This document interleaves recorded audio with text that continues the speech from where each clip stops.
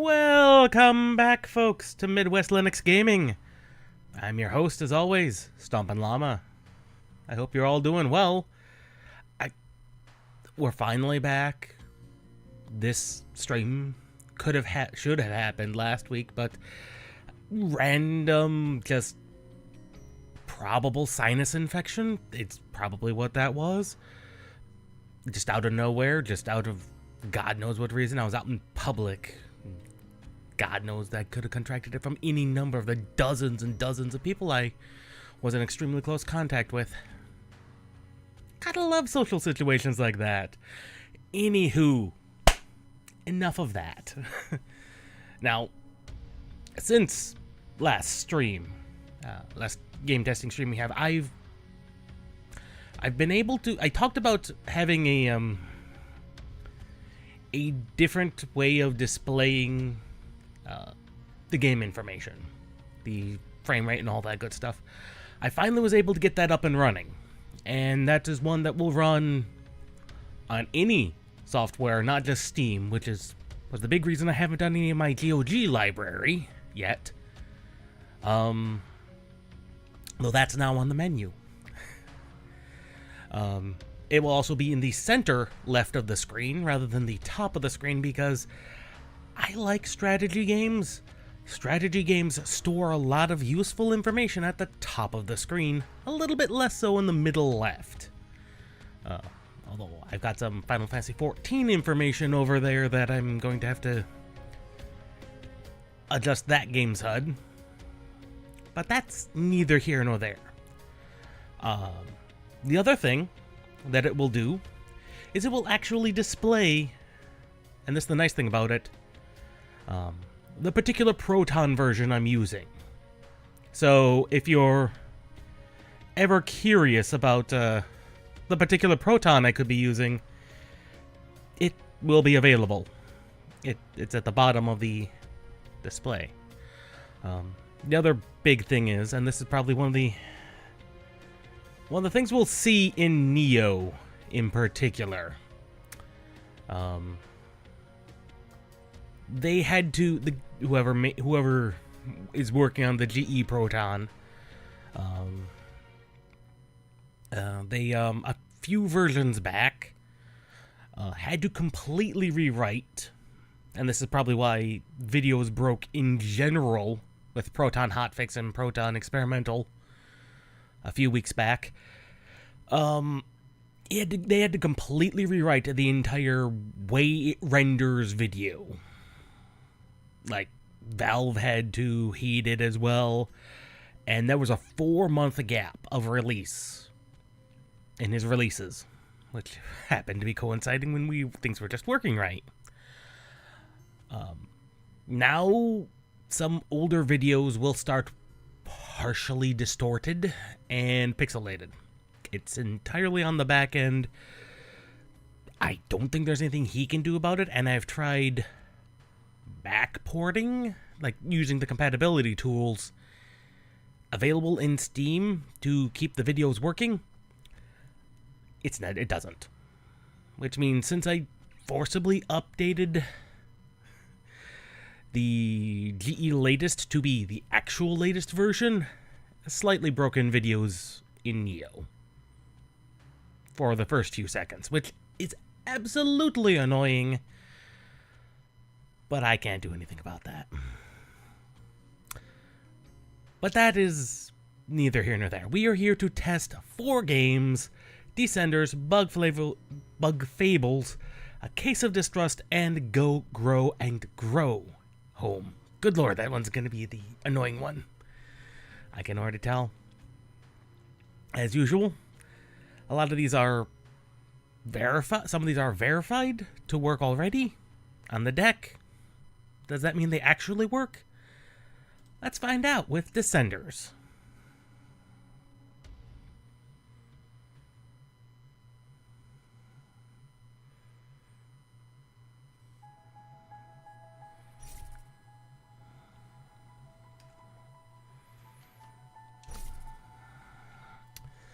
Now, you may remember that other game we played, the demo. we played for downhill racing, downhill biking. And this one's different. This one is, I believe, procedurally generated.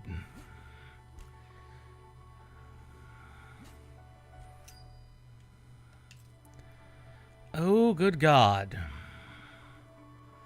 That's not even close.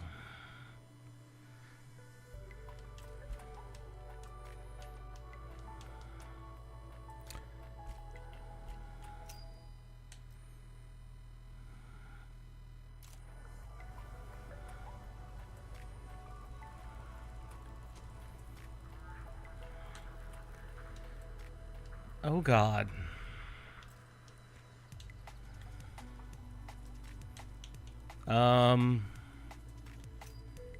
Okay. These are not even close to right. This is bad.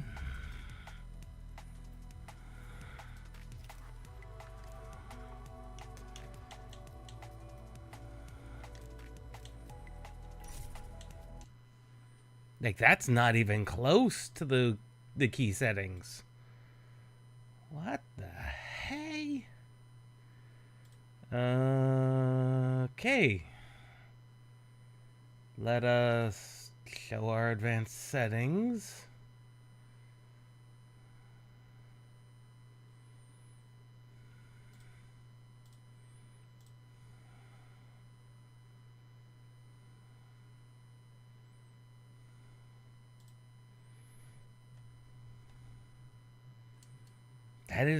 That's correct.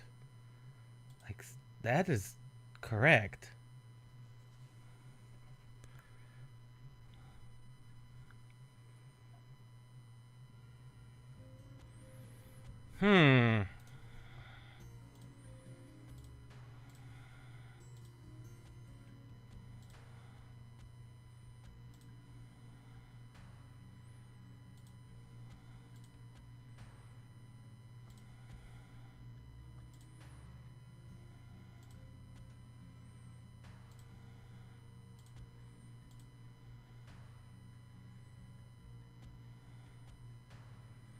That's exceptionally weird. Because Steam is supposedly using the correct version of Proton, but it doesn't.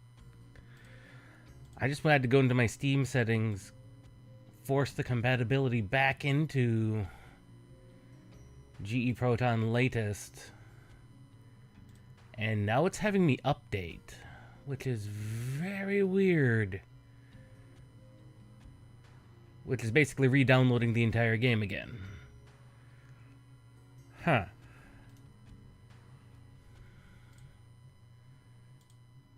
That is a weird thing going on. Let's try restarting Steam completely. And maybe that will solve the problem. I mean, it probably won't, but one never knows.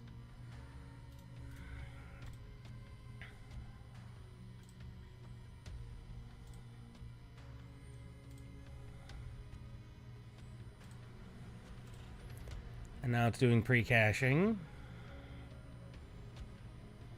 Shader pre-caching.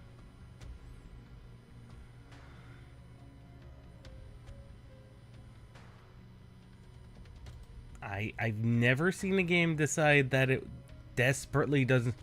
I can't say I've never seen a game do that.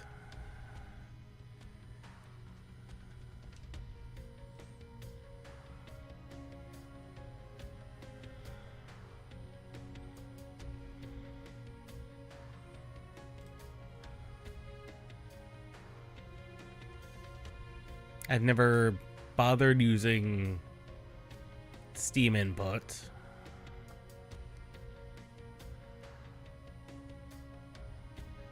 Let's view this layout. I mean, that seems good.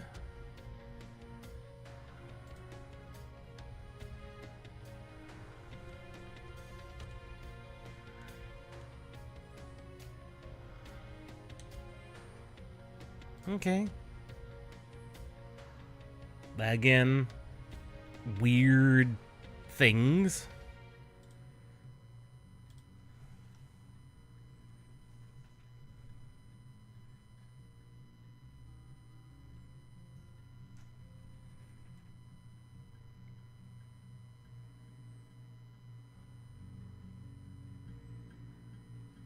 Weird things going on. Come on. The pre-caching is what takes the longest. It truly does.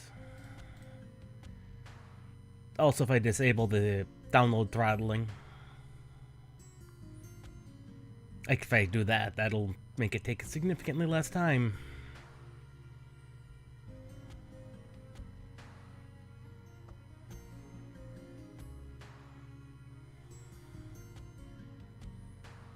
Currently at 3 gigabytes of 3.3. Come on. Would you ever so kindly? I wasted as usual, we wasted far longer than we needed to at the beginning of the game. Oh, good lord. Now you're downloading an additional 4 gigabytes. Seriously?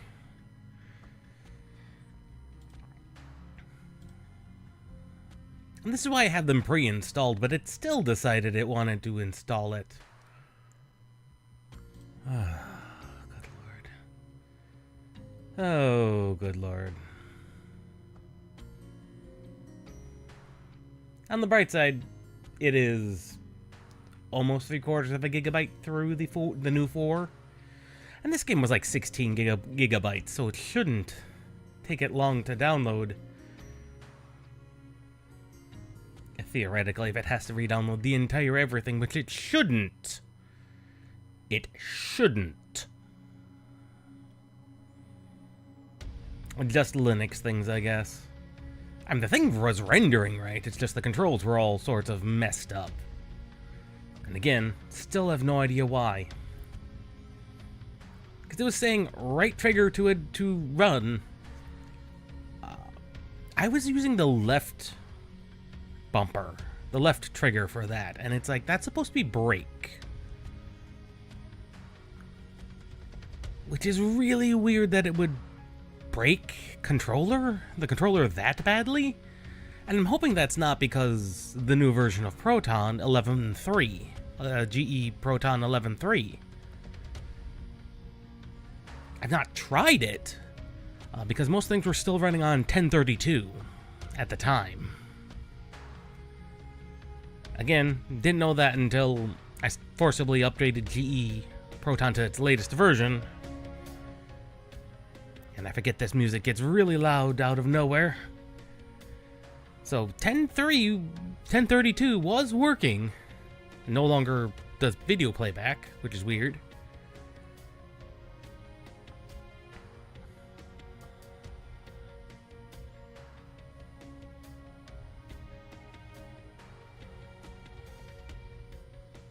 But at least the controllers were working right. The rest of them had better be working right. Okay, we're at 3.4 of 4 gigabytes downloaded. Which is about 60% on the updated files.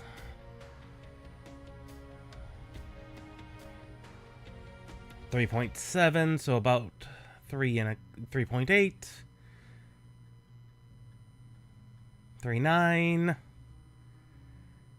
And 4 gigabytes. Now we're just at the patching of the files. And it is claiming it is done. Alright. After 7 gigabytes additional re-downloading. Okay.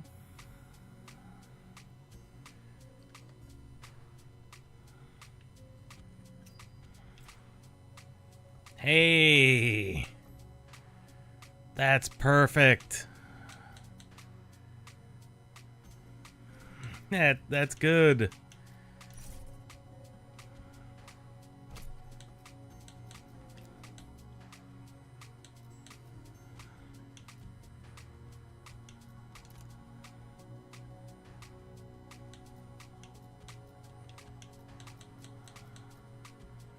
How does one...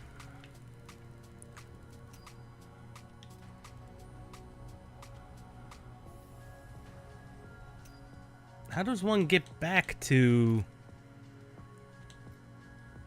the, how do you get back to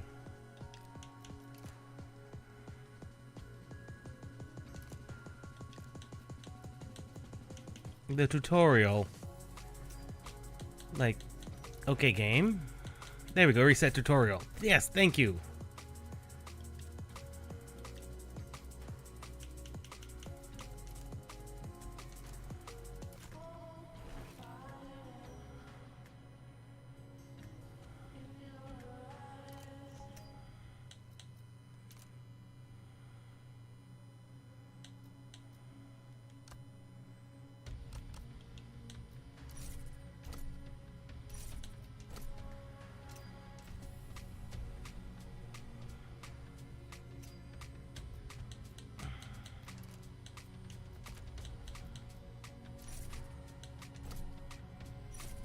There we go.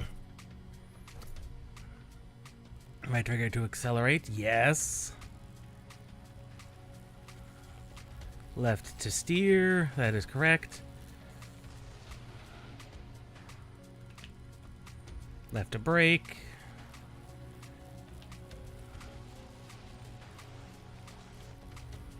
Hey. Whoa. Oh. Okay. I forgot. I should turn that off.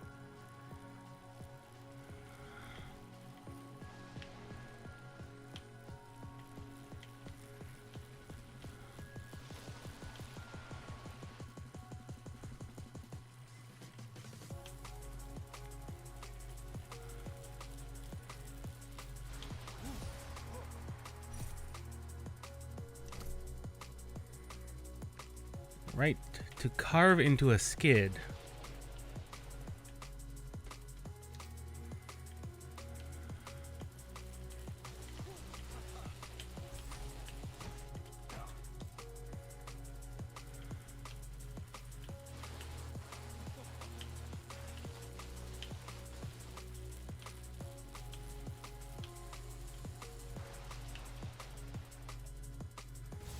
Okay. Oh. One thing I forgot. Ah.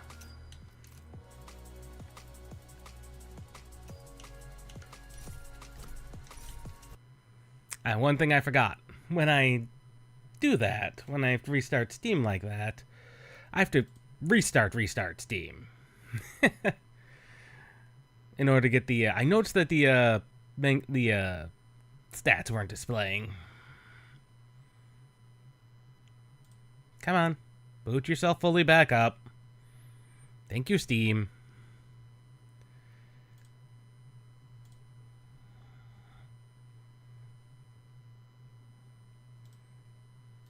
Why are you no longer displaying that, Steam? Oh, it is gonna be a bugger and a half, aren't you? That's not what I wanted to hit. That's not the button I wanted to hit. Oh, you're gonna do this, aren't you? Edit application. That should be displaying.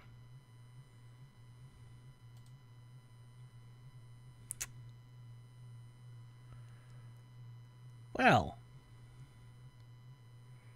that's different.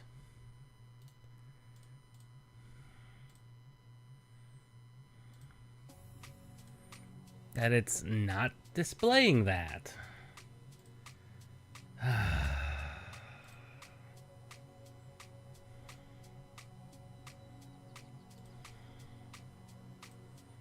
All right then.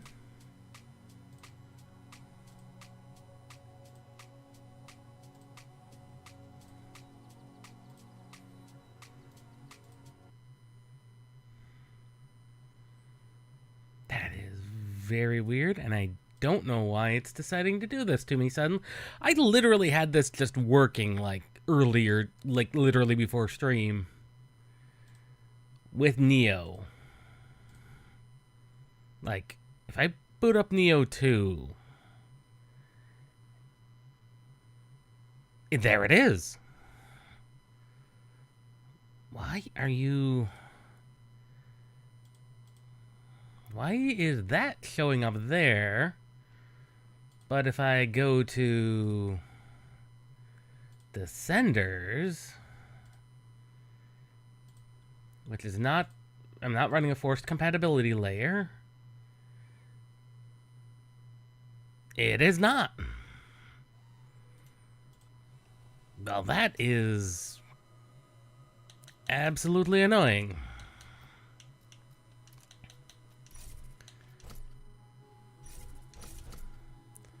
Well, I suppose we'll...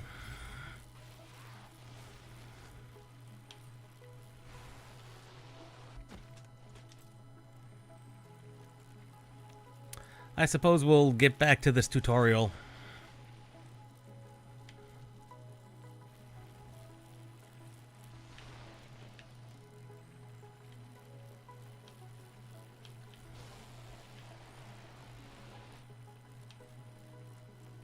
For some reason, the new HUD does not want to display with descenders.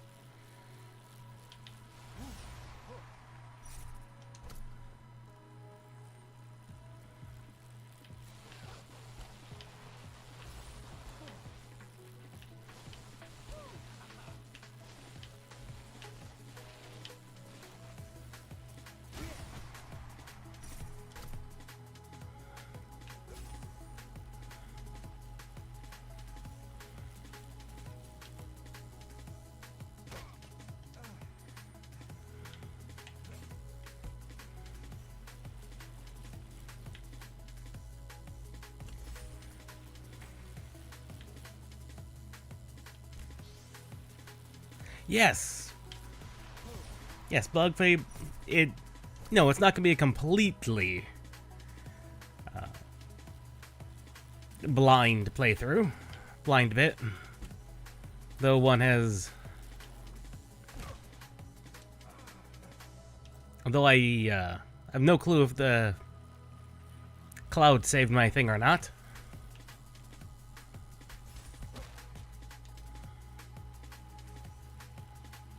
But we'll find out in a bit.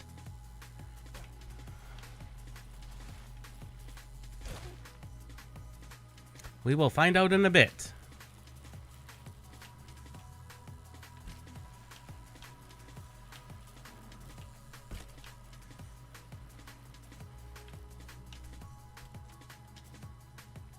Once I get past this tutorial bit.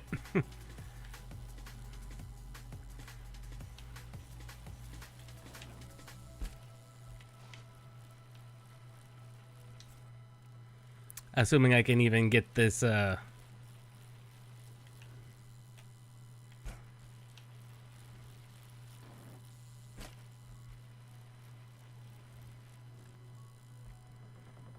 we go.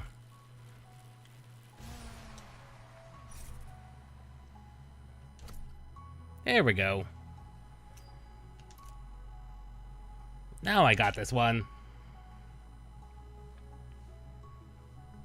Yes. I was, for a while, attempting to beat the super boss, the first super boss that I could, that you encounter. Okay.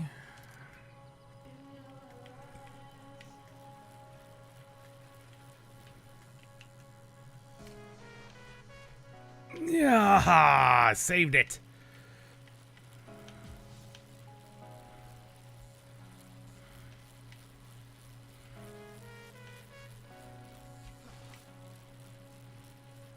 I missed that.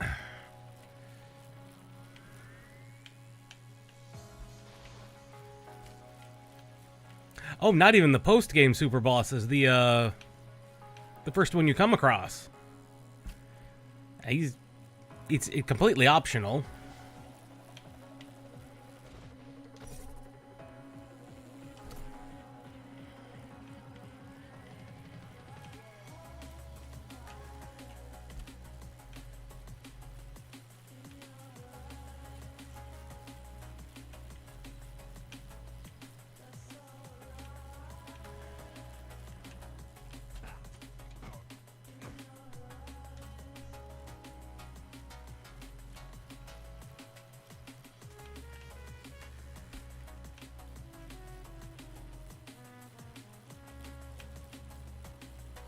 I don't even remember his name, but I do remember.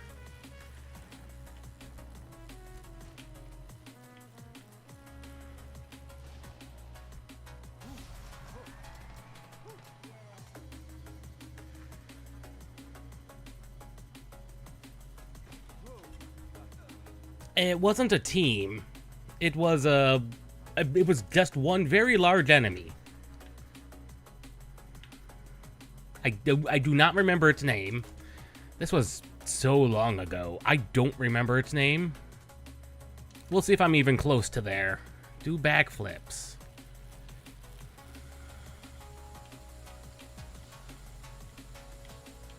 Oh god, this is so fast.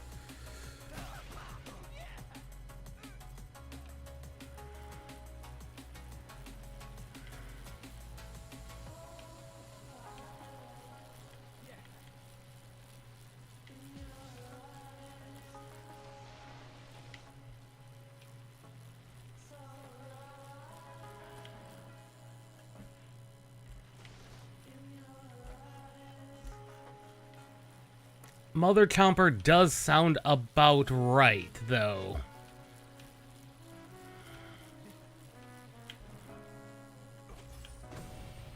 Ah!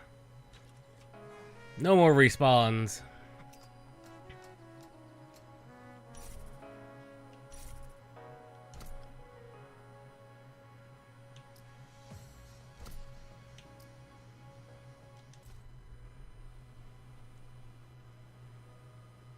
Like I said, I don't remember what it was called.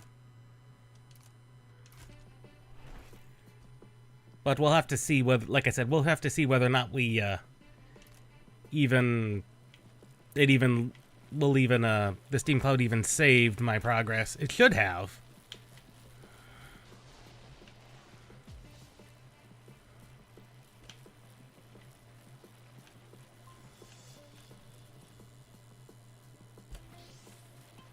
Clean landing on the front flip.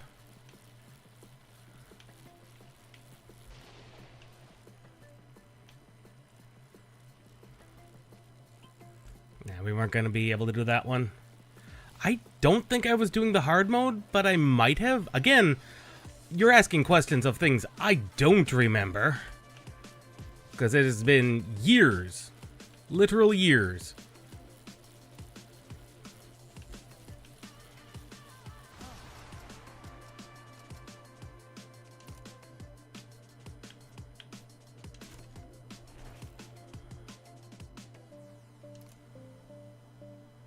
Still do front flips. I might have had the hard mode badge equipped. I'm actually not certain.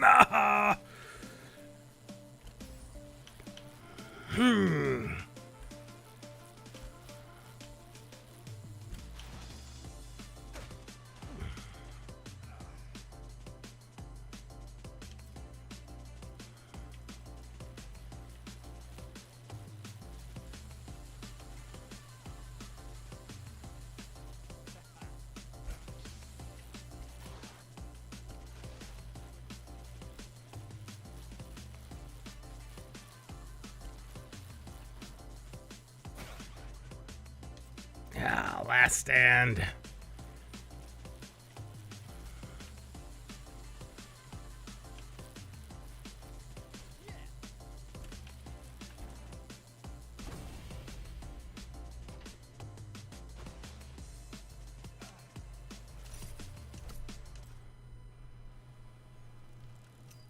I mean, again, that all depends on what particular you define as hardcore. I mean, that was my first playthrough of the game. It's not like I was going to play... it's not like I was going to take it super hard the first time through anyway. Hard, that type of thing is something you do when you're really certain on what you're doing. Like when you've got the mechanics of a game down.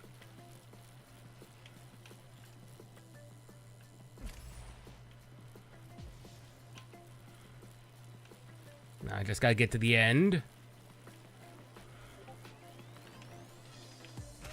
No! Oh, my Discord just discorded. I must have took it off of streamer mode. My bad.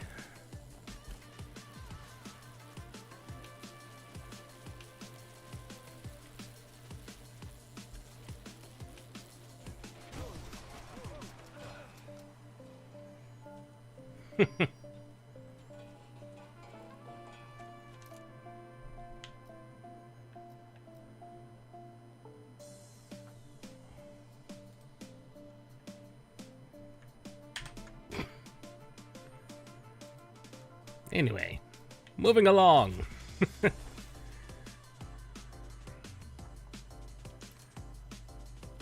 This I could see being actually quite fun. It being the procedural generation. Whoa!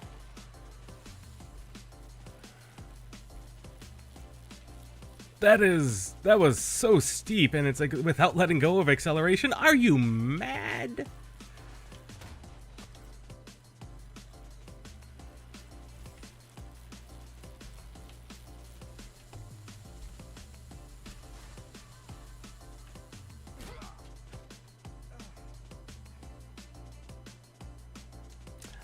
This first game is Descenders, apparently. And, yes, every game we've tested has run on Linux. And this one just happens to be one of them. This one's one we're testing today, and holy cow.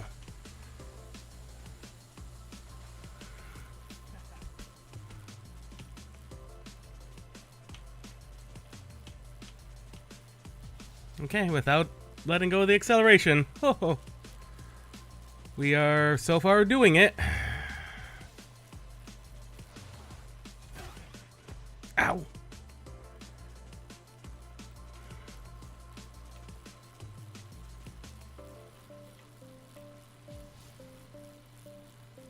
"50 kilometers. Oh, the end is right here. Aha!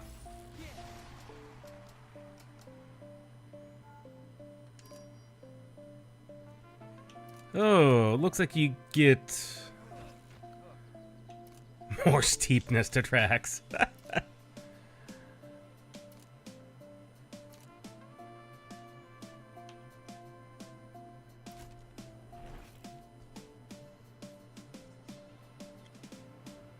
Huh.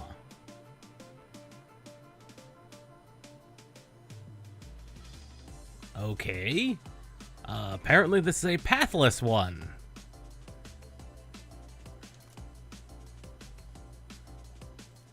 I'm not sure where we're going, but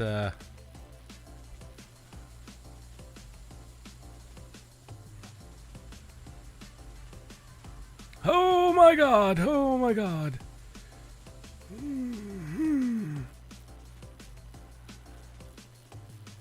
I'm not entirely sure I like this. Oh, there it is.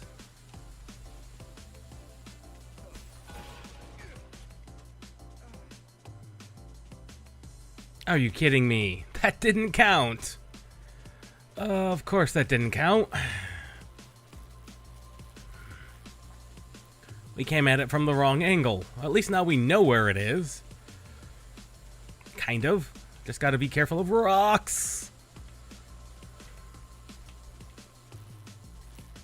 And trees.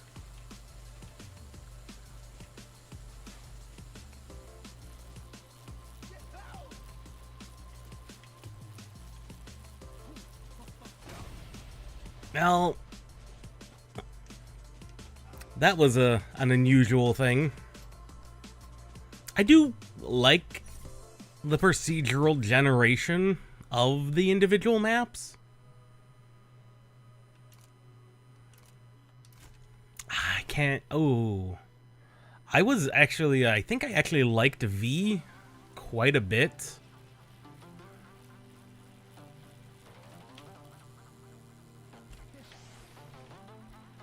But it's been a while, so I don't remember much.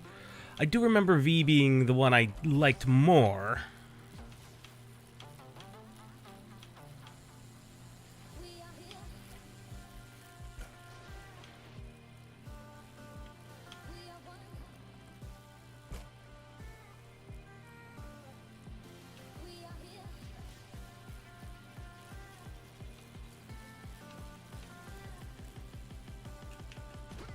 No! That was just a very, very bad time to do that particular move.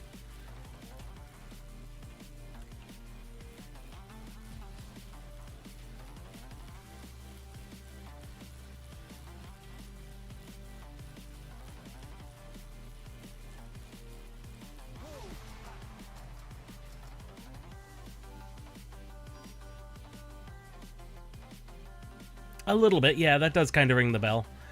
And so far we've had very few games not run on Linux, but that does happen. Like, we've tried Destiny 2 and that one just failed to boot entirely. But that was more, that's more of a problem of, Activision, excuse me. No, it was Bungie than anything else.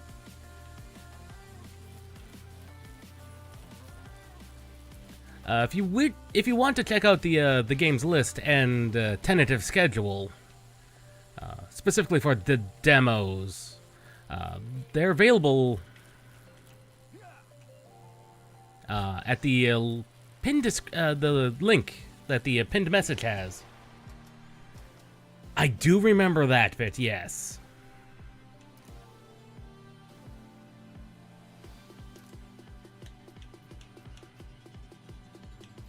So this is some type of downhill roguelike.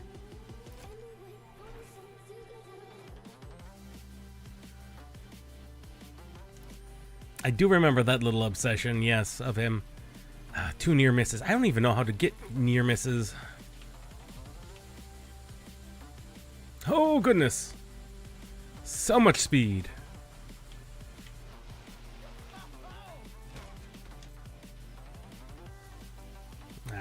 That's a shame. I did not want to utilize that necessarily.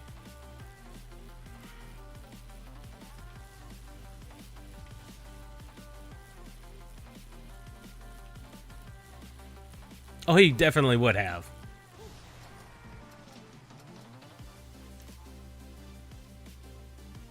Sponsor track.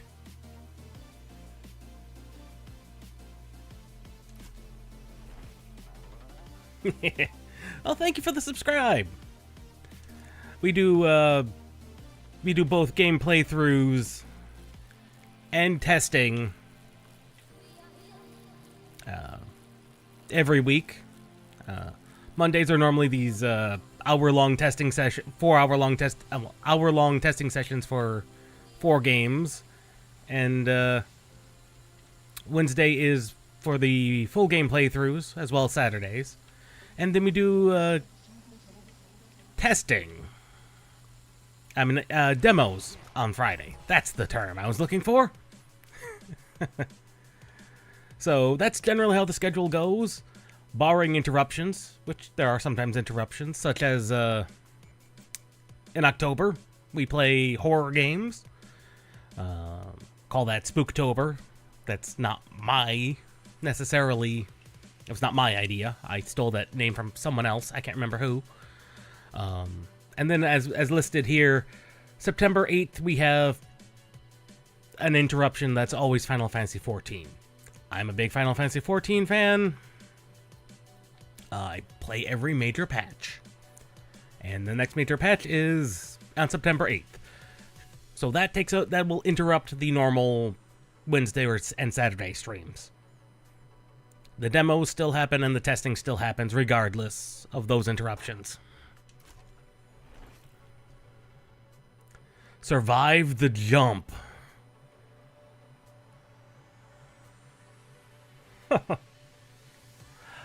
Kind of testing for bugs, just testing compatibility generally. Not only testing for compatibility, this also gives me a chance to do something I've never had a chance to do, which is my thousands of games backlog, to at least try some of these games. I mean, we all generally have a backlog.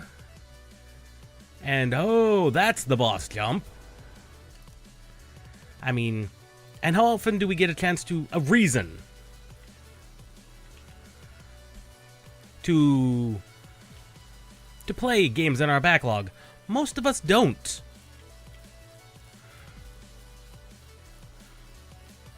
This gives me an excuse to do it. And I've encountered games I've not played. Oh, I should have bunny hopped there. But yeah, games to bugs as well.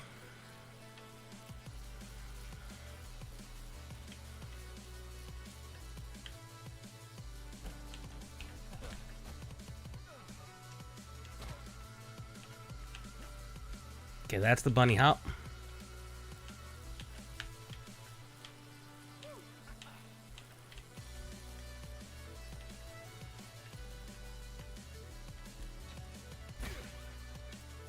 I'm just gonna have to avoid that jump. As much as I want to do that jump, it's gonna be the safest thing to do is to just avoid it.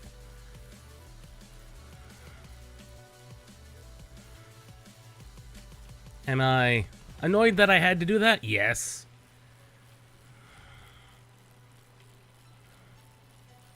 Here goes nothing.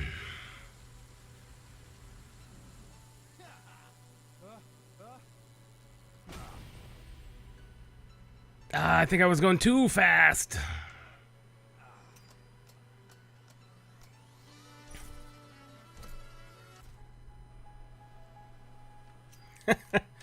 Honestly, I get the appeal of this game. I really do. It's quite fun.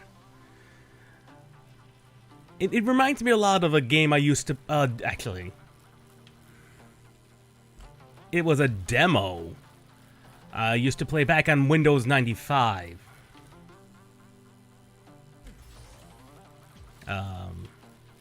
It was Motocross Madness. And this just reminds me a lot of that. It really just kind of does, and it is... I like it.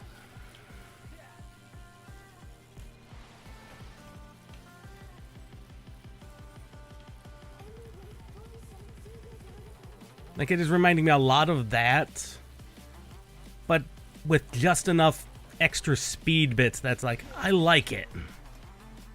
Like, I get the appeal of this. I could spend so much time on this.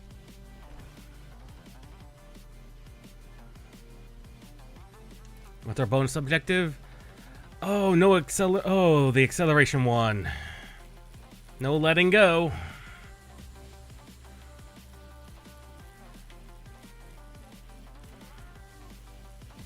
You got it. Which means no tricks, we just ride.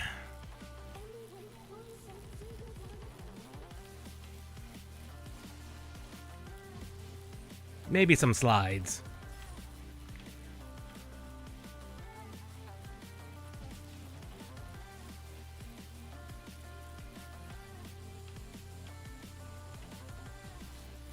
Oh my god. The feeling of speed is just wild. Oh.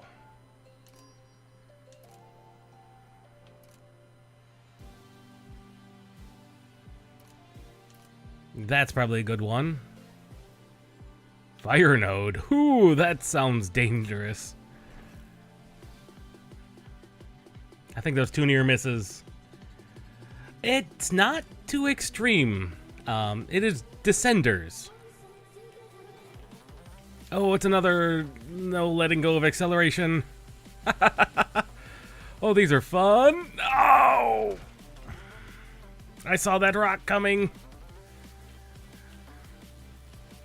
And we have rolling hay bales. Oh, those are going to be dangerous. Was that someone who nearly got written over by one? No, they're doing some type of drifting tech.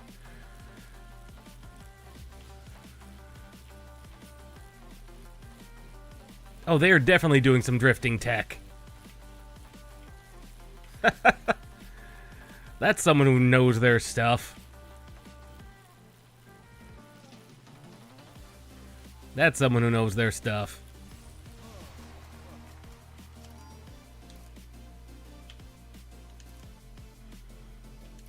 Speed! Two near misses. I don't know what those involve.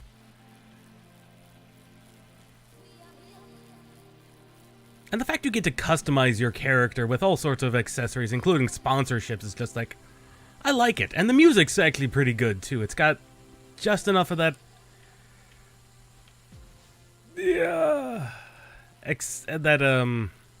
EDM vibe I like. But also enough of the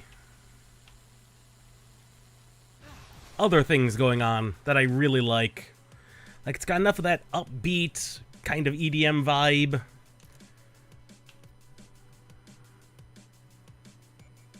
And I really do like it. Alright, time to face this boss fight again. The boss jump. I think I was going too fast last time.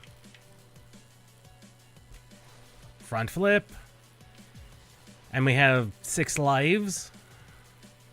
Which is good, because we're just going to avoid that second one altogether.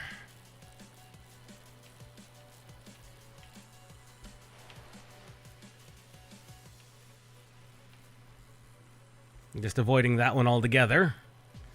Because that murdered us last time. Here we go, everybody. Oh, the train's gone.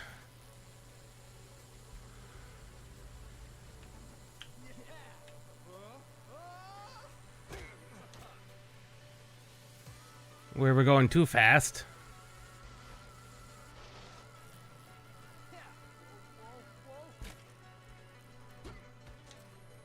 Okay.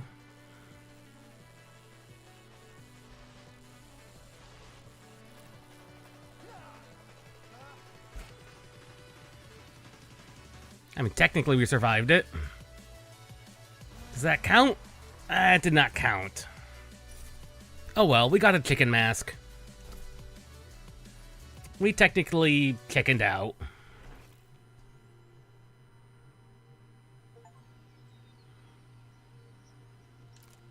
We have reached the forest. Top speed of 70 kilometers an hour. Well, we've definitely reached that previously. Looks like our lives carry over. So this is a roguelike downhill racer. That is wild. Ouch!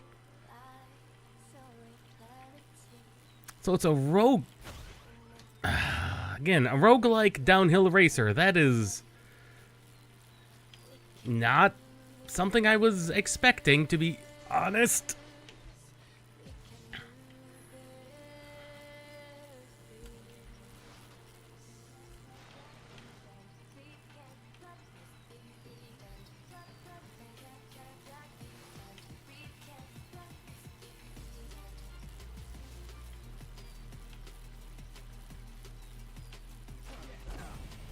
And we ate it.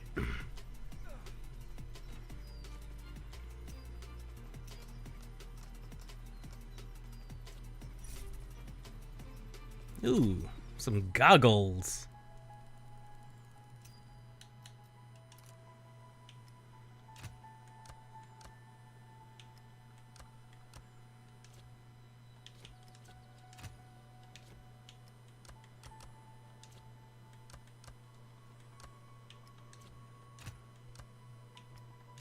GoPro.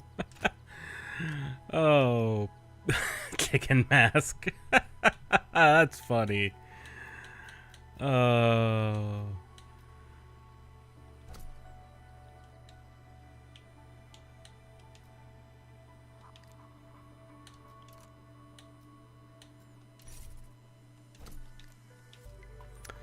So, what I can say is that, oddly enough, Descenders does work flawlessly. As we can see, we've had extreme amounts of frames, which is wild. Which is wild.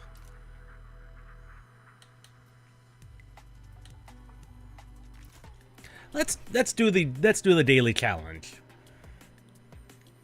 The daily one. 2 front flips. Okay.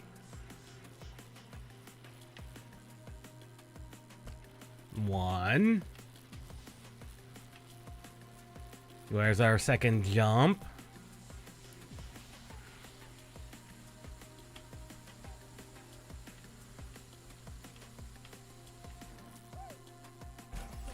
Oh no. Okay, we did get it. When it says 1 time, that's within your lives. Okay.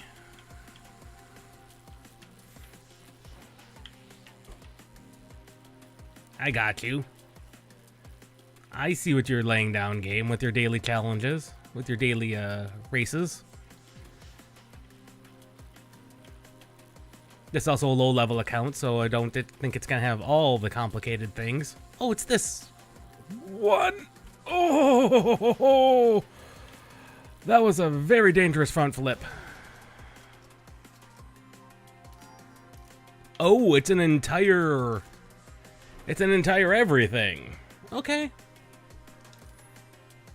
2 backflips. So it's an entire roguelike map.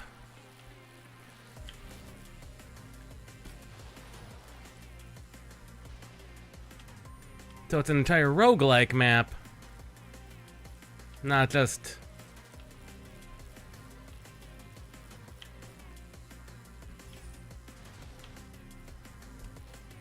Yeah, we're not going to be able to hit that one. Or that one. We just don't have the speed. But we will have time to do... No-hander.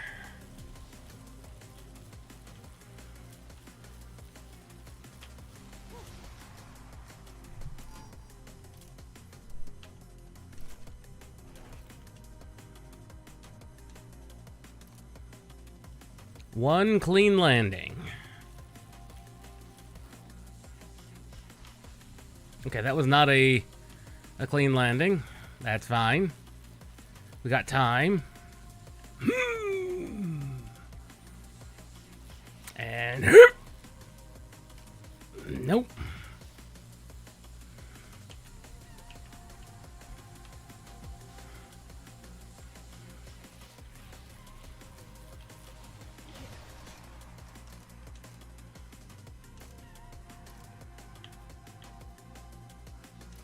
Okay, let's see what these fire nodes contain.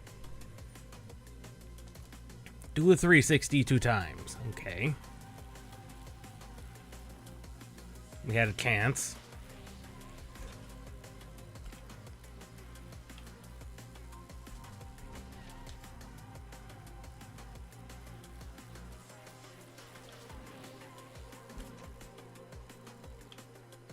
Oh! I'm not sure what I did there, but it was, that was also definitely bad.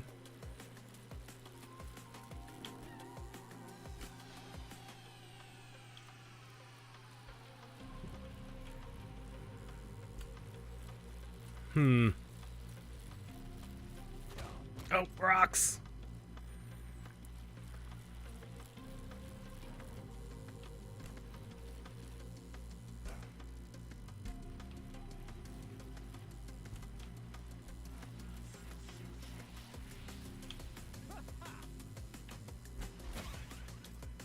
I'm not, for some reason these 360s are just not going off the way they should.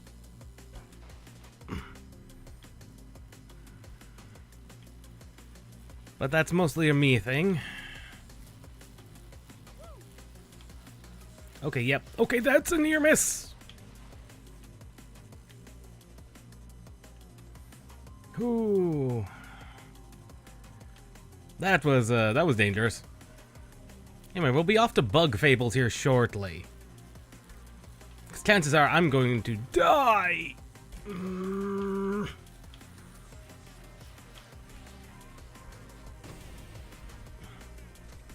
Oh.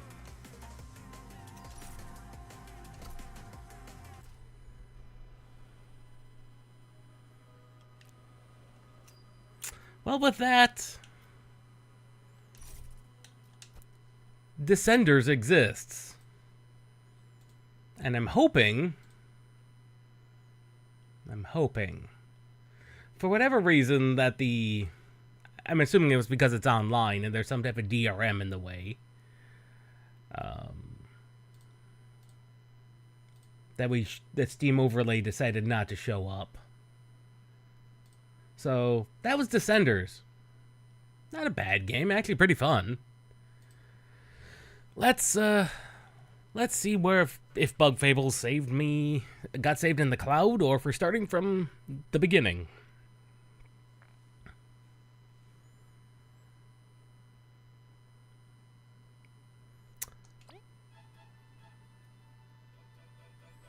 Why did it decide to do that?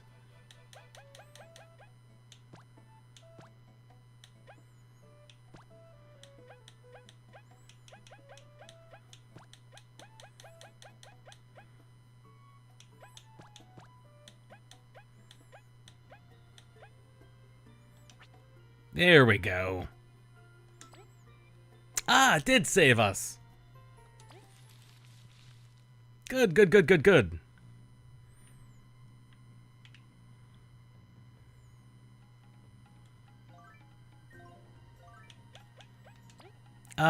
That is a good question.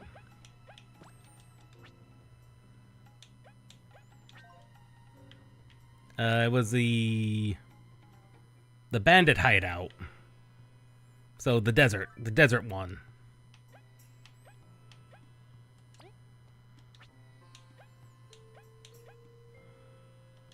No, it wasn't this boss. It was, one of the bosses you can get to, and I don't remember... Honestly, I don't even remember how you get to them. It was an optional boss. That's all I remember. And I don't remember how you got to him, but I think it was in an earlier chapter? I honestly do not remember. Because he was not on the main path. I do remember that.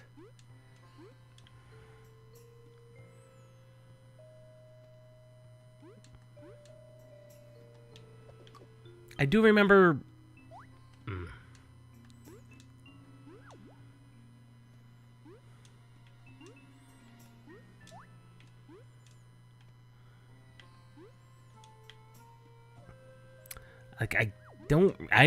like I said, it's been years since I played this game.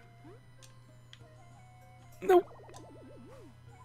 Oh, I'm strong enough to where they just die.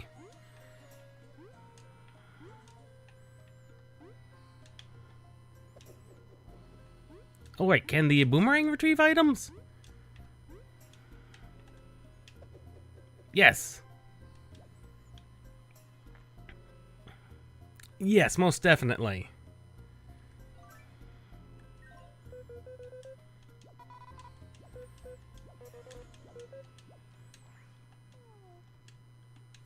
I'm trying to remember if there was a map button, but I don't think there is.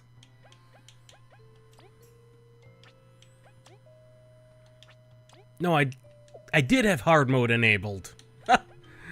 Oh, I did.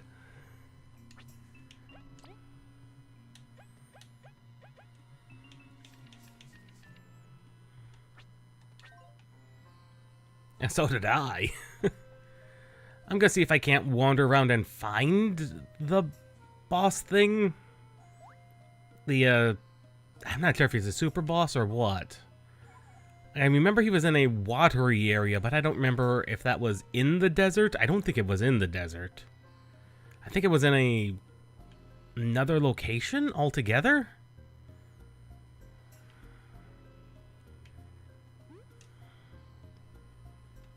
Like it might have been in a previous area. I honestly don't remember. I think it was. Ow!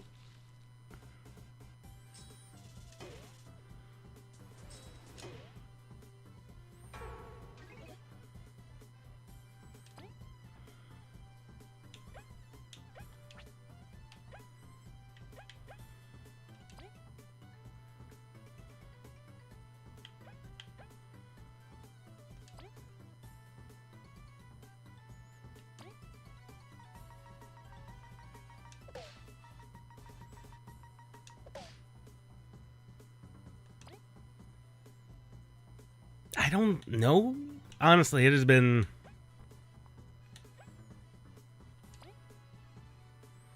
so long. I don't remember.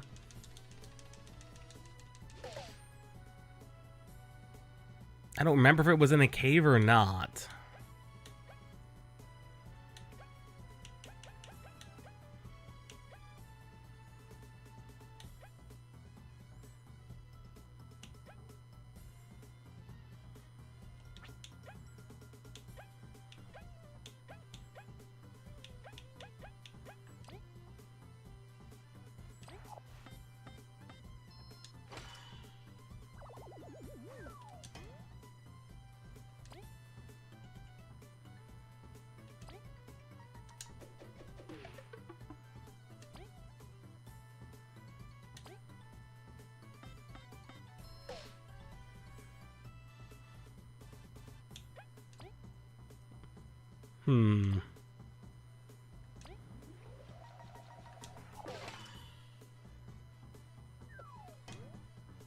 That's 4 damage with the block. Oh my goodness.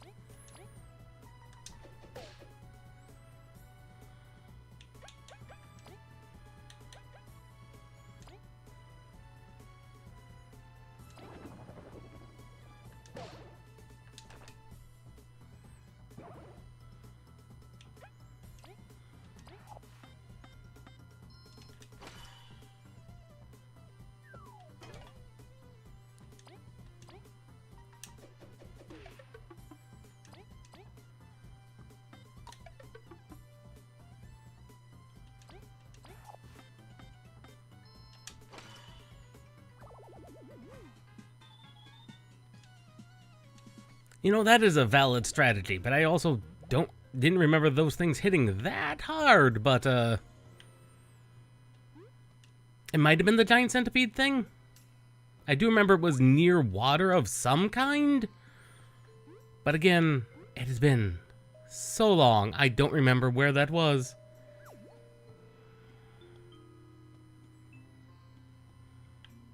That's true. No life point system.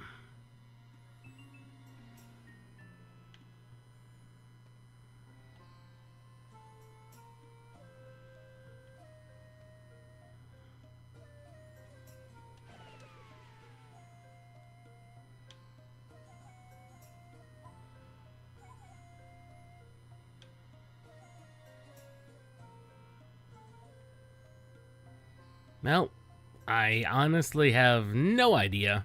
So we're just gonna head back, I think, into what I think is town. And, get some heals. If I can remember where the inn and such is.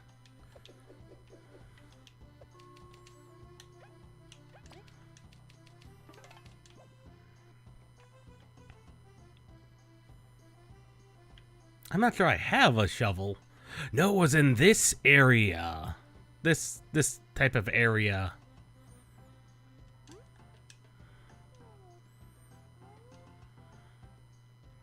It was in the water type area, so it was in the previous section.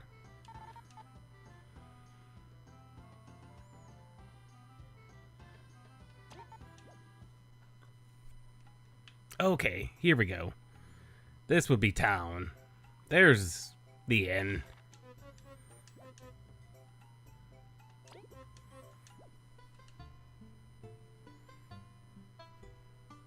Oh, no, again, it's been so long, I forgot that was the thing. That would be my bad.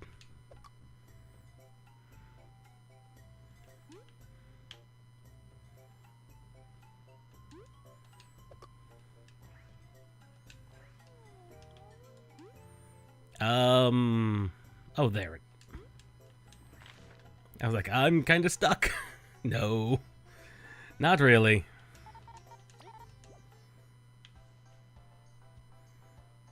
Okay, that would have saved me 4 berries. Which would have been a good thing.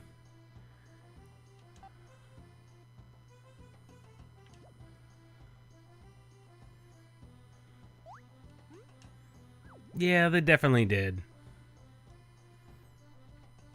If I'm remembering correctly, which I very clearly probably am not.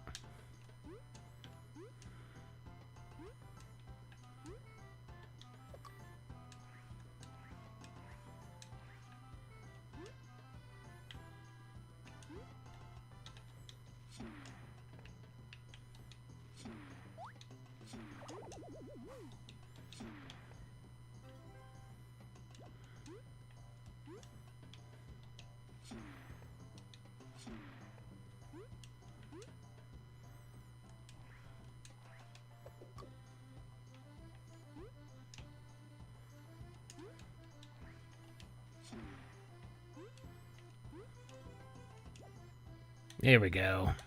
Get rid of the danger spud.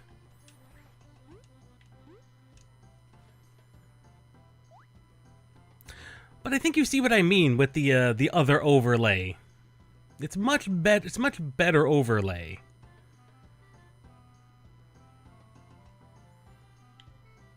That would depend on the bandit boss. Yes, that's entirely possible.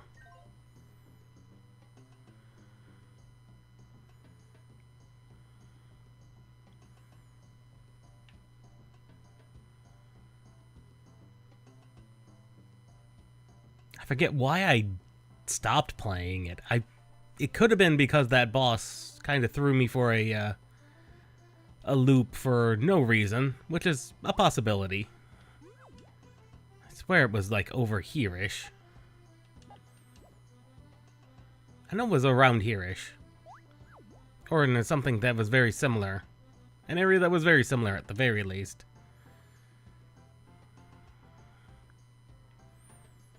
Yeah, I do remember there not being an easy way to get money, and that being a minor frustration.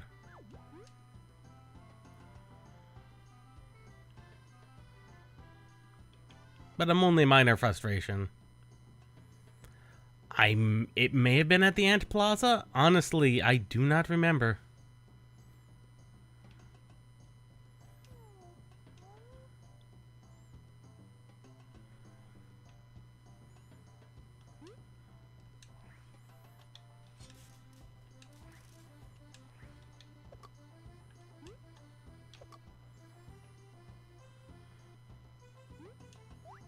I may have made it to the Ant Plaza. Again, you're asking me questions about what I've accomplished and what I haven't, and the answer is I honestly have no idea. Because again, it was so long ago that I don't remember what exactly I was doing. I remember I was fighting that super boss, and I remember fighting it, but I don't remember what all I was doing other than that.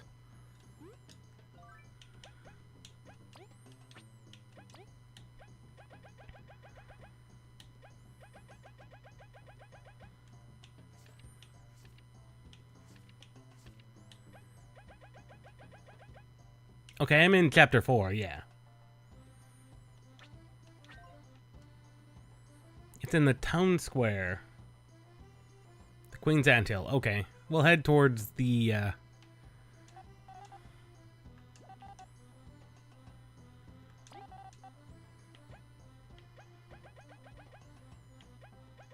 Right, I had glazed honeys because those are pretty good.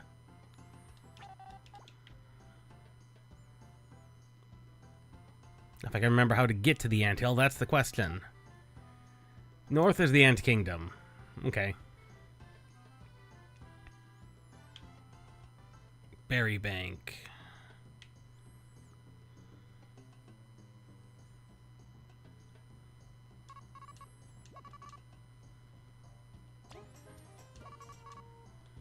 That was a medal that was worth investing in.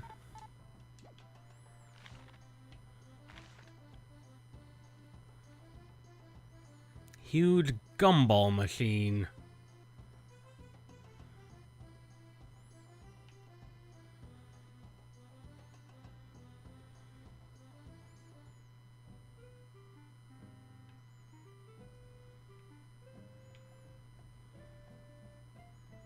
Oh, this gumball machine. I'm not even sure I had an account over here.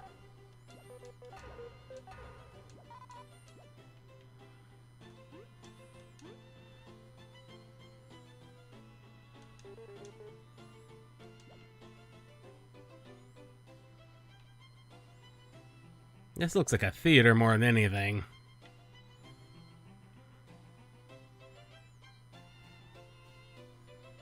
That's not what I'm looking for then. Very similar. To the right of that building, okay. The machine is filled with berries.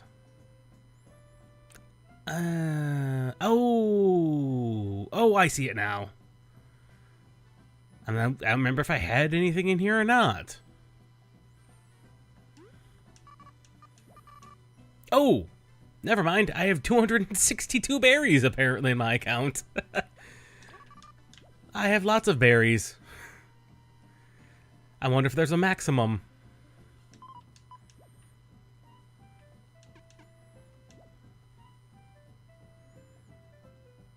Okay, so berries are not a problem.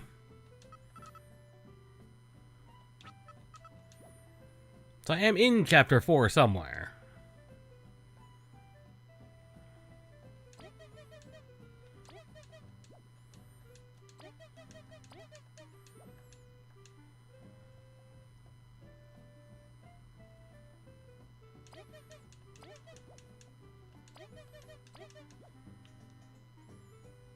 Apparently I forgot to pick up all the side quests. I thought I had all the side quests, but apparently I missed a bunch.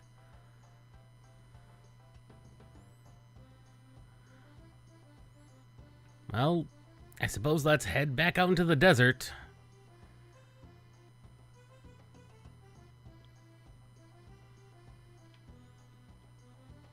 Unless I can brain my way back to wherever that boss was at. I don't remember it being in a cave.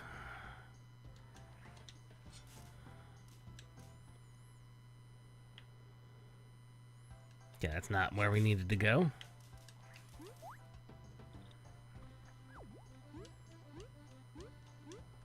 I mean, that's what I figured they did, but I thought I'd grabbed them all. Like, I was fairly certain I already had them all. But apparently the answer was no.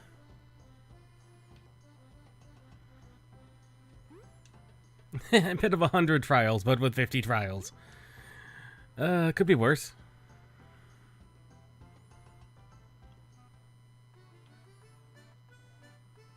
I don't remember if this was near it or not.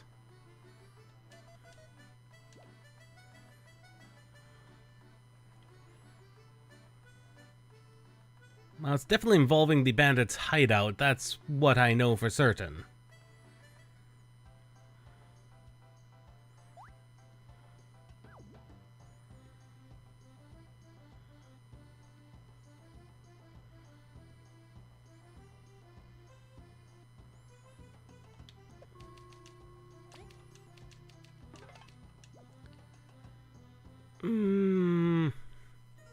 Not necessarily, no. That's not ringing familiar, but most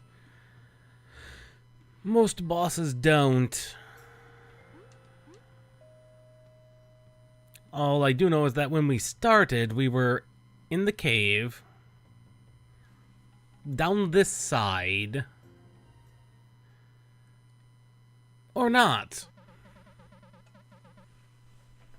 Apparently, I had not made it this far?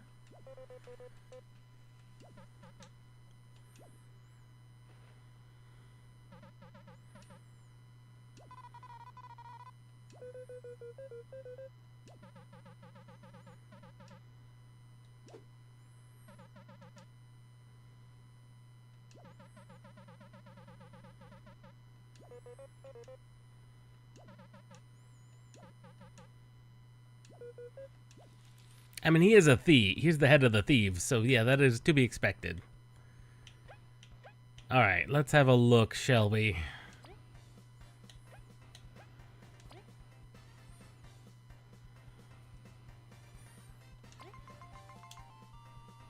Arg.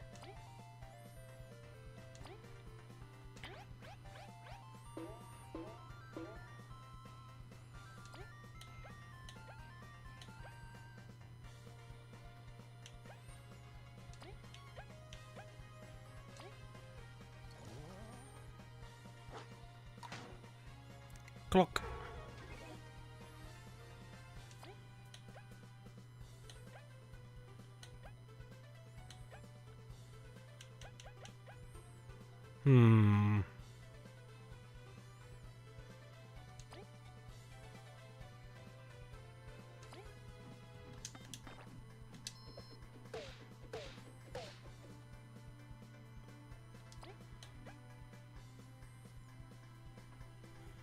Yeah, snatches and steals your item. That's fairly standard. That's fairly standard for a lot of these.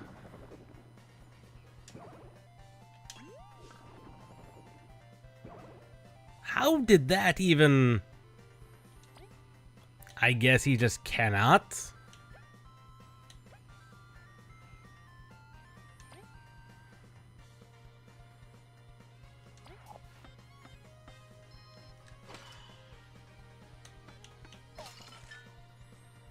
Freeze him!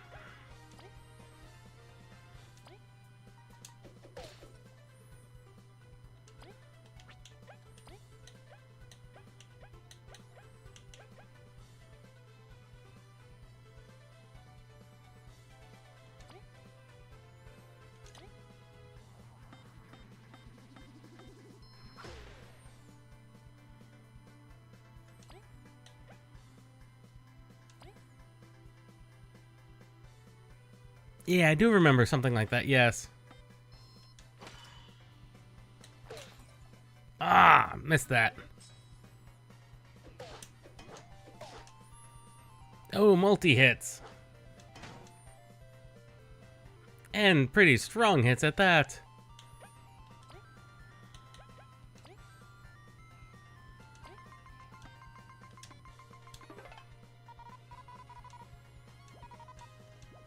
Okay, 50 HP. I remember you do get to save,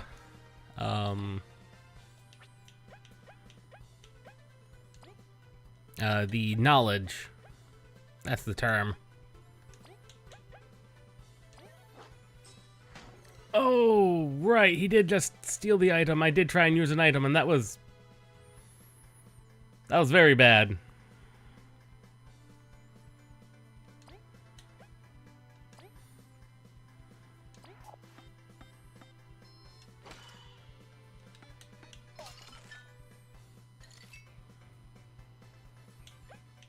Well, I have absolutely no items left, so,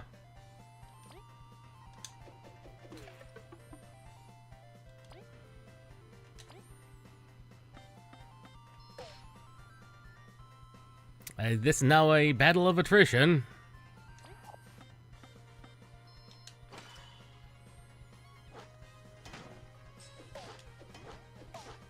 Ouch!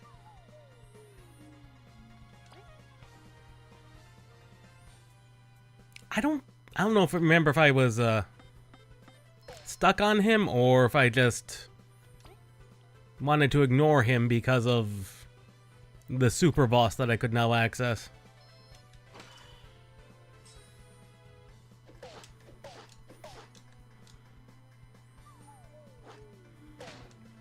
Ouch! Yeah, he is most definitely a difficult one. I think it requires me to have more judicious use of the freeze.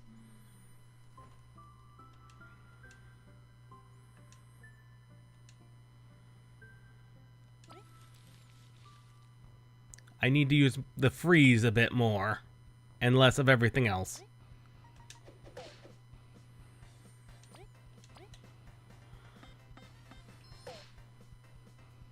Like, there is a strategy here.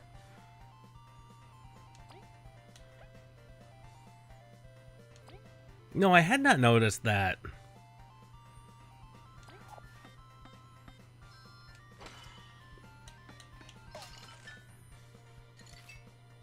However, I think with judicious use of freeze, we should be able to murder him. Yeah, I did remember that, yeah.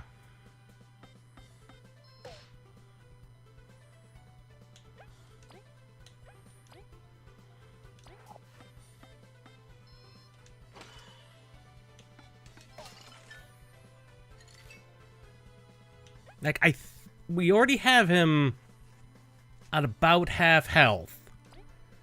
I just got to repeat this a couple of times, and I think we'll have a working strategy. Unless he's got, like, a second form, which would suck.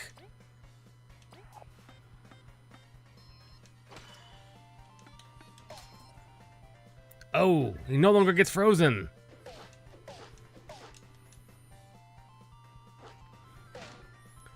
Well, that is extremely rude.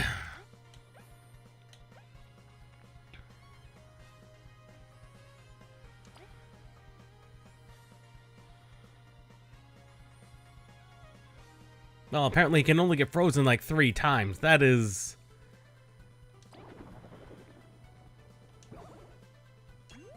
Oh, I have to time that right.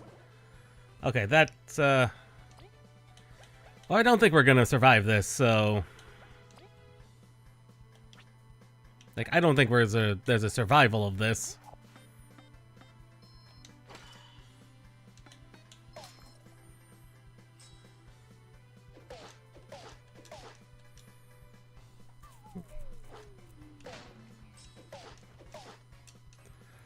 Now we can just basically one-cycle us.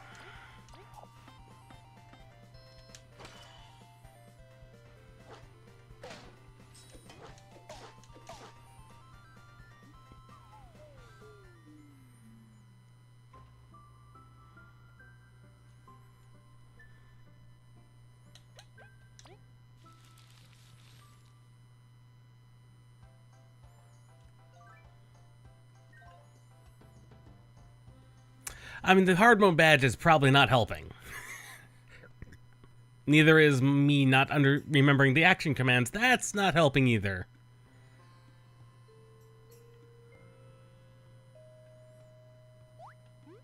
I mean, me not remembering the action commands isn't helping either. And being particularly bad at them. I was a lot better at them at some point, but I don't remember... I don't remember the specifics. Again, it has been so long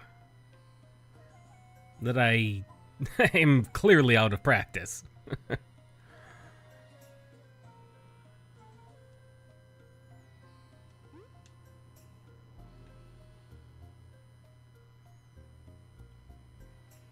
Oh no, it's not this guy. Like I said, I was not talking about that guy. That guy clearly is a required boss.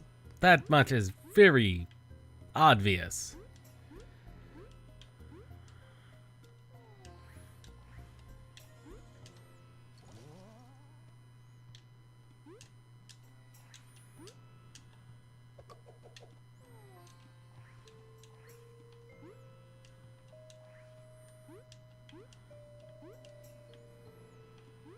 Yeah, I remember you saying that, and then I just blanked on it. I was like, oh, yeah, that's a... Oh, right. It was an instinctual thing, and I've already gotten myself kind of lost? Oh, no, I forgot. I did not see that. No, it's not that I thought you were kidding. It's that I actually blatantly forgot. In the heat of the moment, I'm like, oh, right, use item. That was not a smart idea on my part.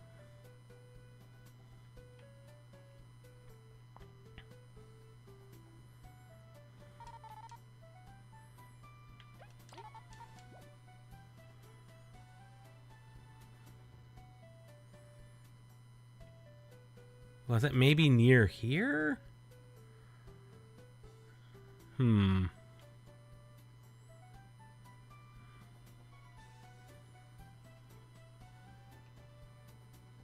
memories of trying to find that super boss are a thing. Was it maybe over here? I don't remember.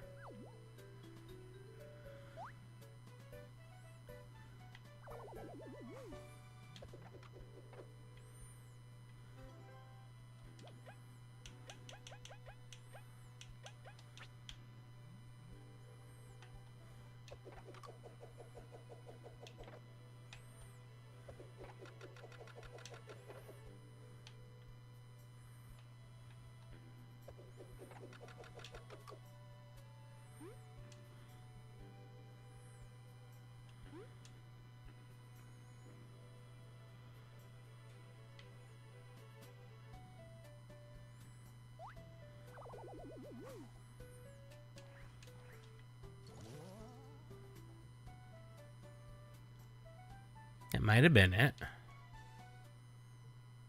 No, this is just a cave. I remember it not being in a cave.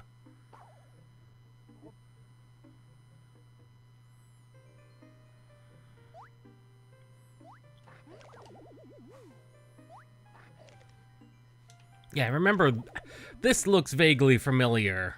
So I've... Ow!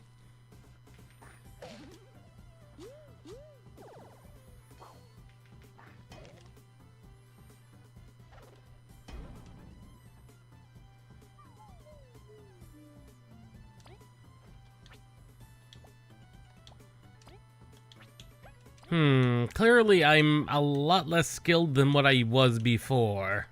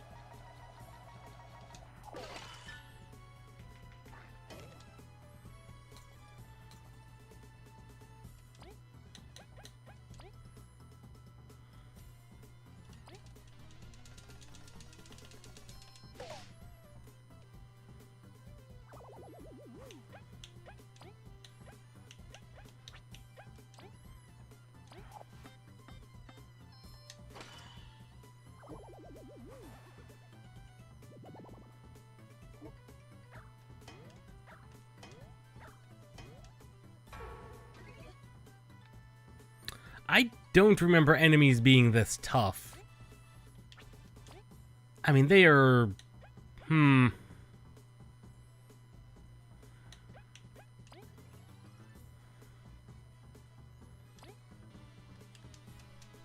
Yeah, I saw that.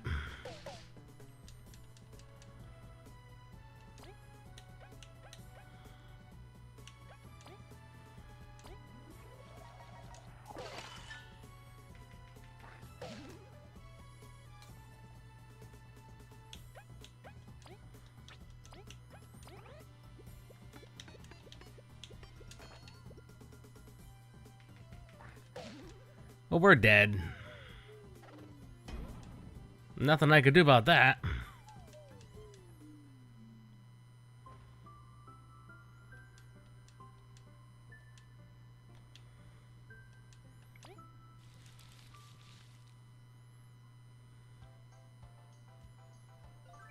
Okay, clearly...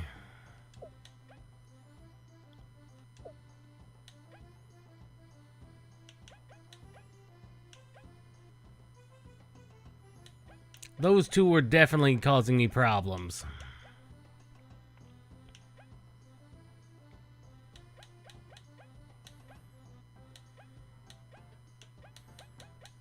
How many badges do I have?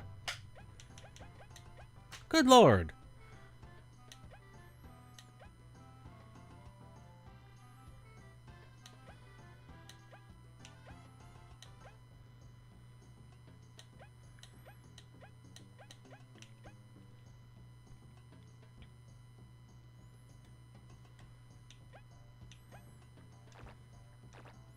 Oh, I've got no badge points.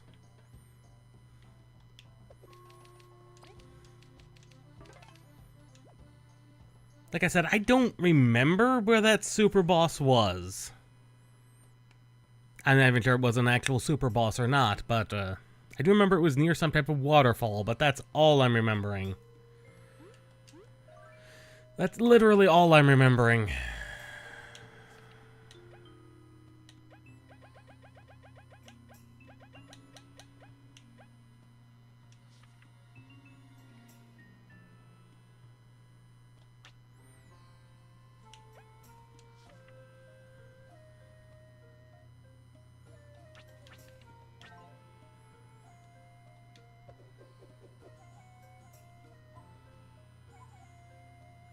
I mean, badge points are always the right option in Paper Mario.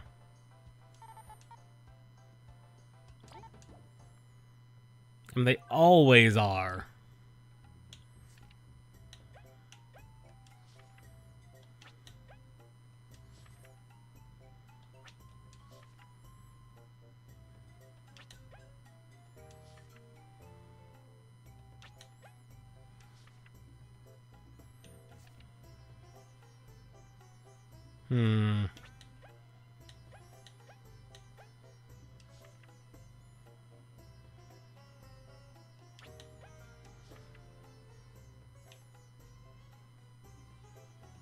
Orange Town Place.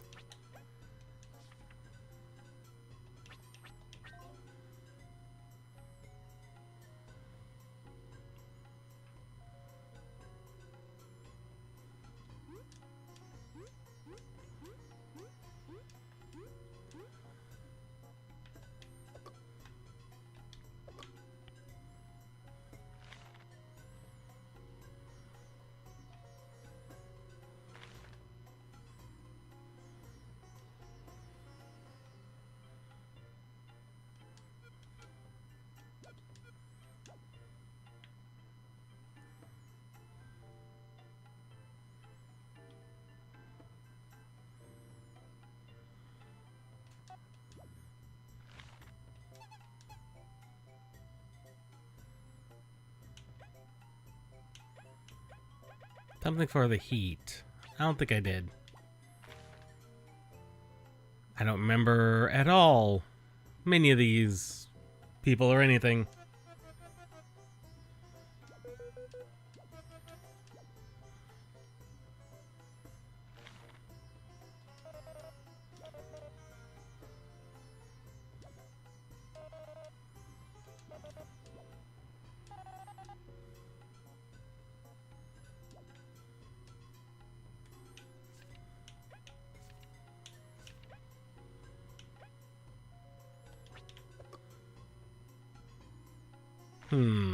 Trying to find the character.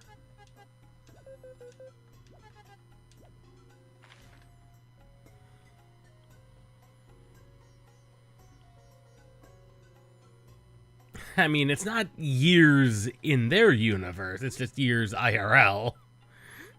Okay, that's not the person I'm looking for.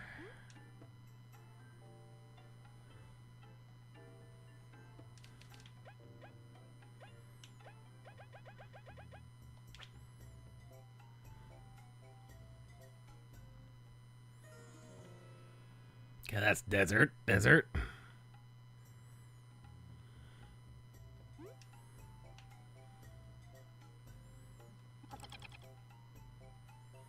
Kali. The one... she looked like a dancer, more or less. I'll find her. She's got to be around here somewhere. She said her shop's around. Ah. This man must be looking for ore. This is the ore man. Have not.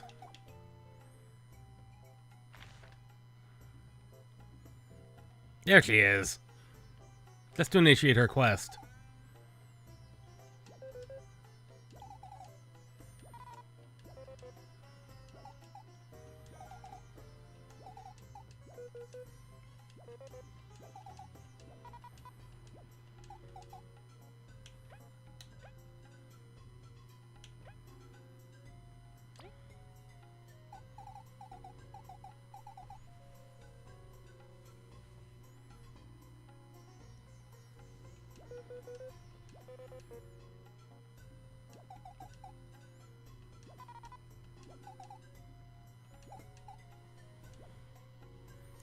I should have suspected as much.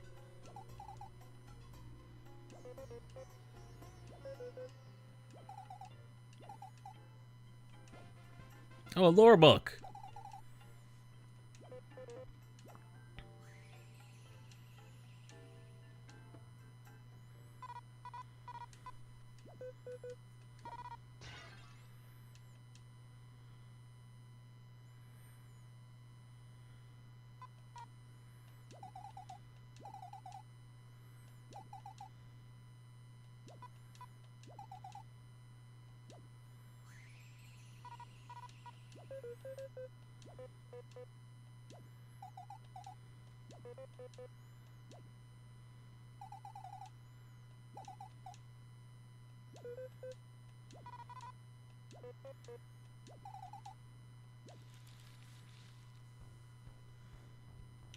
Hmm.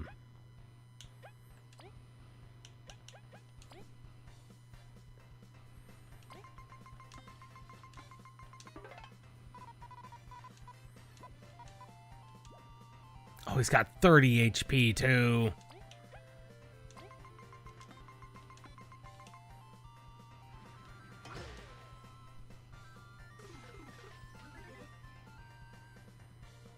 Yeah, he suddenly has 30 HP, yeah. That is unfortunate.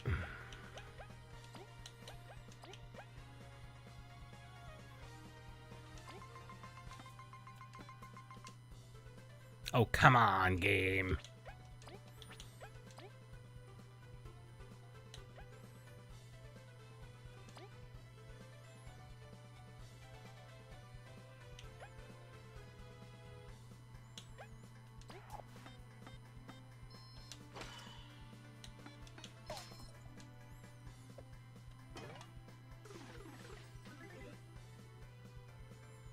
And that's why I'm trying to get a spy on her, and it is not working. There we go. 35 HP.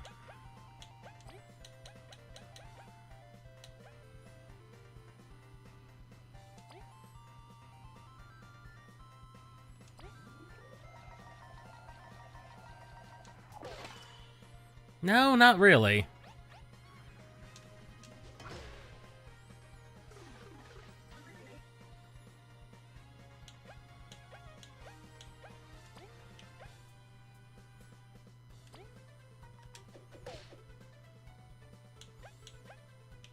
Ah, she is very, very angry.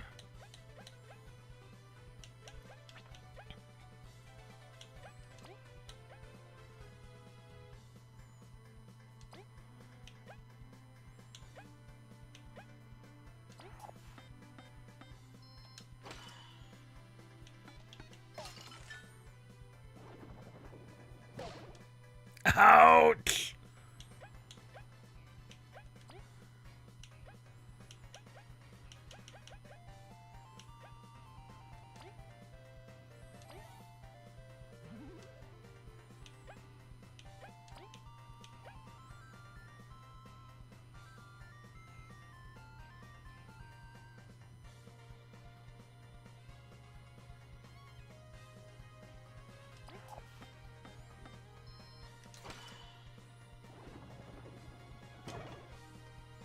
And a lot of this is stuff I've forgotten, mainly due to, well, not having played this game in so long. Oh, I royally mucked that one up.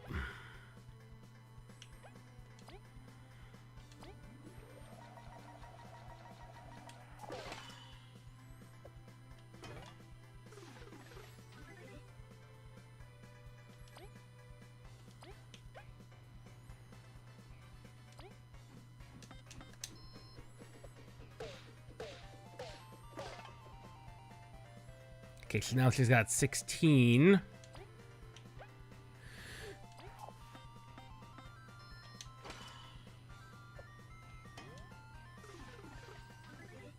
She does a lot of buffing.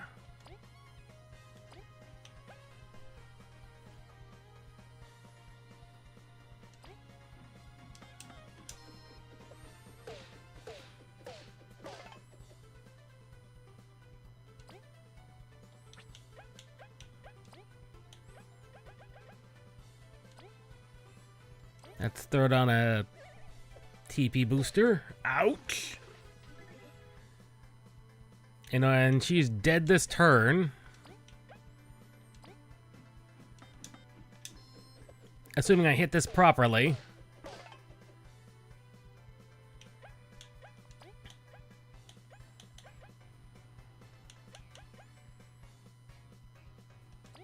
I don't know why I was fighting on hard mode, but I was.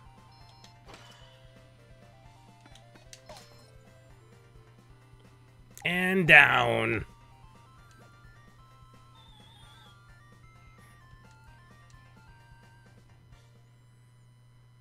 Oh, it's the, is it the flipping move?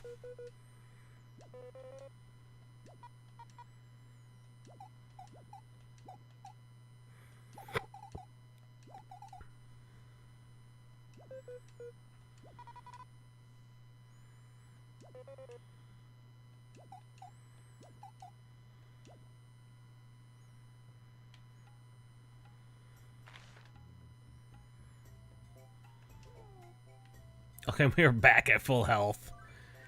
Full health, but not at full MP.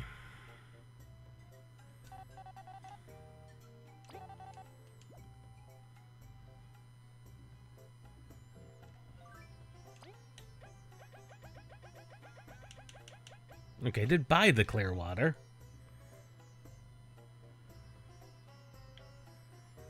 I do kind of remember that, yes. Now, someone was looking for something cool to drink. It was you, wasn't it?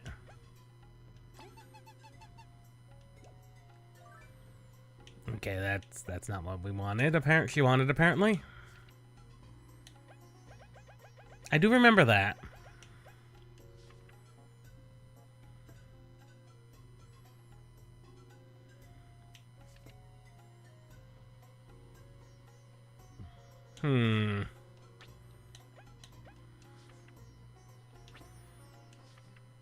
Oh, horse. Oh, this guy. I have his horn. I do remember that. That is in my key items.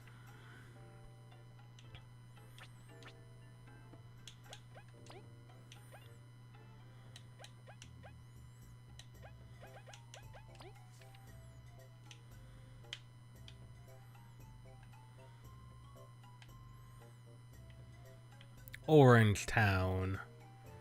Would that be there?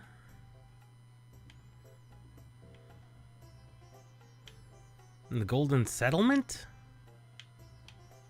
Maybe?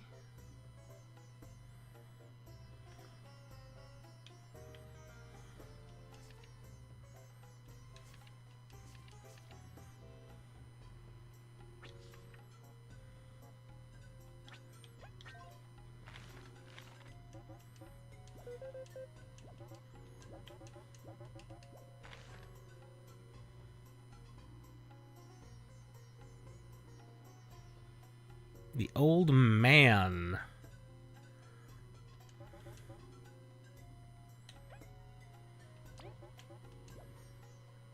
Old man in the shop.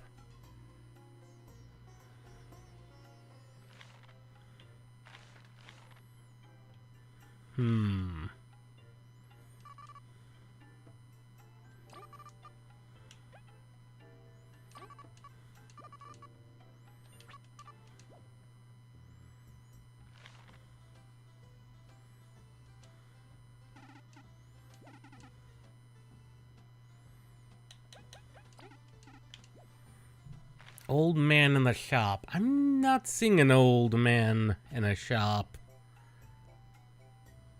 Like, that's the quest place over there.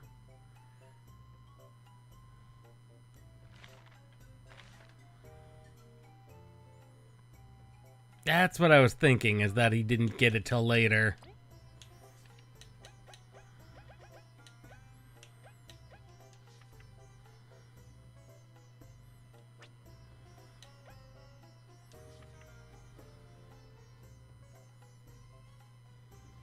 The commercial area.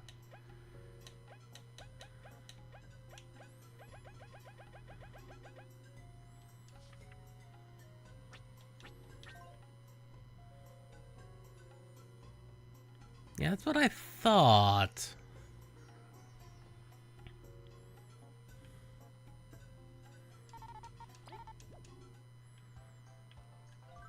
Because the only orange place I can think of is either the Ant City Kingdom or up at the Golden Settlement. Because I have the poor thing's horn.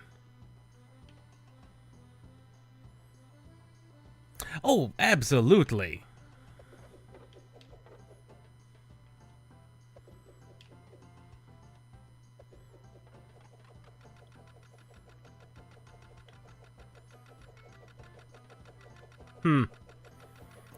I'm just gonna let that spin, I guess.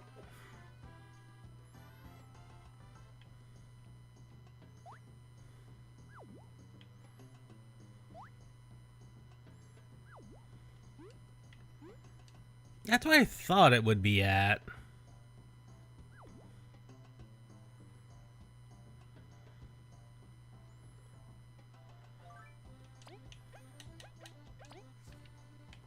Let me go from here to the path. The golden path. Oh, what's this?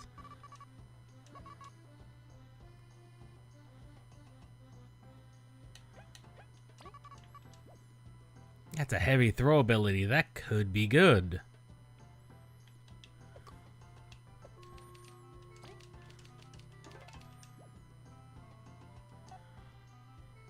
South to the golden path. Okay.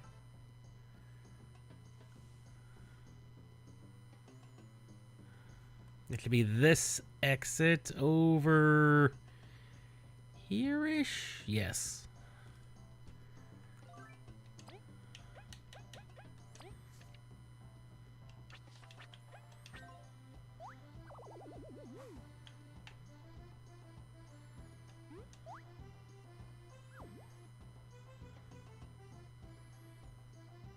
I mean, I could theoretically afford it.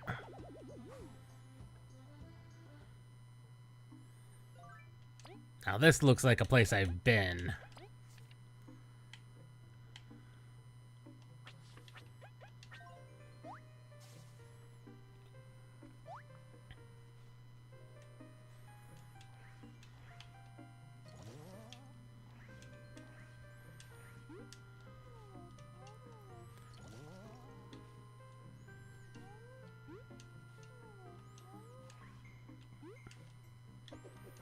I know there's a way to freeze water, but I don't remember what it was. There it is. The tap button.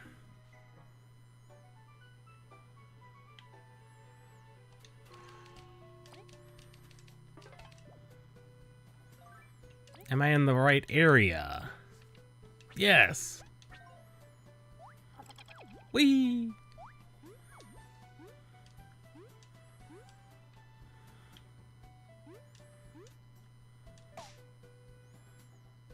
That was not my intention, but I suppose that works.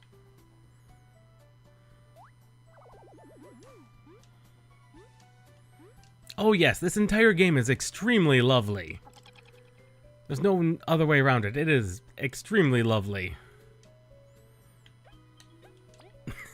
Right, the cable car. That was a thing. Now I'm remembering. I'm remembering bits and pieces as we go along. But they are just bits and pieces.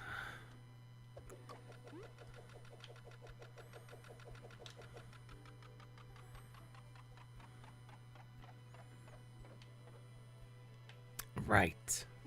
I'm remembering bits and pieces on how...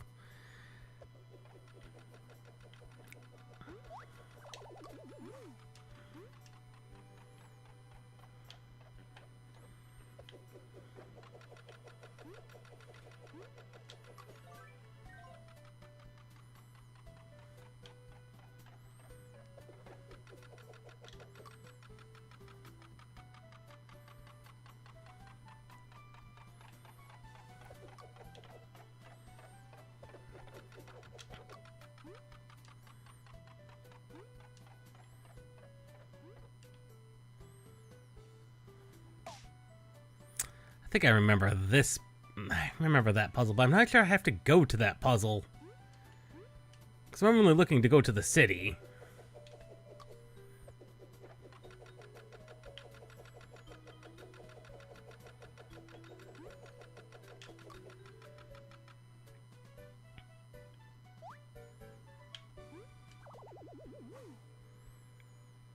Go for it. Was there a fast way to do this?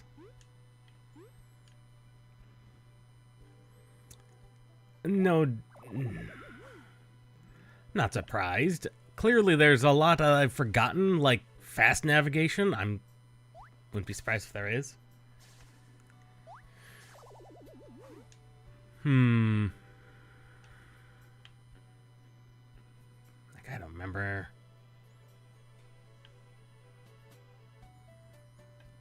I mean, if you're willing to let the secret go...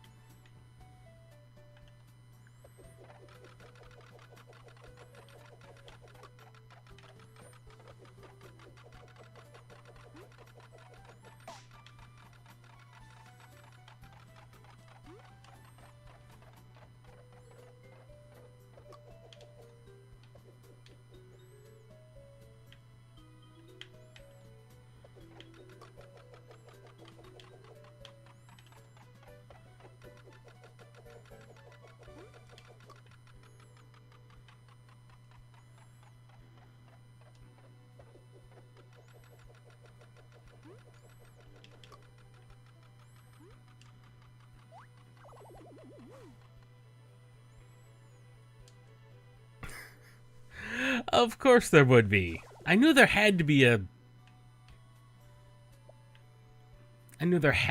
a secret somewhere.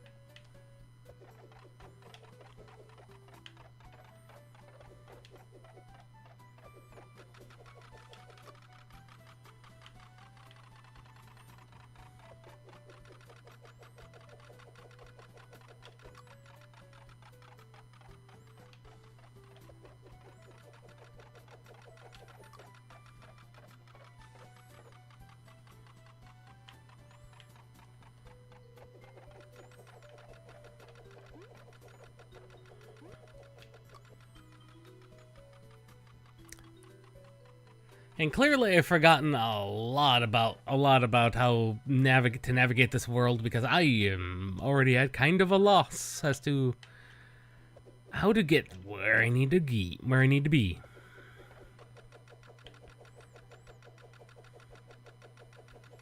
Or where I want to be, I should say.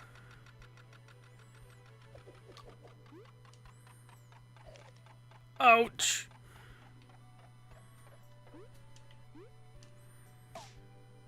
I should have realized those things were Venus flytraps.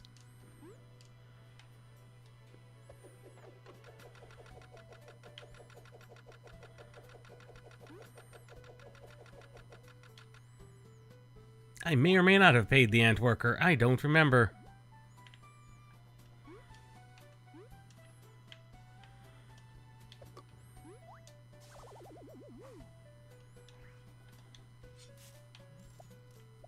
Berries. Ah, there it is.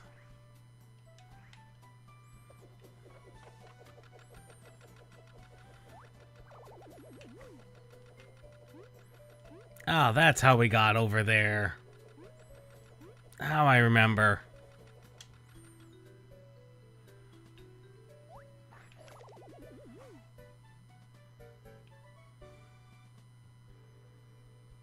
Hmm.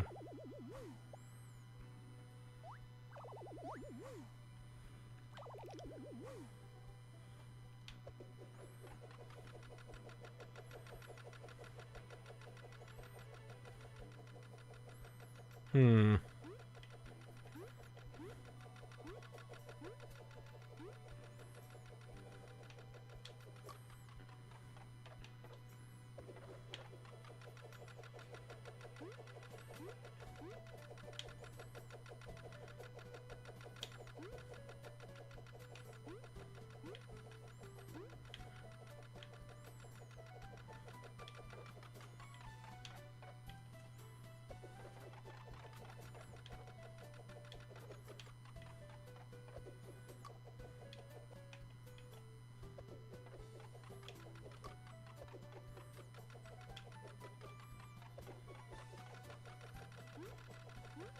There we go.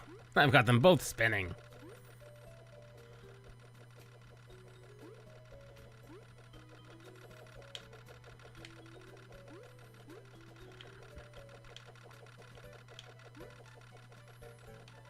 That is a possibility.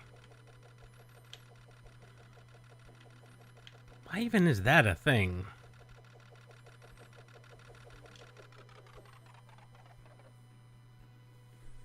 Oh, I am stupid.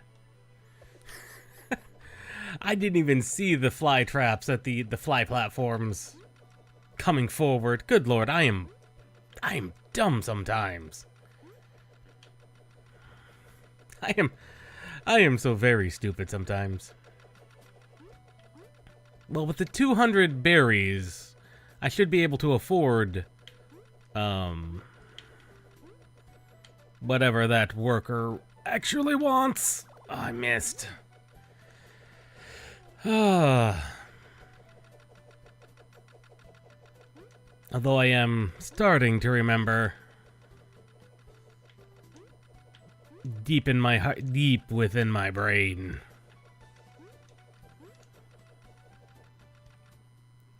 Some of these things.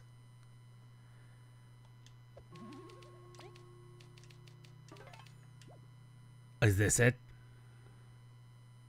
This is it. This is the one.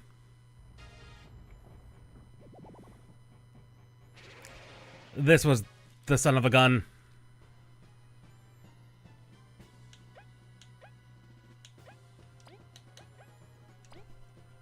This was the one.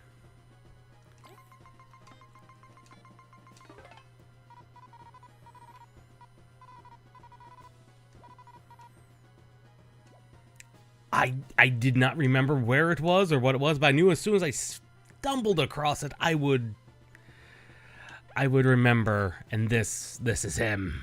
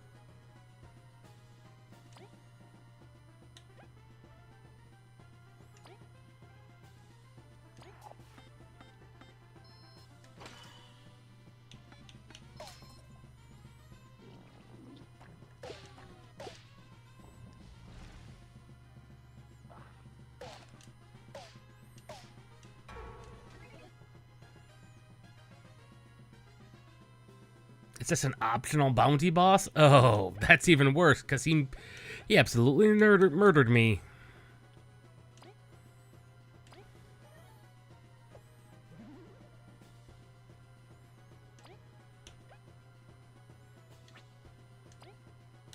I mean, absolutely murdered me.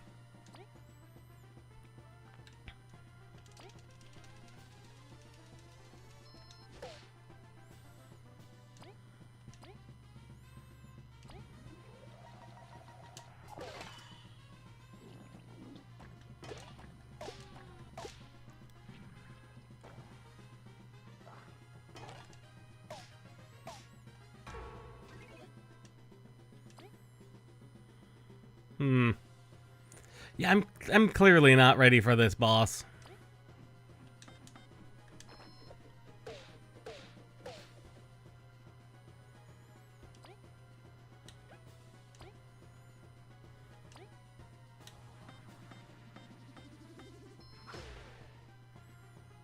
He is fairly close to being dead, however. Like, scarily close.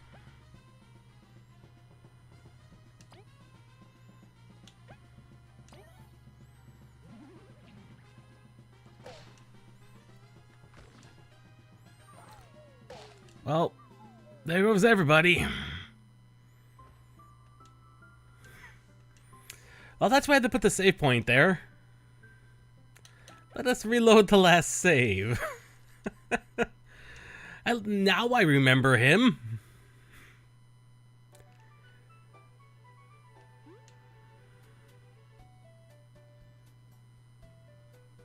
And now I remember how to get to him. And let us not. And say we did. Oh.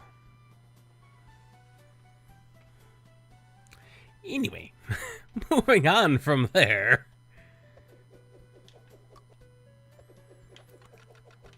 Let's see if we can't get to the one quest giver. And whatever he wants. Assuming we can even get our way back there.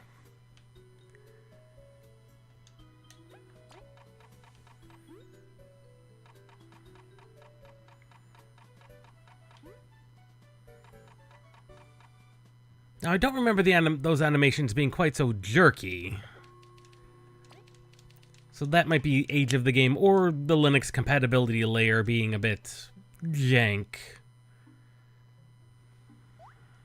It's hard to tell.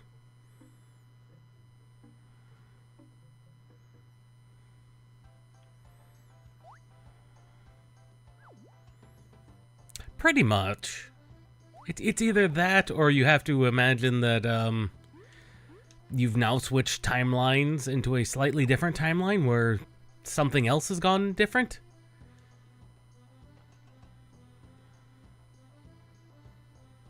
Hopefully I paid for the shortcut.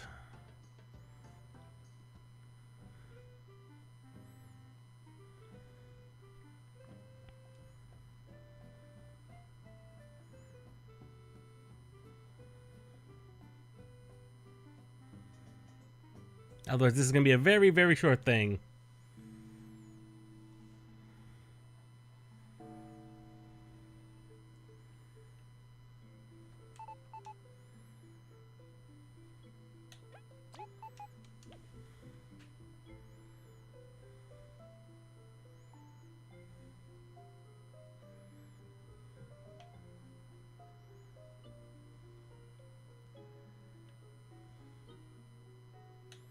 No, not Metal Island.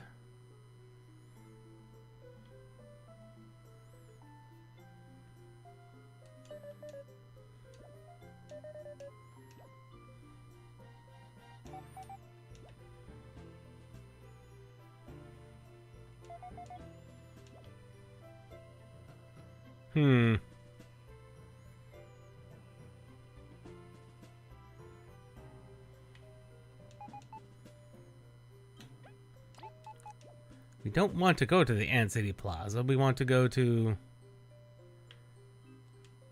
the Golden Settlement, yes. There we are.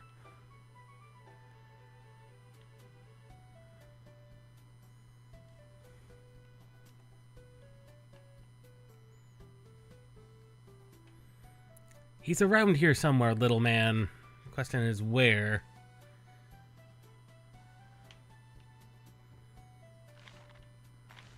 We'll find him. He's tiny. He can only hide in so many places.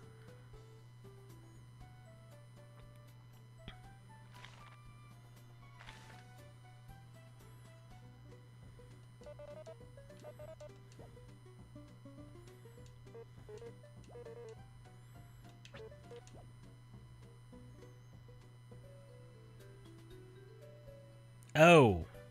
Yeah, I can't go there. That is blocked off.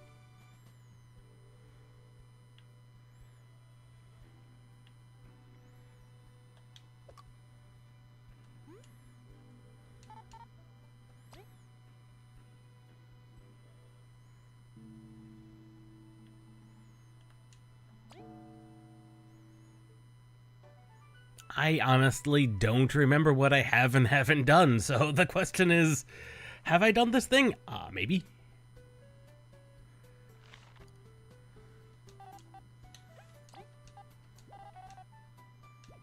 No interest in it. Okay. Well, it is now well past, unfortunately. Time has flown far faster than I was expecting, and, it is sadly time to move on. The game works. It works very well.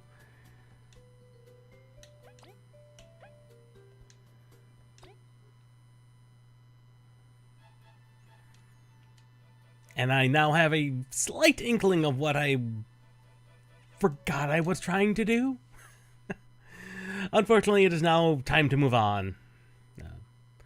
I will remember, and I'll probably end up playing that some more. But, unfortunately, that's as far as we can get in the short time we have. Which was not very far, but just long enough for me to jog my memory and see that bounty boss again. Oh, I shall. I mean, I'm surprised you haven't heard of Grow Home. That was a fairly big indie game back in the day. Anyway, on to A Case of Distrust.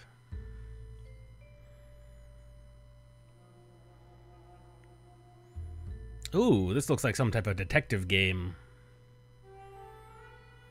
Ben Wander presents. Apparently, that's the main dev. A Case of Distrust. Honestly, this aesthetic kind of reminds me of Cultist Simulator. If you remember that game.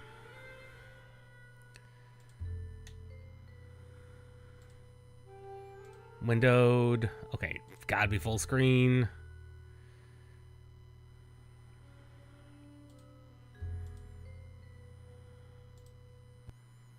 Let us restart the game. Apparently the game only runs at 30 frames per second, which is kind of weird.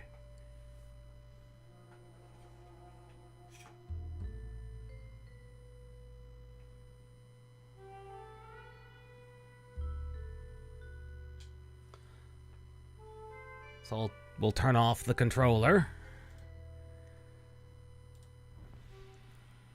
And see what this is all about. It's got a noir aesthetic, but also very much in the similar vein to, as I was saying, Cultist Simulator. I woke in my desk chair. Across from me were his piercing amber eyes. Surprised me at first, but I should have known he'd be there. I stretched and said, mid-yawn, "Not very nice to sneak into a sleeping woman's apartment." But his stare just continued. I cursed the open window. Of course that's how he'd entered. I'd hoped to find the rest of my eyes a while, but fate often disagrees with me. I knew it didn't have to. I didn't have what he wanted. Reaching into my coat, I took out my knife and flipped it open. Gave him the knife. But a detective knows when she's beat. And I knew then. He wanted to search the place, and That's what he'd do. I sighed, knowing my weakness for his type. All right, I said, let's look. He let out a gleeful meow in victory. I picked up the knife and cut a piece of my apple that the cat had rejected. Always the sore winner, I jabbed. But I was smiling too, because I was telling the truth. There was absolutely no other food in my apartment. The cat often dropped by to scavenge. He made a lot of noise when he thought I was holding out on him. But right now, the place was clean empty. No food anywhere. I had to prove it to him.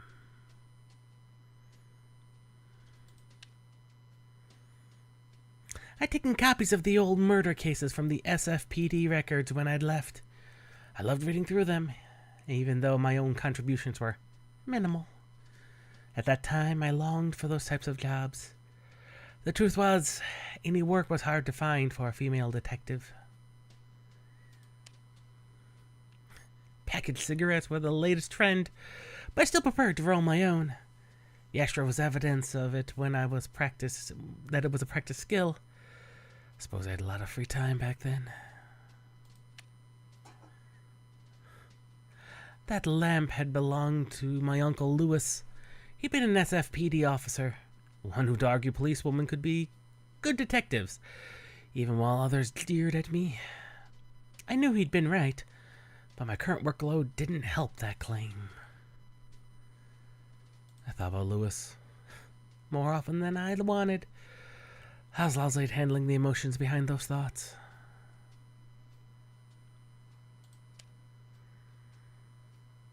The regular white icebox, tinged yellow with age, half blocked the kitchen doorway. My income rarely kept much stocked in it, and right now, it was empty.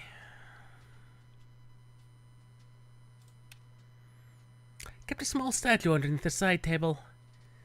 It had been police evidence in a crime, and its owner hadn't wanted it back. I took a shine to it, so I snagged it for myself on my way out of the department.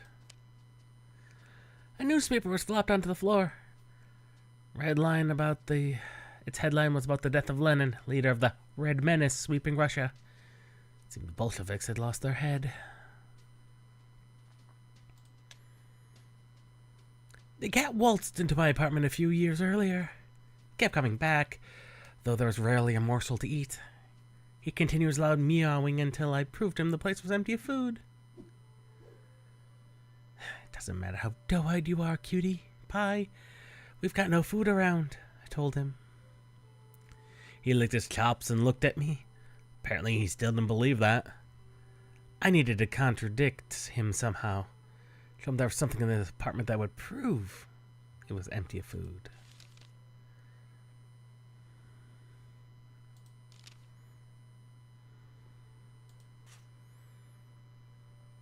Now let's use the icebox.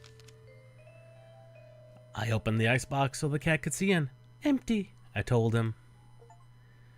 The cat looked quizzically at the open door, then back to me. Sorry, fella. There's no food in there either. For me either. He stared at me with those eyes, as disappointed as I felt. Those big yellows always got to my soul.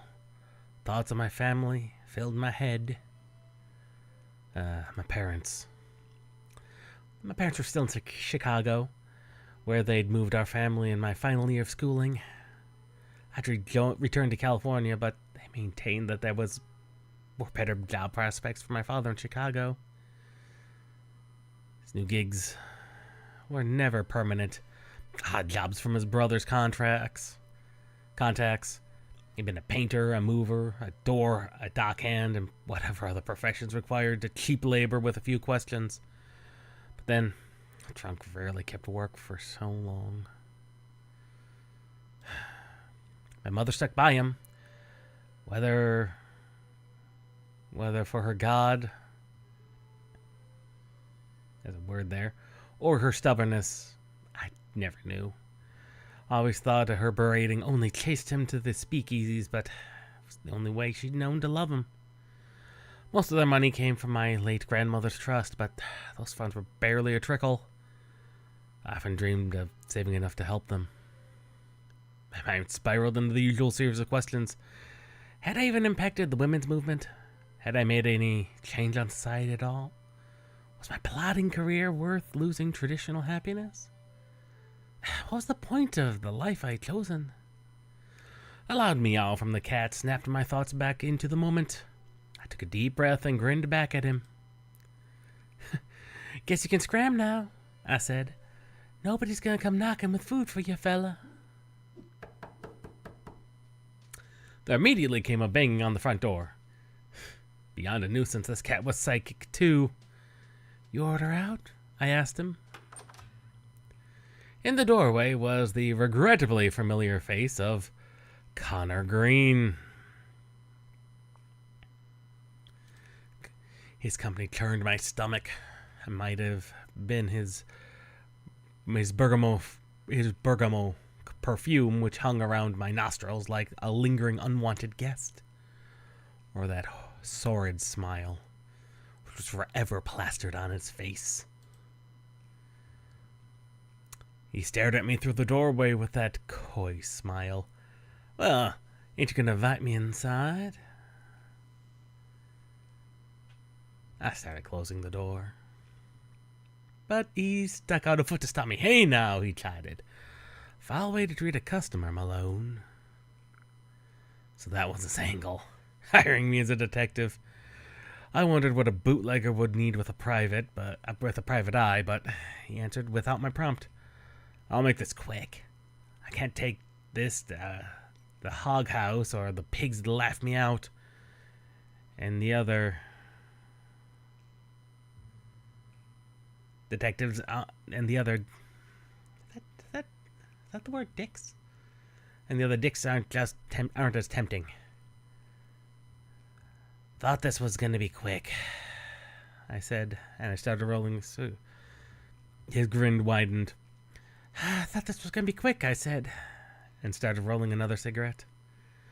It wasn't quick, and I'd already rolled and lighted a second smoke when Green finally finished his story. I noted the important bits in my book. So this is some type of visual novel. It all started with an envelope, with a letter slipped under his door in a white envelope. The envelope contained a single typewritten leaf, which he handed to me. It read, "End your game, or we'll end you." Had no signature. Instead, ending only with the little scribble in the bottom right corner that resembled a black hand. Green had a lead on a new rum running scheme. A connection from Vancouver. He'd been given a sample to Tiny Paul, the gangster who ran the Tin Spoon Speakeasy for mob boss Jerry Ferry. They'd agreed to buy in for more. Green surmised the letter was about his rum running.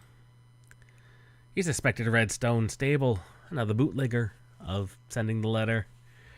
He told me that Stable ran a barber shop during the day and gave me the address.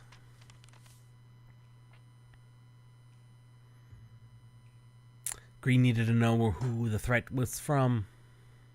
He'd get Paul's gang to deal with them and continue his scheme to get rich.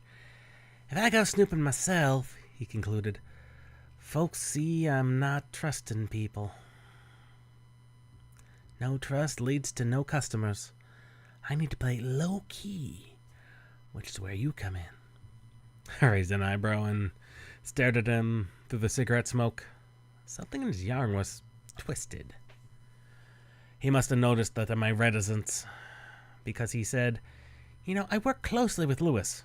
I'm sure he'd want to protect me as much as any other victim. My uncle.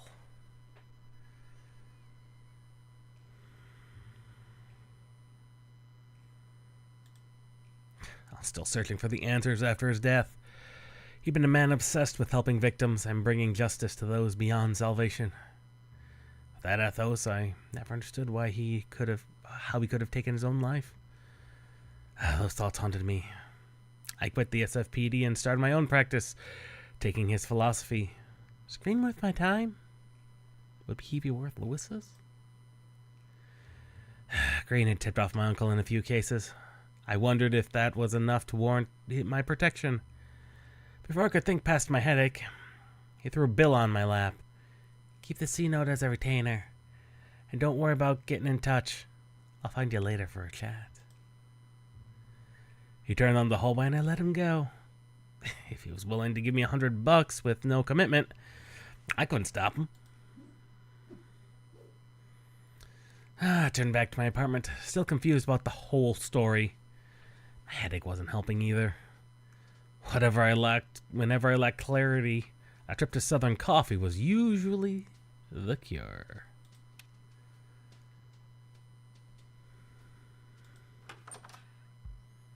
There's only one place I needed to go to clear my head. Southern Coffee. It was a basement dive. It wasn't modern, hip, or ever busy. It was my favorite place to down some paint. Especially in the company of the best bartender in the city.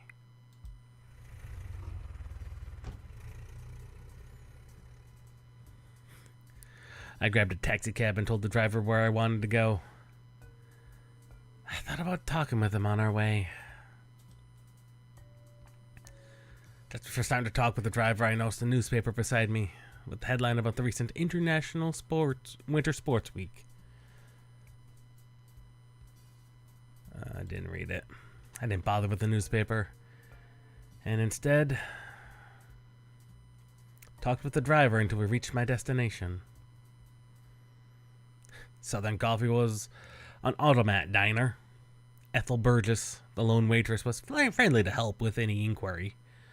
Of course, if you winked at her right, she'd show you the way down to the downstairs toilet, where Frankie played bathroom attendant. Southern Coffee had a distinct feel of home. The familiar smell of mold in the old basement was enough to put a grin on my face. Frankie tended to the bar at Southern Coffee, though it wasn't his place. I never caught a riff of the wheel owners. They trusted Frankie did what he did best. I said, "Hello, Frankie," and was met with a smile and a grunt from Franklin Ernest Conway.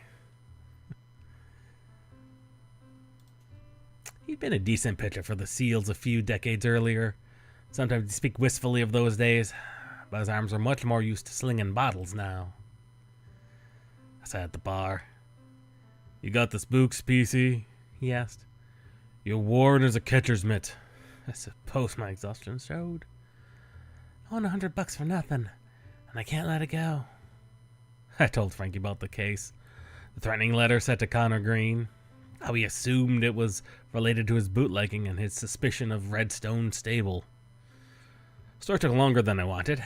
Frankie showed genuine interest by asking many questions. When I finished, he threw me the whiskey sour he'd been stirring. I took a few large gulps and gave a sigh as thanks. "Well, Green's case is better than most of what you're given," he said with some enthusiasm. "At least it's not more of that adultery bunk." "Sure," I replied, "but I started with a goal in mind. What's the point of helping a man like Green?" Frankie clicked his tongue on his teeth. "Lawyer or..."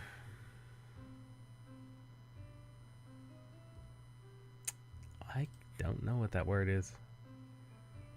"Lawyer or not, what's it matter? Let me ask you, are the clients you have now the types you want to help?"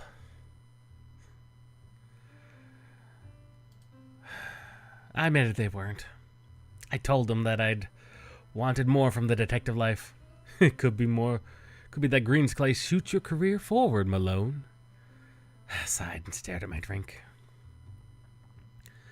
But my daze was interrupted by the basement door opening and then slamming shut. A small blustering woman began marching towards me. She was wearing a light blue cloche hat with a gray ribbon tilted on the back of her head. A scarf of similar blue draped around her neck, but I was startled at what she wore under it. A gray trench coat that looked too large for her frame. It was exactly like the one that had belonged to Lewis. She hurled insults at me a while. All I could do was sit back and take it until she ran out of gas and started breathing heavily. I set my drink on the bar and looked at her in the eyes. I studied her features more thoroughly. It was plain she was a knockout, but now that she'd finished shrieking, beyond the latest blush and lipstick, she had a natural soft skin and bright eyes potentially desired by the opposite sex. While I was eyeing her, she caught her breath and resumed her tirade. I'm the wife of that bum who sneaks into your bed? The cat? I asked. But humor wasn't her angle, and she launched into another poetic stanza. And he just left your sty this morning, she finally ended. And with that, I gathered she was Connor Green's wife. Mrs. Green, I'm a PI, not a homewrecker. And I don't think that your husband, in his line of work, in his line of business, would want to bet a dick anyhow. Her look was pure incredulity. A woman in that line of work? She questioned. I don't believe it.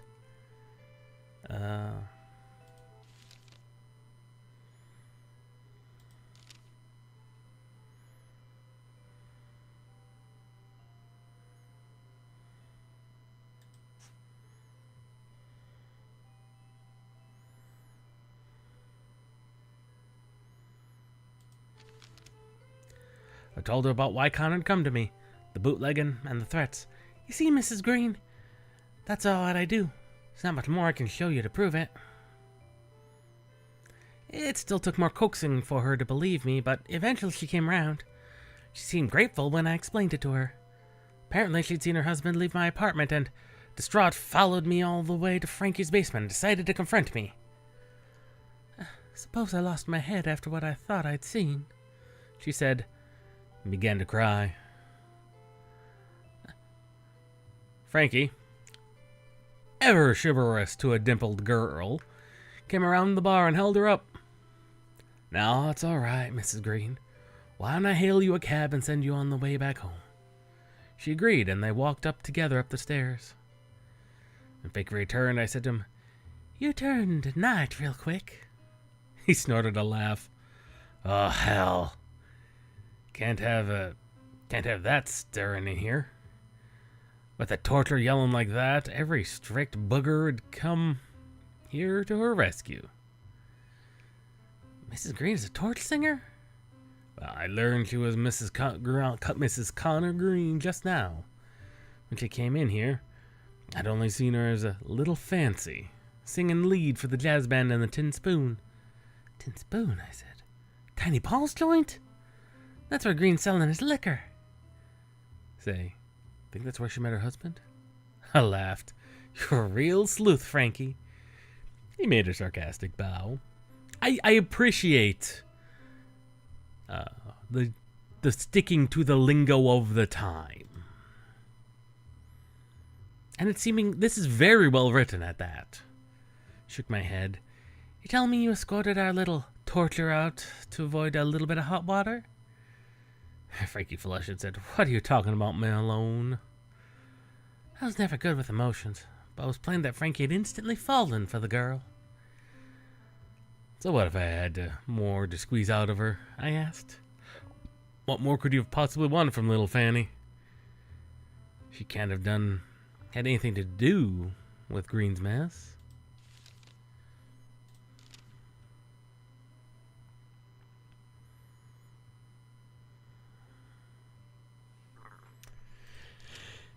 Do I have anything that can contradict that?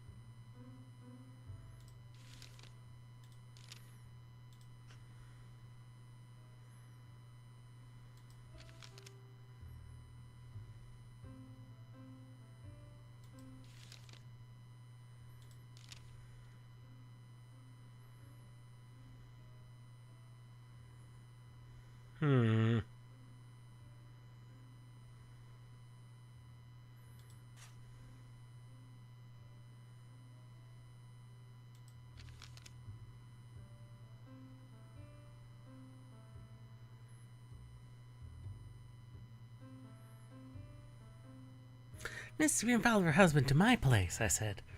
Why would she do that? PC, if you were Green's wife, would you trust him with anything? I'm sure he's always up to something. Shrugged and stood up from the bar stool.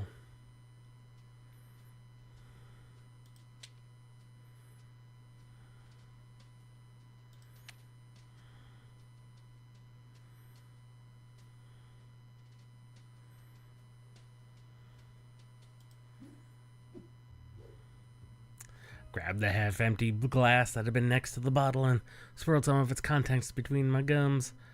Bit spicy, ain't it? Frankie said. It's good. I nodded and gulped the rest down. It'll cost you too, he said with a smile as he grabbed the bottle from me, turning it through his hands. Rabbis charge more than a nickel for this beauty. Only type of Napa wine allowed is Zindrall grape. It's quite the unique aroma. I've been trying to learn more about wine. Seemed everyone knew about stuff but me. I know that I noted what Frankie had said about the origin of the grape as he sat the bottle back on the bar. Since when do you know grapes? I chided. Frankie let out a belly laugh. Some of these grapes are older than you, Malone. And I've known about them since I was a small tot. That's why I'm good at my job, you know. Frankie sighed. Too bad more folks can't taste them. That women's league is the devil.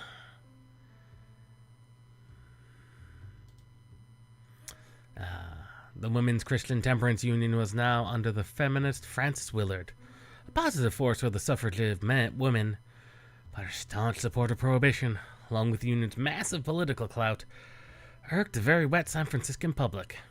She particularly wasn't popular with bartenders.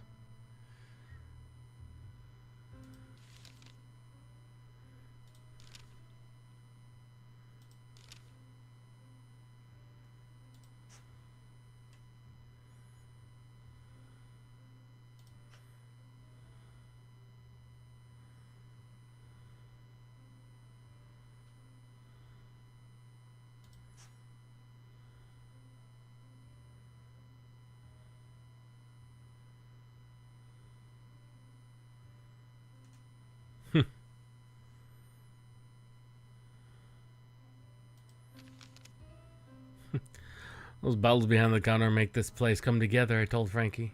He nodded in agreement. It's just a shame they don't make them like that after Prohibition. You could always become a glassblower, I offered. Frankie laughed. I like to save my breath for talking. Something else on your mind?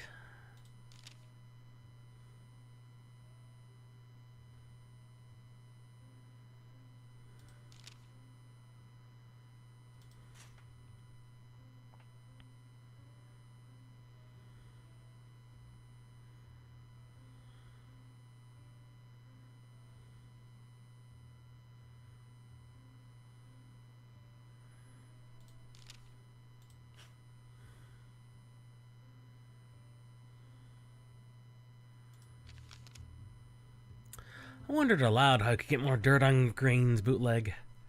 Frankie thought about it too. He offered, well, Green's working with Tiny Paul in this scheme. If I were to buy from a new source,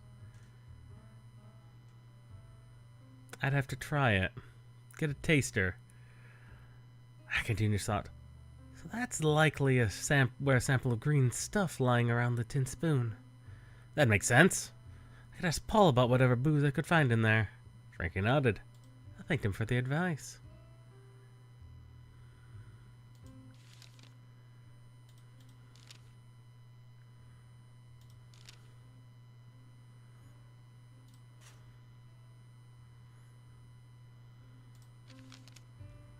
About a Redstone stable. He's the man Green pointed to you towards. It's possible he still knows something about this mess. It's possible.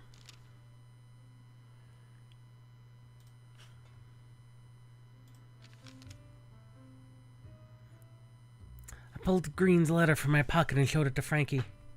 I'm still stumped on this note, I told him. Frankie shook his head, puzzled as I was. Well, Green did say he thought Redstone Stable sent it. Maybe he did. Talking about him was could at least lead somewhere. I agreed and vowed to speak to Stable. Folded the note back into my pocket and thought what else I could ask Frankie about.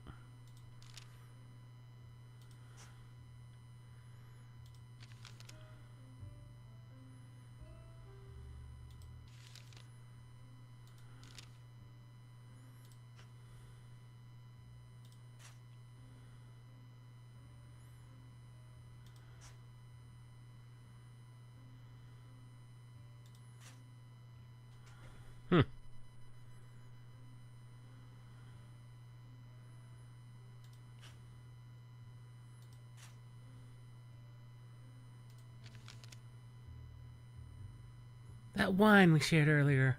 Ah, Zinfandel, he mused. Best grape for me. Local to California, you know? And no, you ain't having any more. I think that's everything, so... Never mind, I said.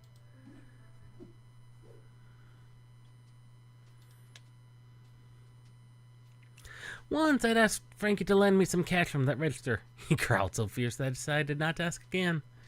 I didn't think his employers would notice before he got back, but he just wanted to save me from myself. Frankie had that bond with that old shaker at the end of the bar. I'm surprised he hadn't named it. He could sling a mean drink, and he'd only use the good liquor if he liked you. Frankie liked me. This bottle showed a type of Californian bear with the words Bohemian type in block letters underneath. I doubted that bear had ever heard of Bohemia, but he did look carefree. Bar stools were crooked and worn. My usual one was in the center of the room. I could sit there for hours if Frankie had a yarn to spin. Of course, the sauce helped me keep me in place too.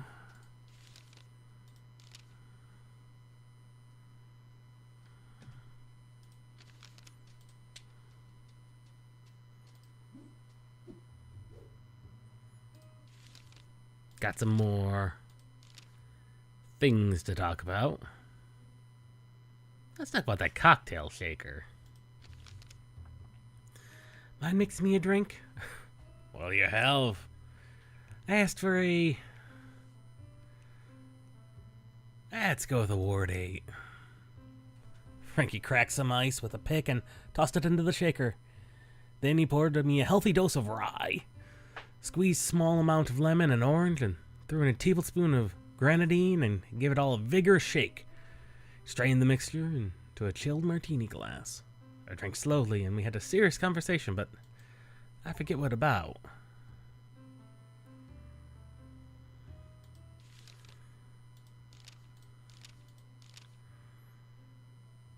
The bottle with the bear. Those bottles behind the counter make this place come together. Oh, same thing as before.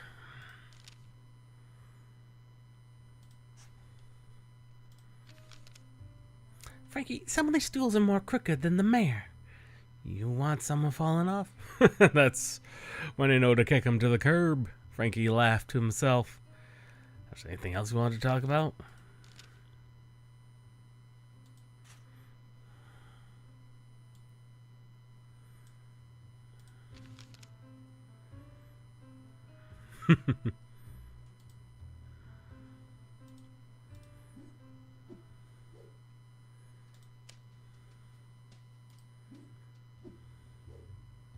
I was heading up the stairs when Frankie called back after me.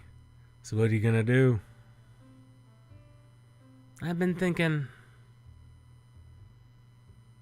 about little Fanny. Suppose even mobsters had people who cared about them. And she'd been wearing Lewis's old jacket, so perhaps Green and Lewis had been closer than I realized. I guess I'll take Honor Green's bait, I replied. Got nothing better on the stove, and he might need the help.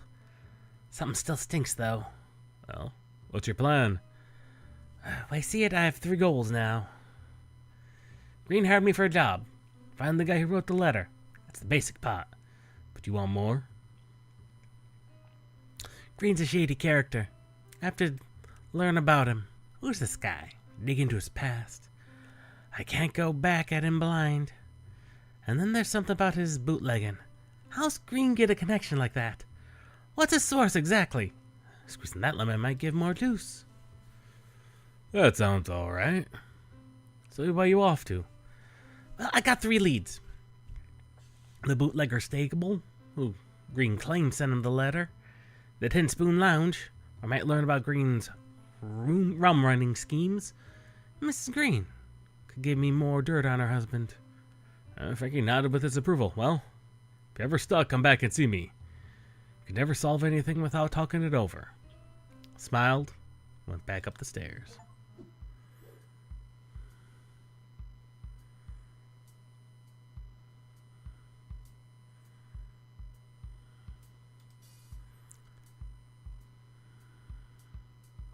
Green had suspected that Redstone Stable of sending them that letter. Apparently Stable owned a barber shop in the financial district. I figured there'd be no harm in asking Stable about it directly.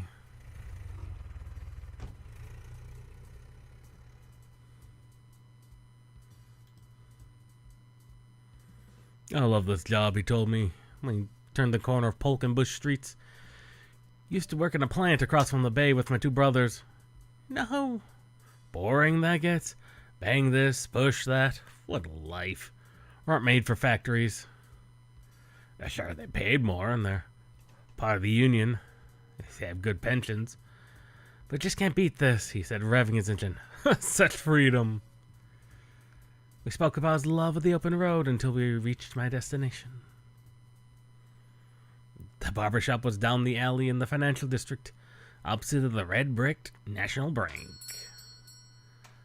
Small bell above the door twinkled when I walked in.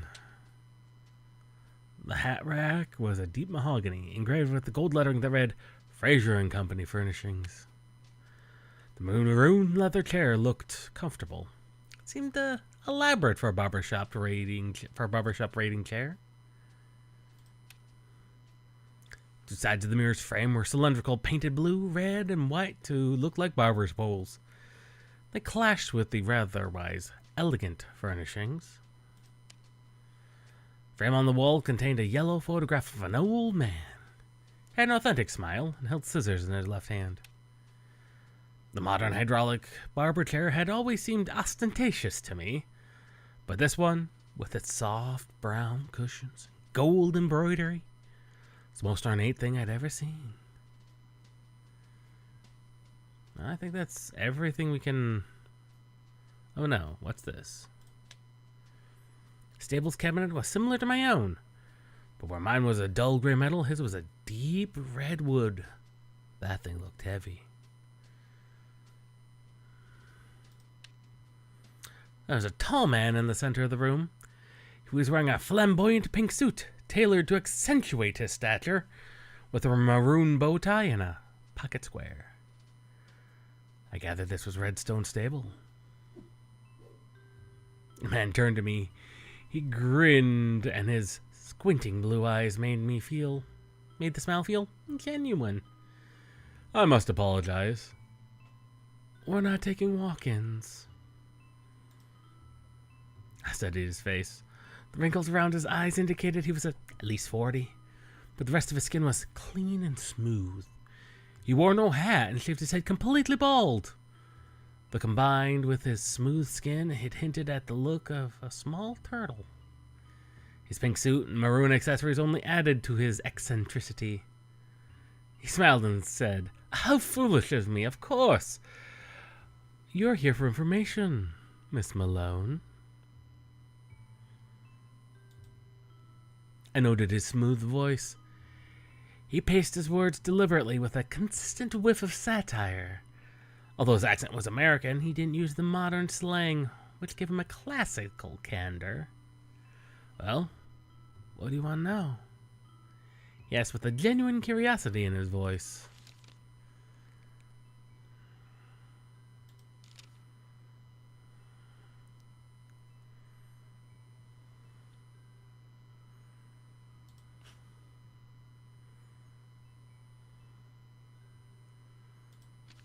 a picture frame.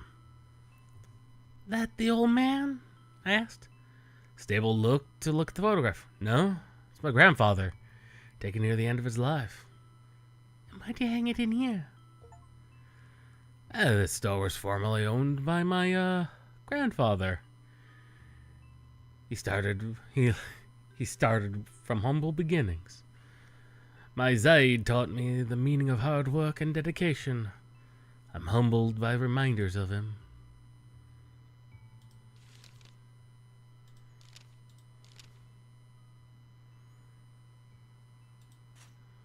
How'd you know my name before I introduced myself? And how did you know my name? I questioned. He smiled again. He apparently liked smiling from when he was pleased with himself.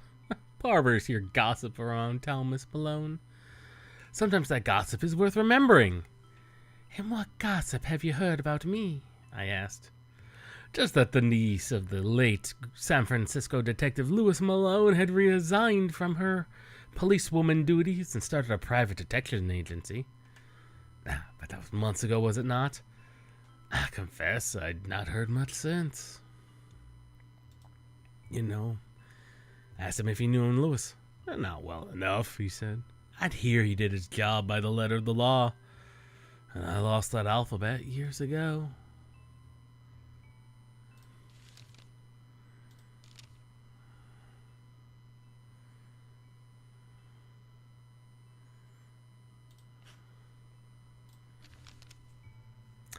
I looked at the cylinders on either side of the mirror. That mirror's a sore thumb. You seem above that sort of camp stable. Perhaps. But the mirror also belonged to my Zaide, and I enjoy any reminders of him. But he refused to elaborate.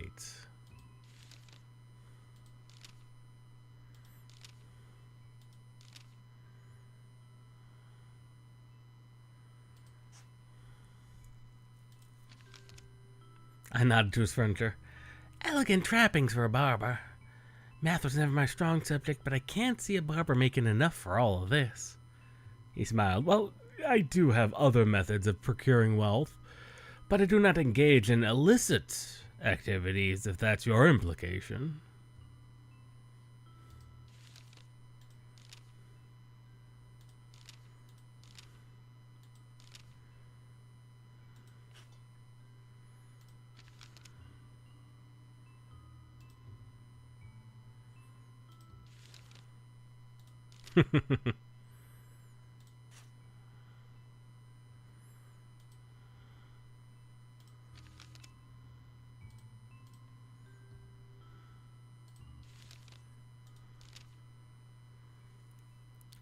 Well, we've asked about everything except the barber chair. Why not give me a cut? I asked. I don't see any clients around stable. I'm sorry, Miss Malone. To be completely honest, my gambling and business acumen give me a decent living on their own. The barbershop is a hobby, and I only give haircuts to close friends.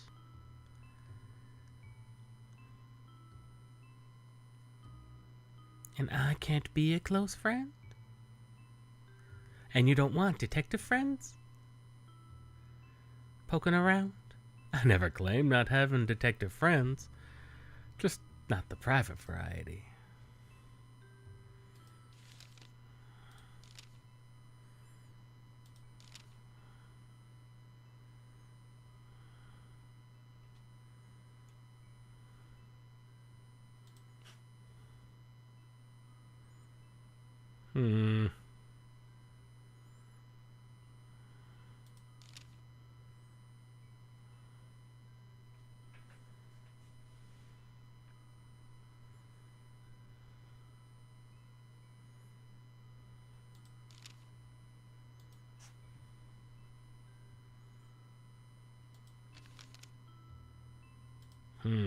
I need to catch him in something else.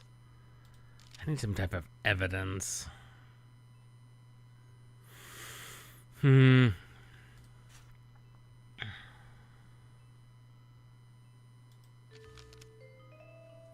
Pulled Green's note from my pocket and showed it to him.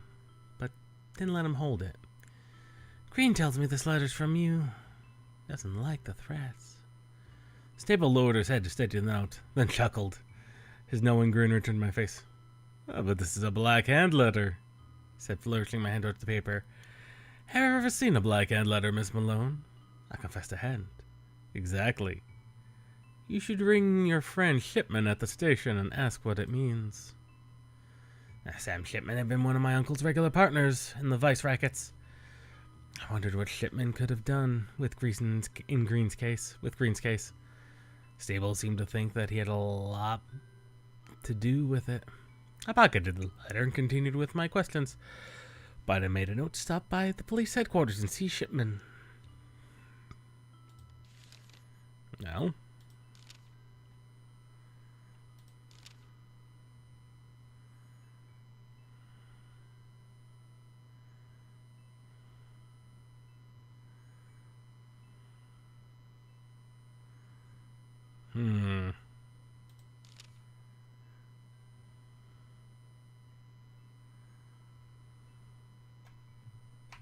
Well, I've already asked about everything we can here.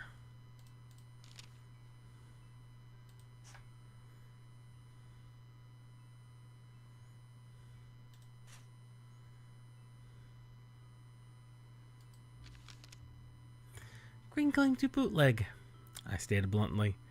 His grin didn't waver with my response. Would you have hand me Connor Green's claims? I may partake in some gambling, and I might have a talent for it, but there's nothing legal, I assure you. And you know nothing about Green's own bootlegging? I asked. Stable shook his head. I doubted he'd ever answer a question straight.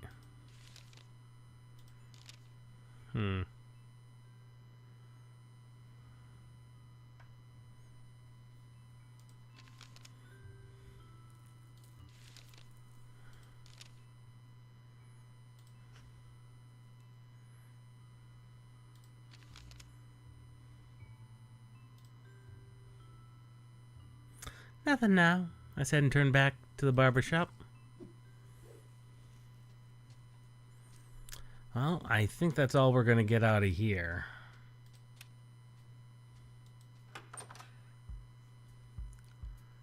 We should stop by the police station. Well,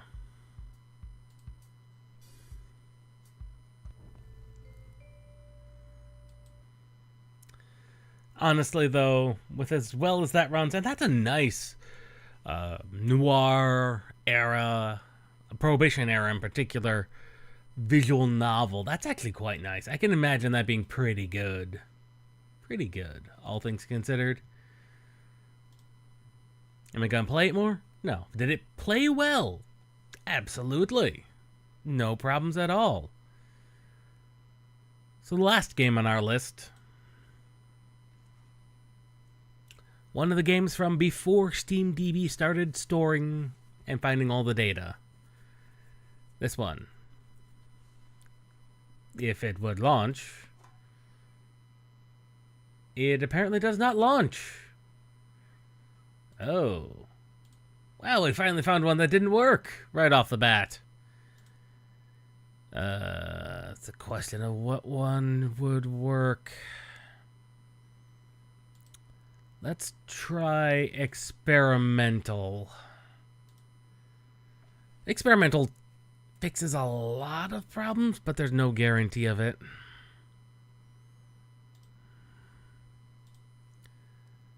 So we should actually check here. See, it just claims to run.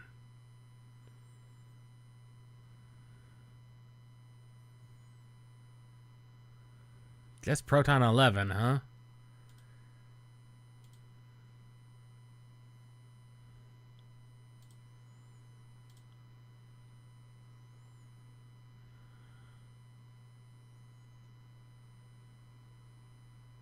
Oh. Experimental? Experimental seems to work.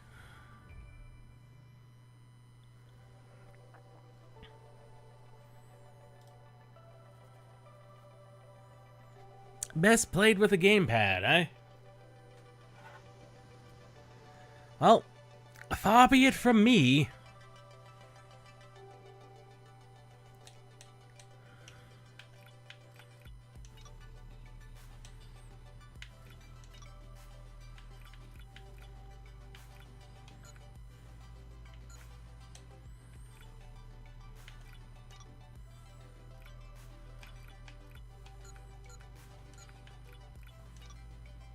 Oh god, no.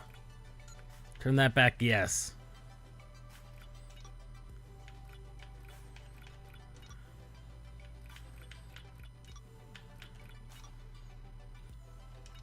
Alright, let's have a look at this game.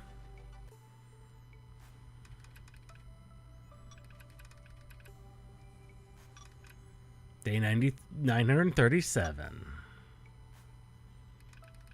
Life-sustaining ecosystem discovered. Scanning for star plant. Located. Botanical utility droid.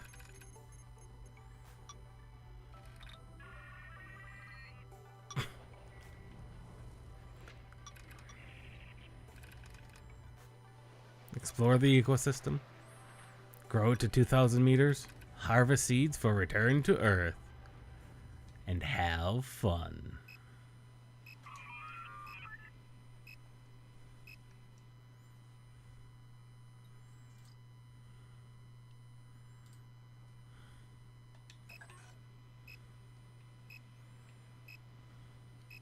Ah!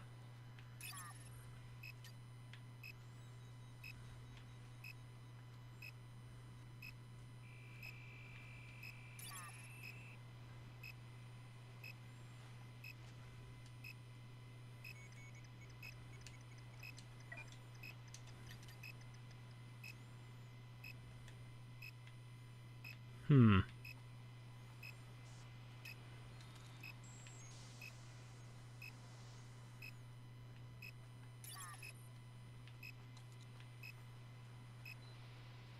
So you can just grab onto everything, it would seem.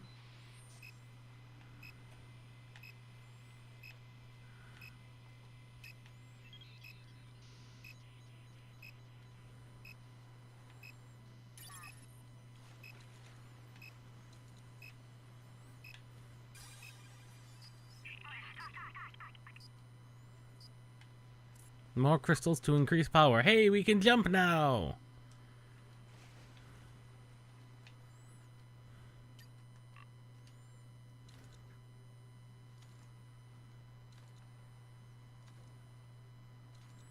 And we can climb.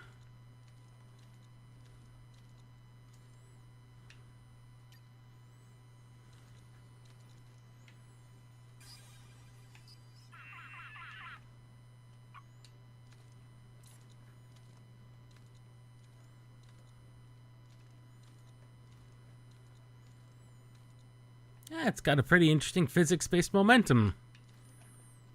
And movement system. That's pretty interesting.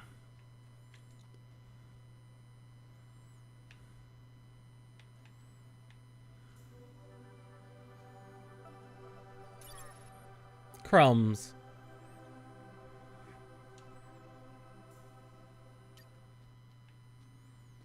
First of all, we have to find this star plant, whatever it may be. Whoop, whoop, whoop, whoop, whoop.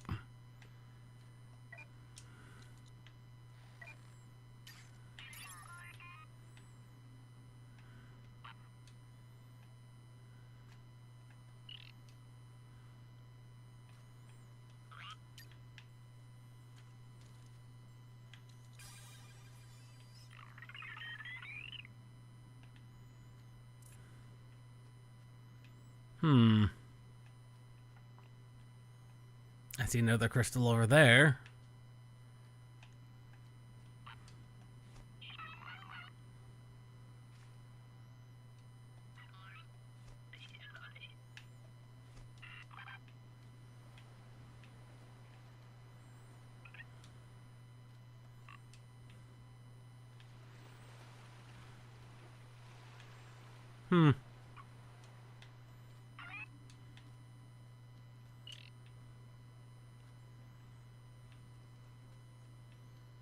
Aha, I figured there'd be one.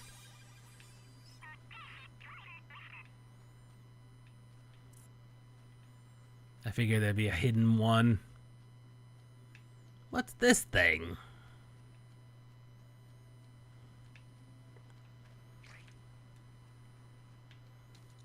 Not something we can mess with, it would seem.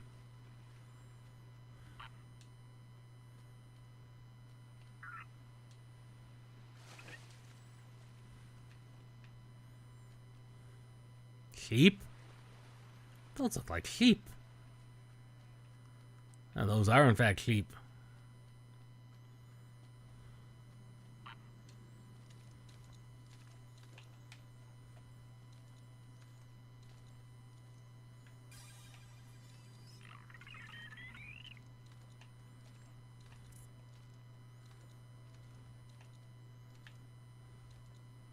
Yes, I will climb this mountain.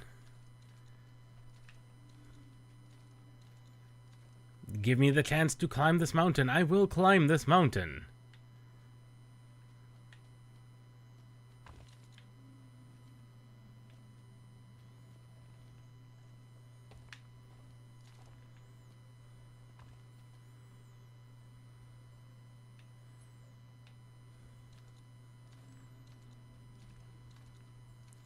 Of course, there'd be more crystal up here.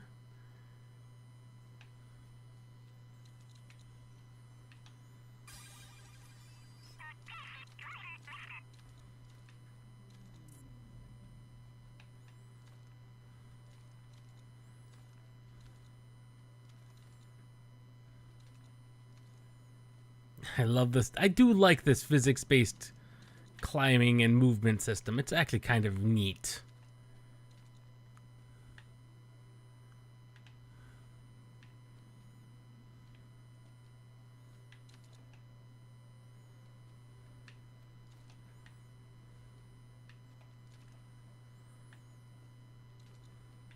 I can see it being just cheesable enough.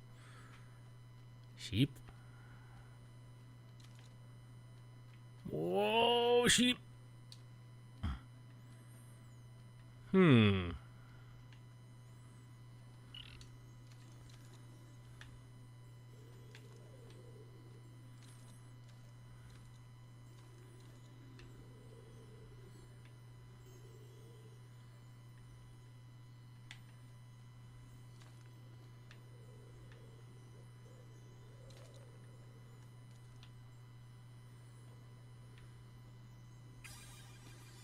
Haha. I can't believe that worked, to be honest. Like, I'm surprised that worked. But I'm also glad it did.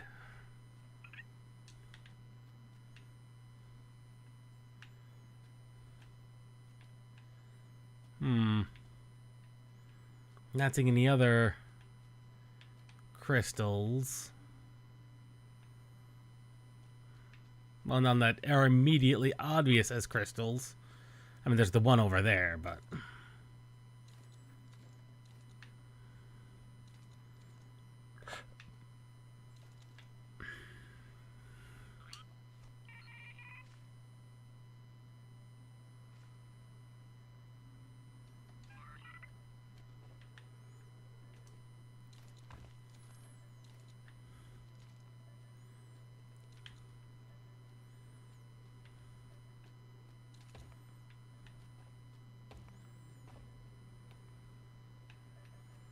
I have no clue what I could want those boulders for, but...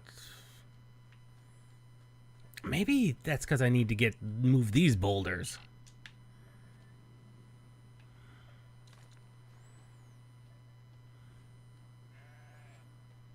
Move!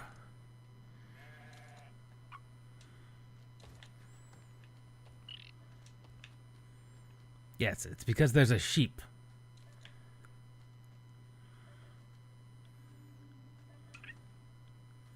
The sheep wants to be free.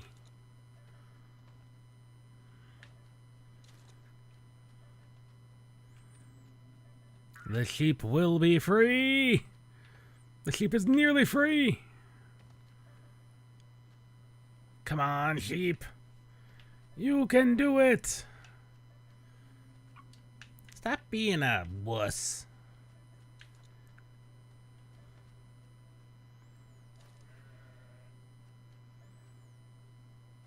Be free!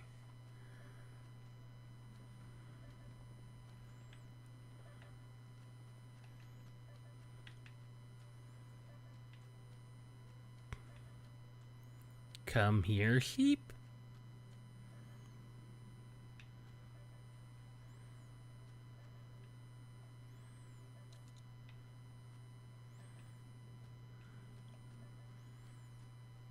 I'll lead you to your herd.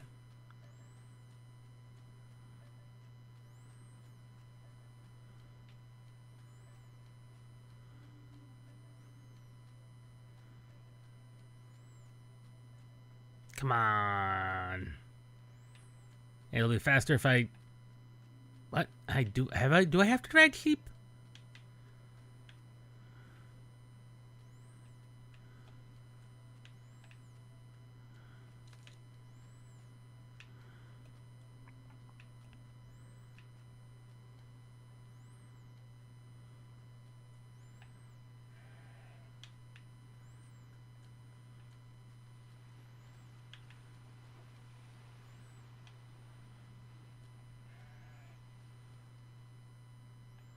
No?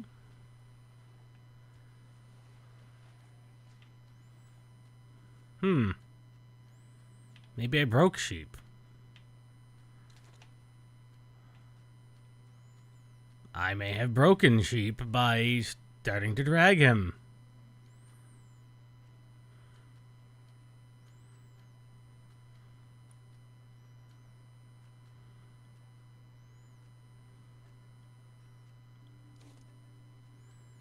Two sheep.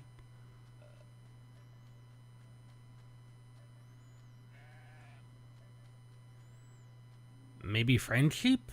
He does seem to eat things.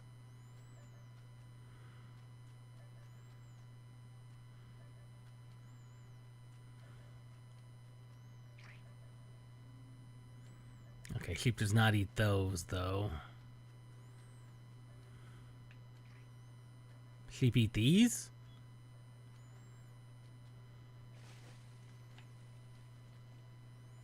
No.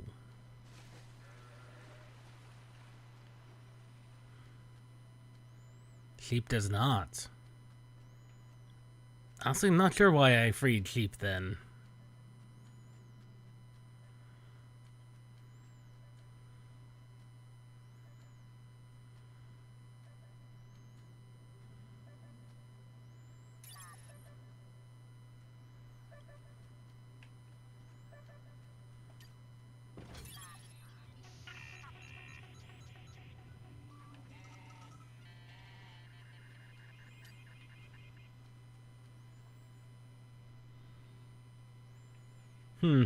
Not sure about sheep. Oh!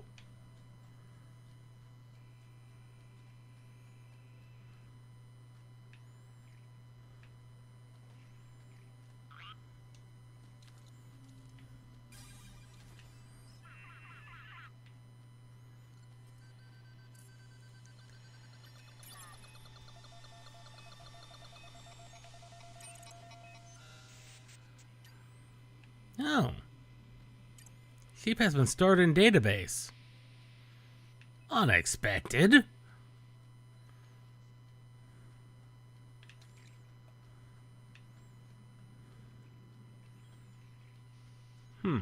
Wonder what else I can store in database.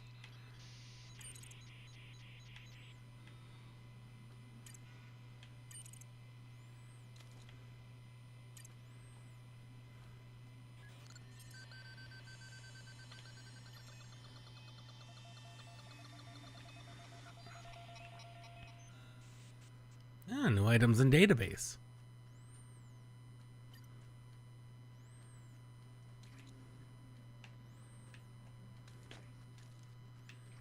Aha! More items for the database.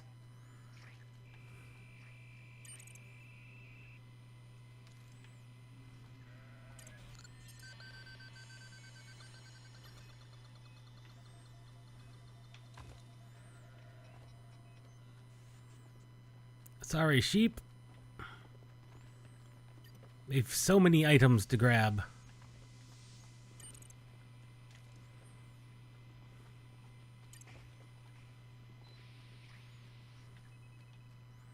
Rock does not count.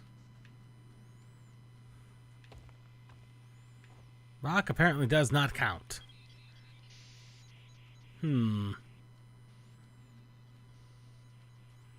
I wonder what else we could grab.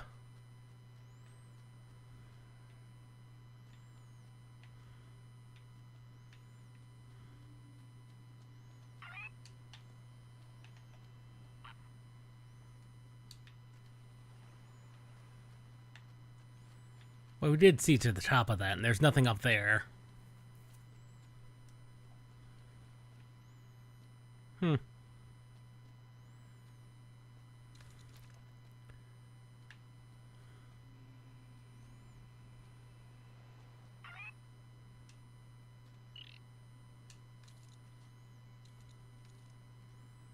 You can, in fact, climb the cactus.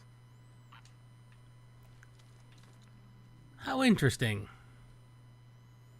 You can just climb cactuses. Cacti.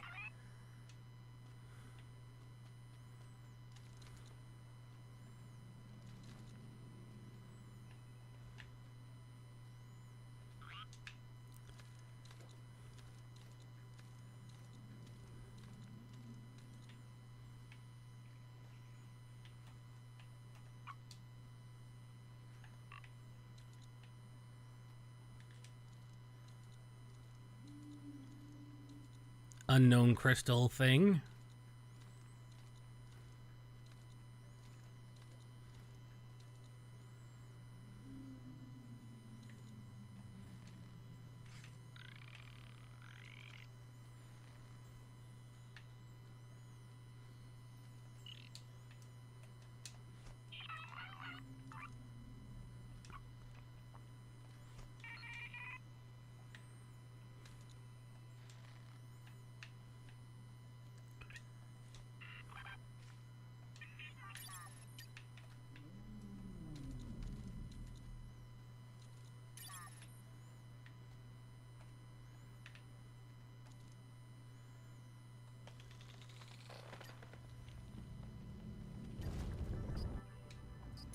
Ooh.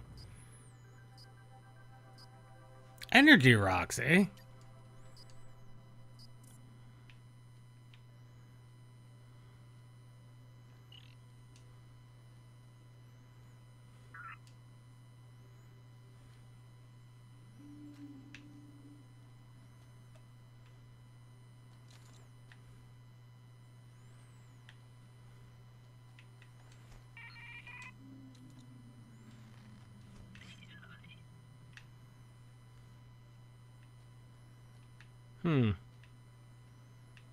I'm not seeing any more wait, crystal!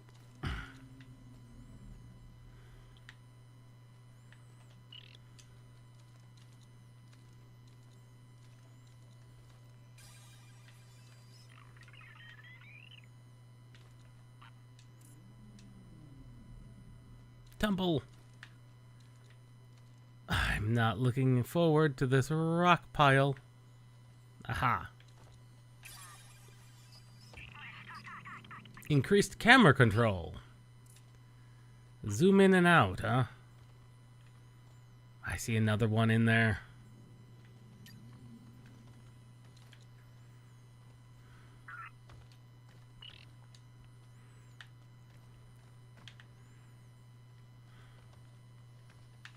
Physics.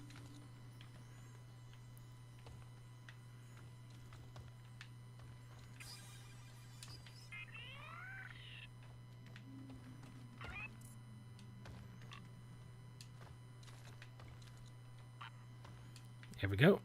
I think I made it most of the way out.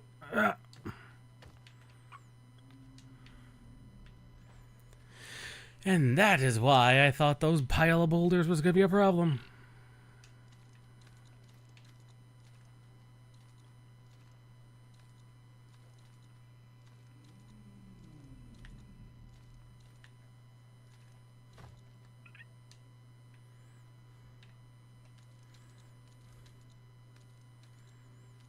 Climb the tree.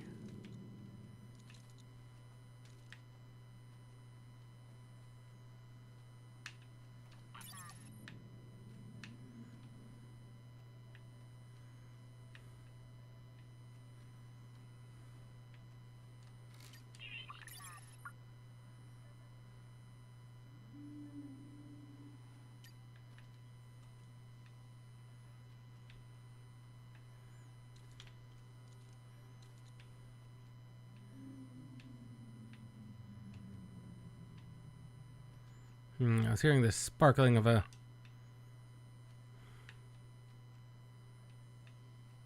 crystal.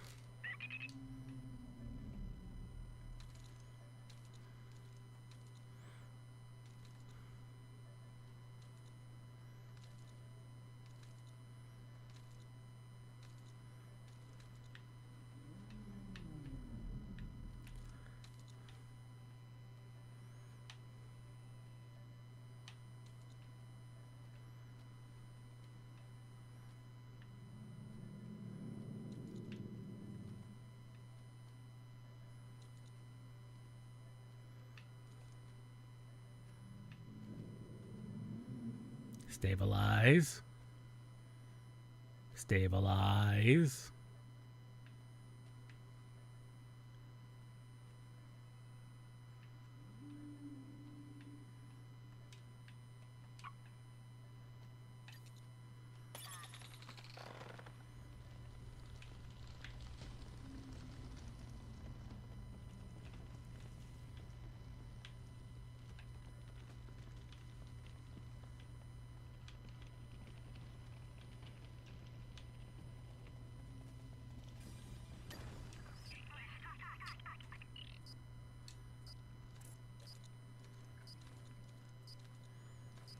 And what do we have up here? Other than the one crystal?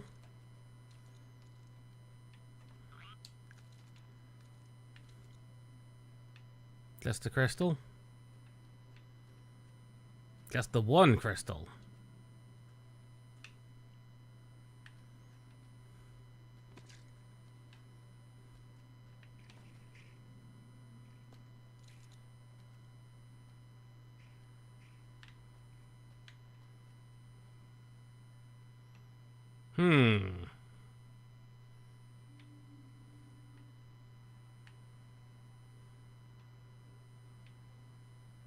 Where are... Okay, there's that one, which we can use to reach that one. But the question is...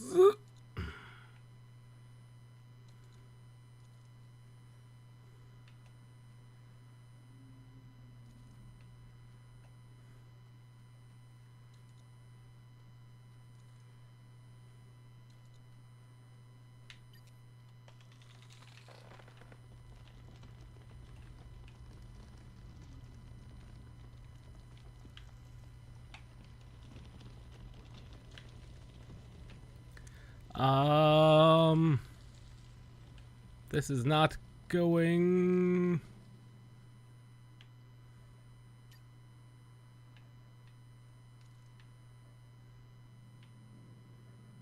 where I wanted it.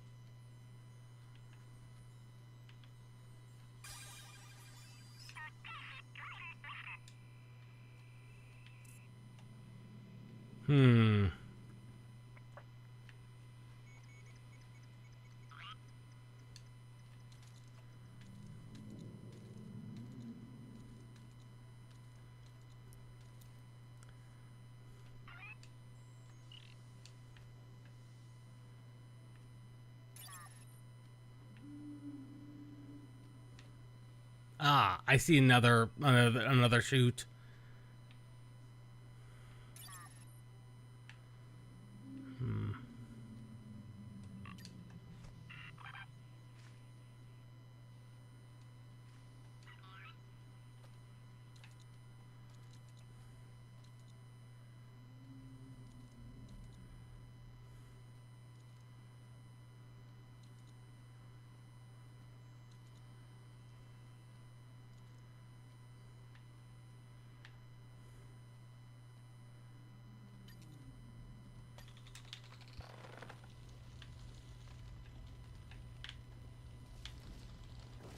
No!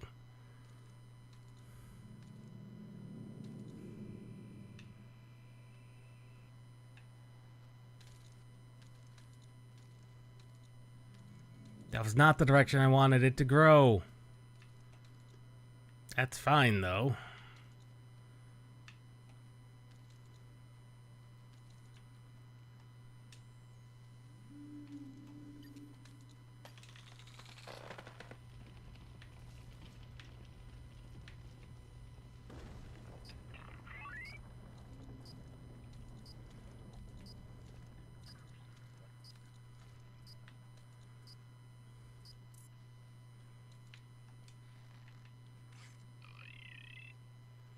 There we go.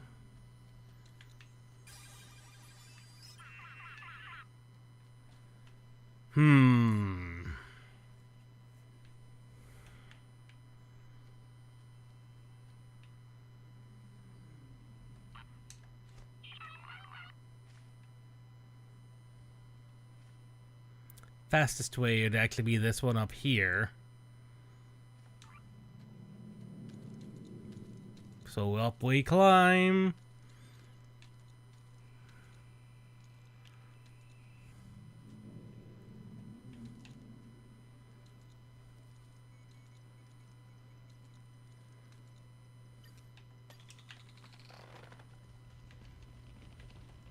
And it appears we make our own platform and platforming problems.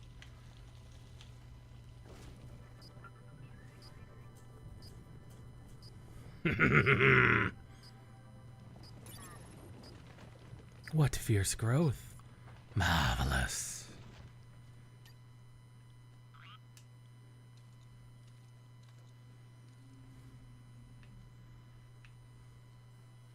Oh, 2 crystals.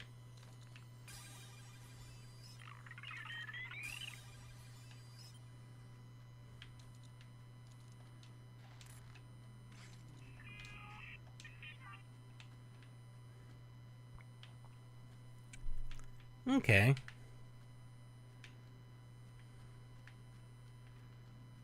So that does seem to be all the things.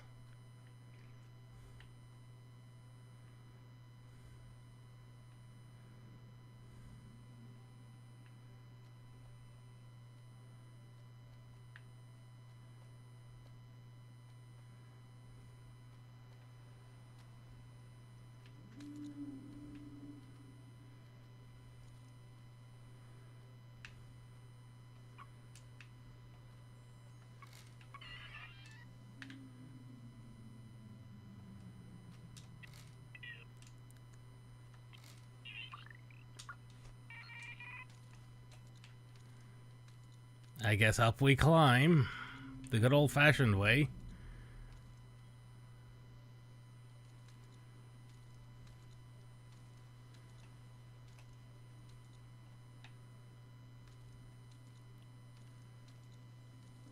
And this does teach you a very methodical way of climbing. Because you are, in fact, using both sides of your controller.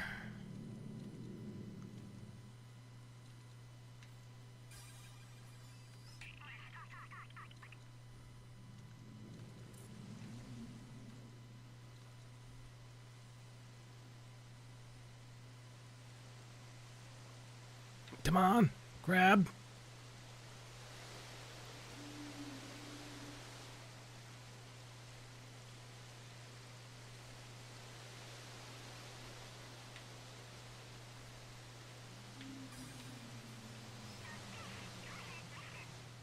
I don't see any other crystals.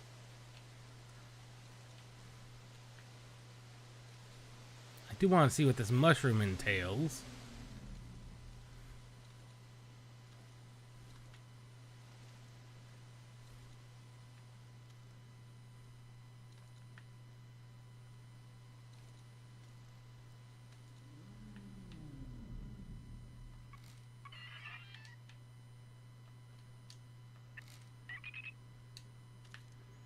It appears to be a boosting system of some kind.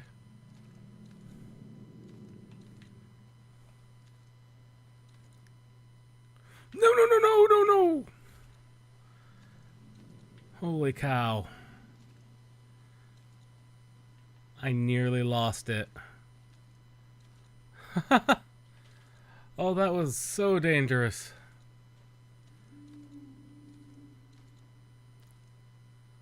Somehow I'd accidentally let go of both grippers.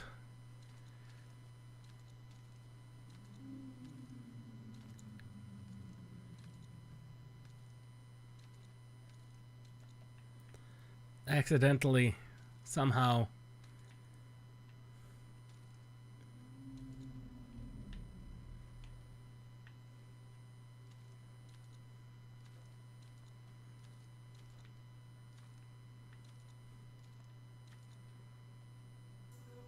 Oh, we finally reached the next level of ground. Oh.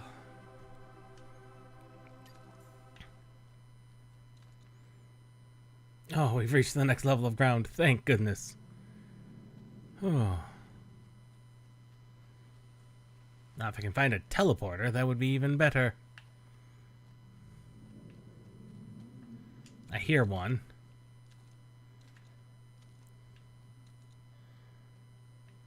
Granted, I don't see one.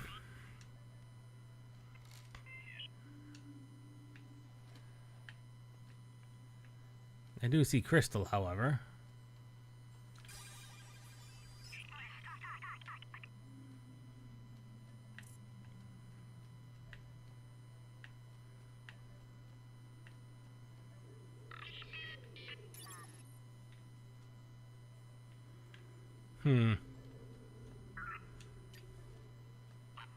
Oh, I see the beacon.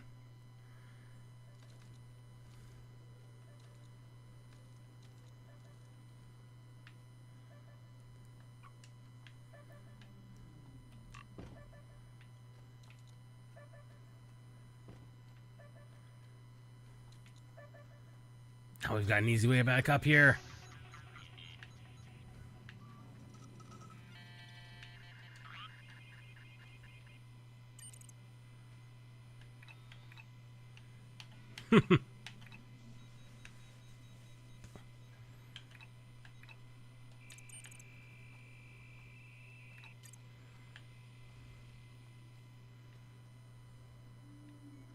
Now let's explore this cave.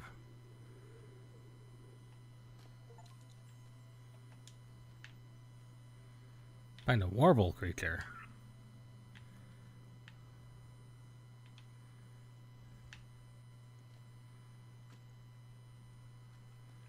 I hear crystal.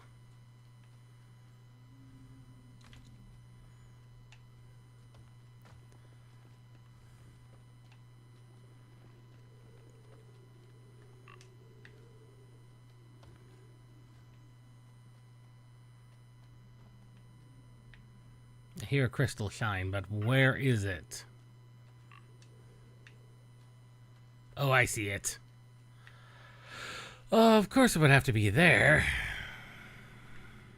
Oh.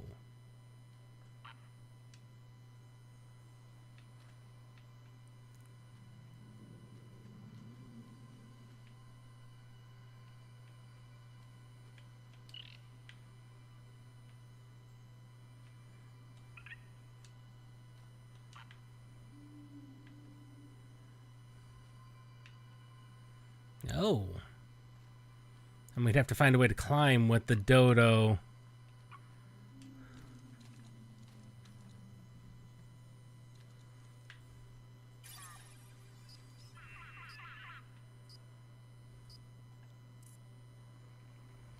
We now have rocket.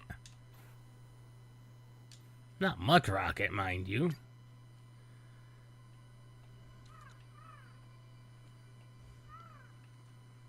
No?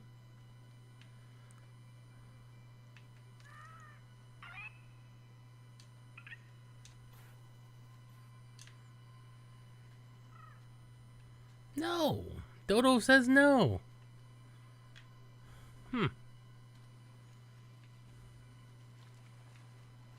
So the dodo cannot be scanned.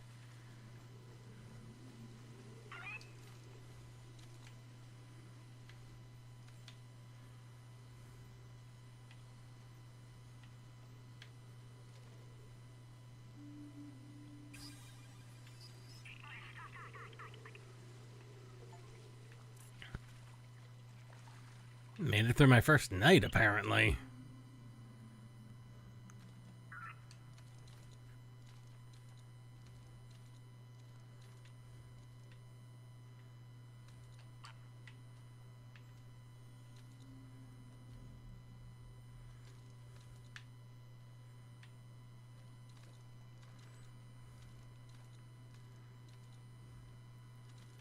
There's like several.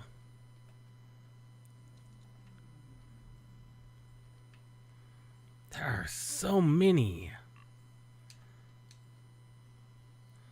There are so many crystals in here.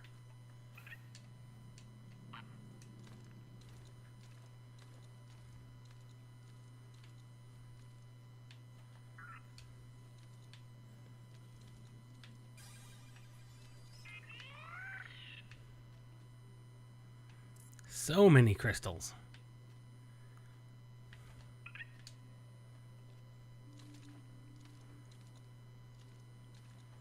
Honestly, this is an exploration and monkeying climbing simulator. I want to say monkeying simulator, but that's a different type of a game entirely.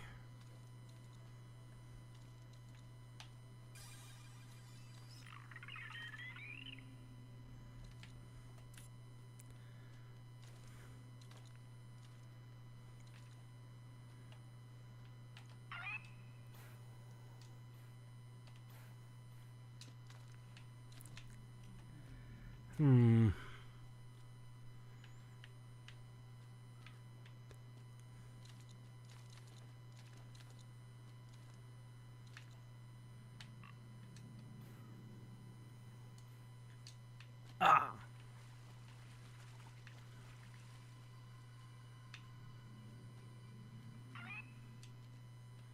There's a couple of solutions. Most of them involve some degree of platforming. And the rockets that we now have.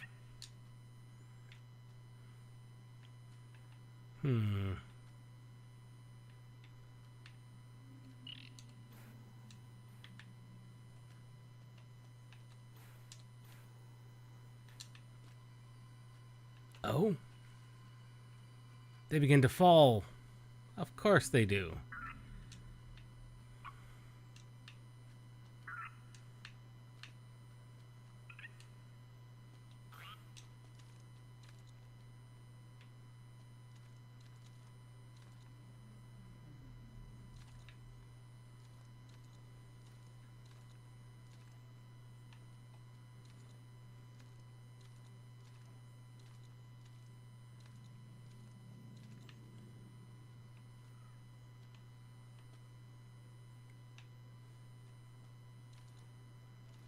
I know we can make this.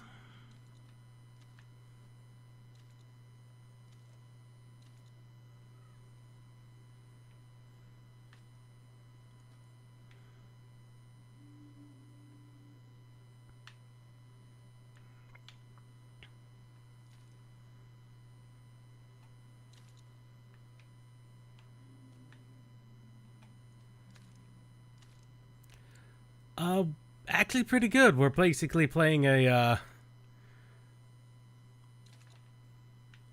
rock climbing game. That's not Peak.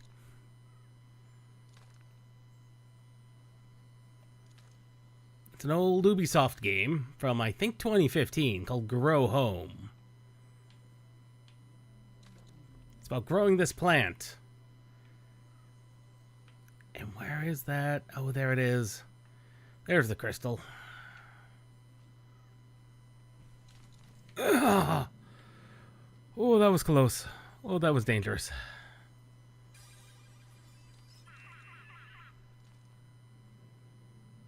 And the crystals are specifically to enhance our abilities. Also, there's a dodo down there. Whee!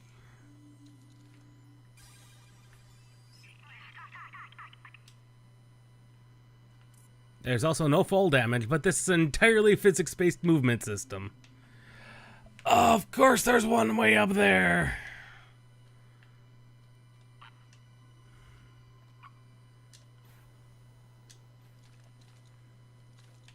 And collecting 20 of these gave me the rocket ability.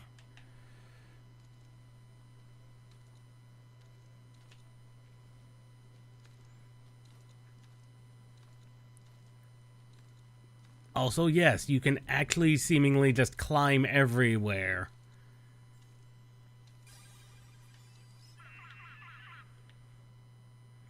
I think that's all the crystals in this cave. Yes. We can finally get back to the main mission. Oh. I'm not sure if the game's still listed on, oof. Why'd the rocket happen? I'm not sure if it's still listed on Steam or not. I don't see why it wouldn't be, but one never knows with Ubisoft.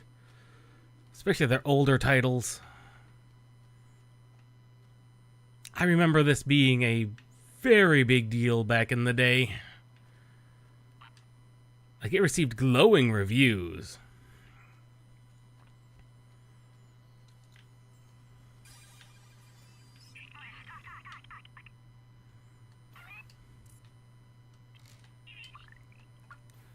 I see another one.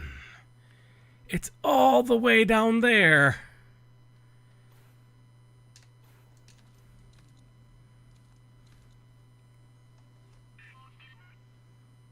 Carry me.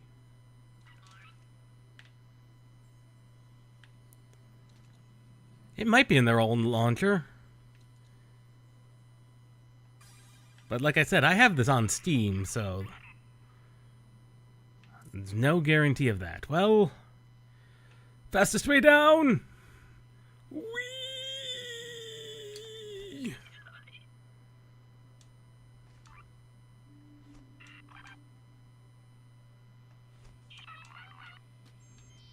Grab it and replenish our flower.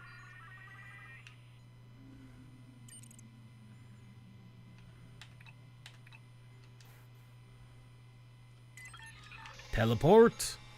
Back up. And the entire goal of this entire thing is to grow this plant 2,000 meters into the sky.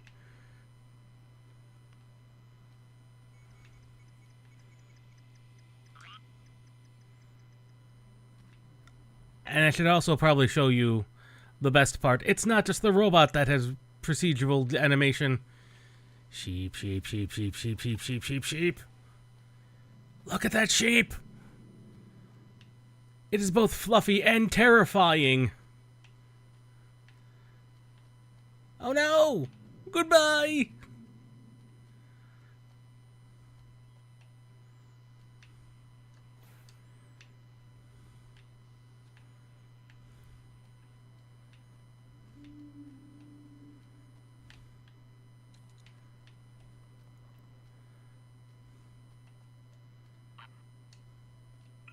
Oh, sheep is back.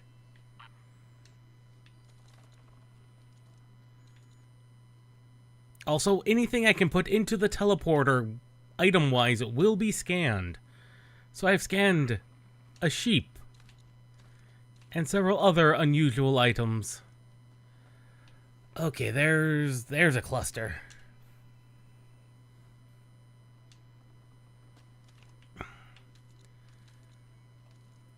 And it's these things I have to shove into rocks.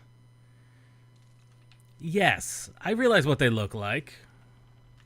I can guarantee the developers did as well.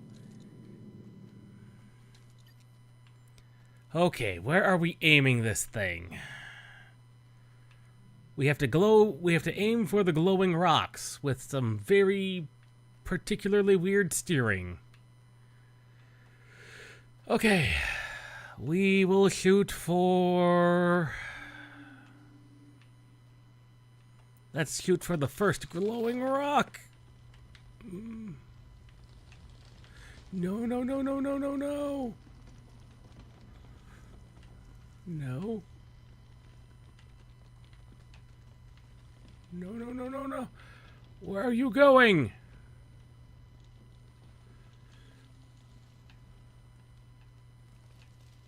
God, this thing controls terribly.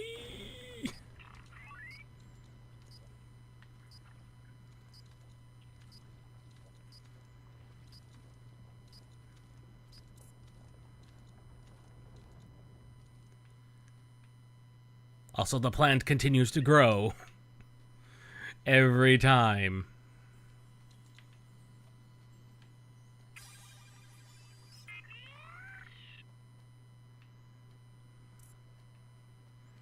And yes, it is just as unwieldy to use as I made it look.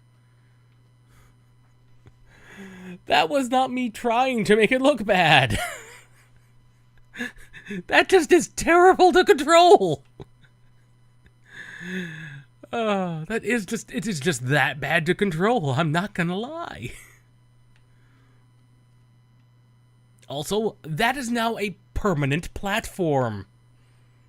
Oh God, I can see almost half a dozen other crystals down there. I don't know where to go.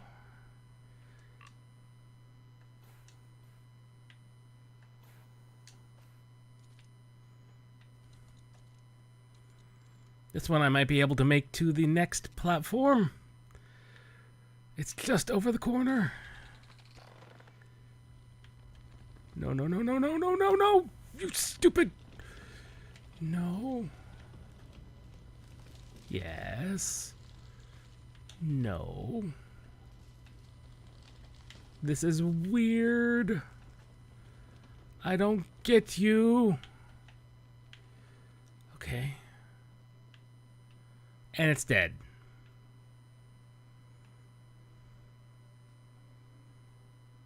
This would definitely be a game I imagine a lot of YouTubers did make a series of. Like, there's enough weirdness.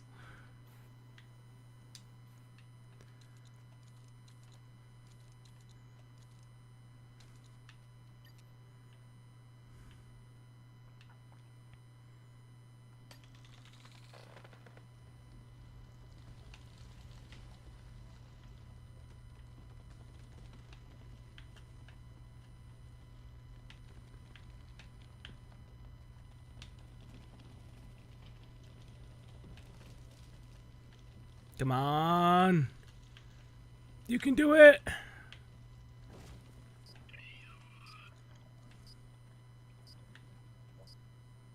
And you can see it just grow over there.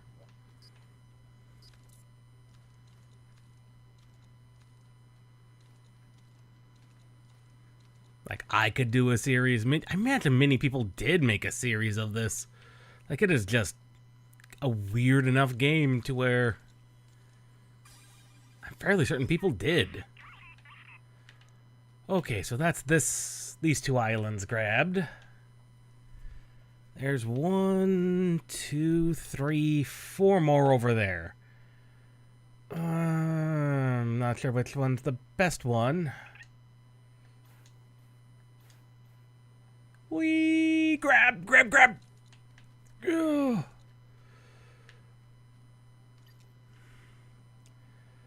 Okay, this is gonna go weirdly.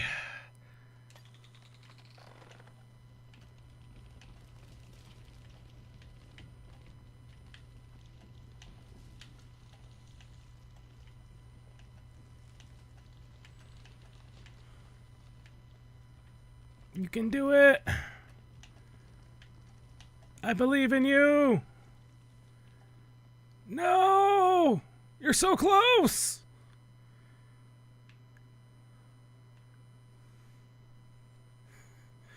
It was so close! It was so close.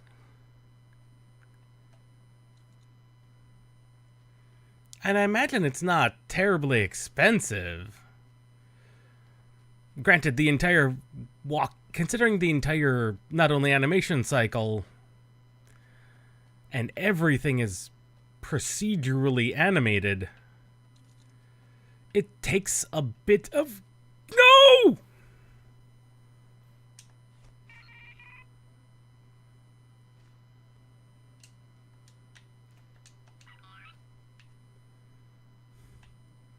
No!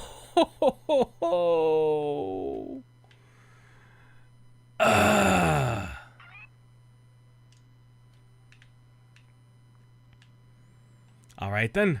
Fling me! Not that far!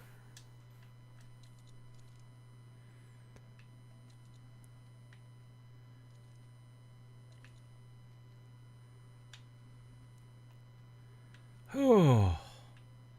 Well, that was harrowing.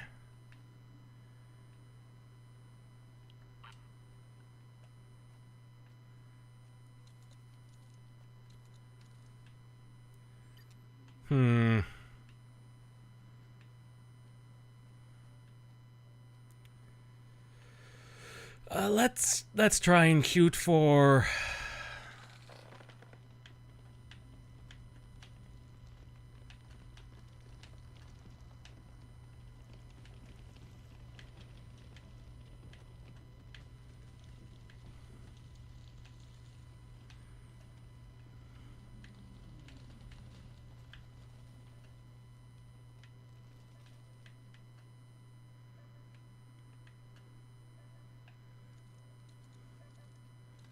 Okay. This is actually not a bad place to be, because there's our teleporter. Oh. Thank be.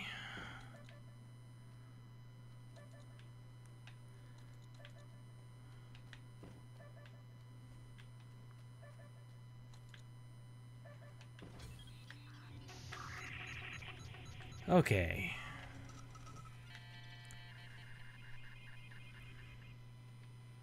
Now the question is, where's our closest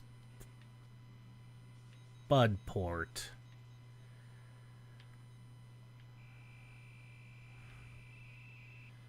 That's a question. Where's our closest bud?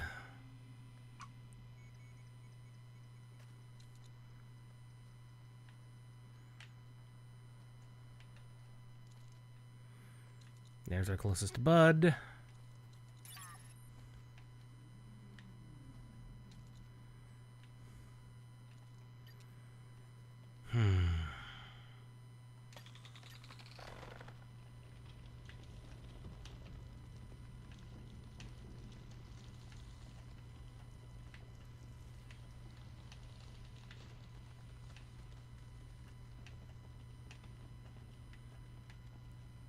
You can do it.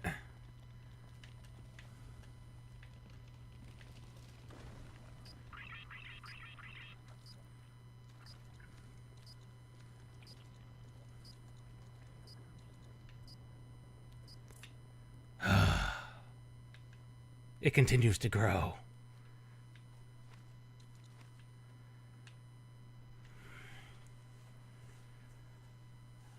I will. We're actually about ready to call it for the day. Like we've achieved our 4 hours of various games. And it now be nighttime. So, where's our closest bud from here? Do we have a leftward bud? Like at all? Ah, there's one. Whee! God, the speed you can gather. God, your speed.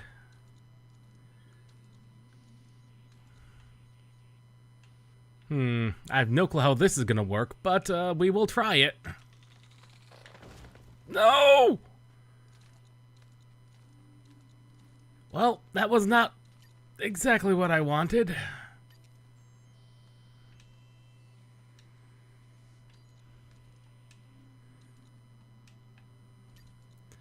Not exactly what I wanted, but I suppose that will suffice. That's not exactly where I wanted you to go.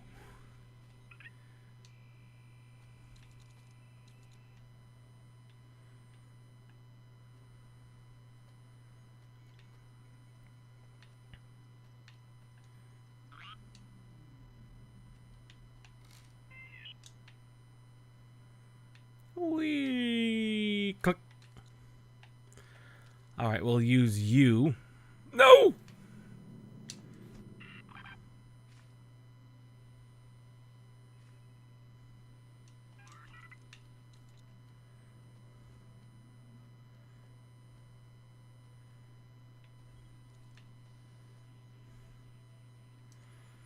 No.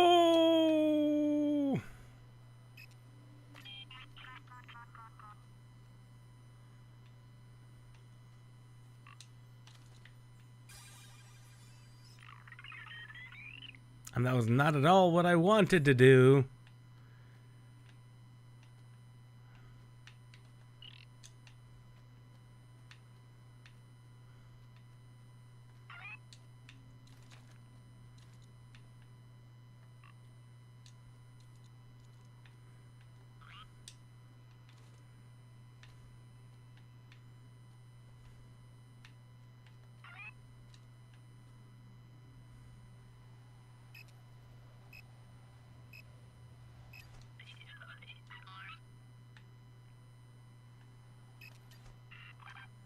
Okay, so there does appear to be some degree of fall damage.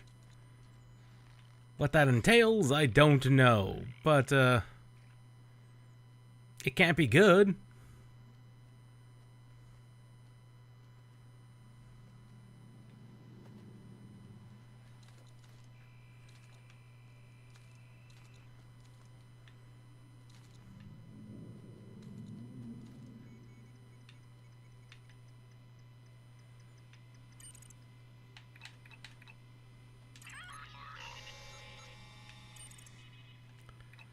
Okay, here we are, back at the top.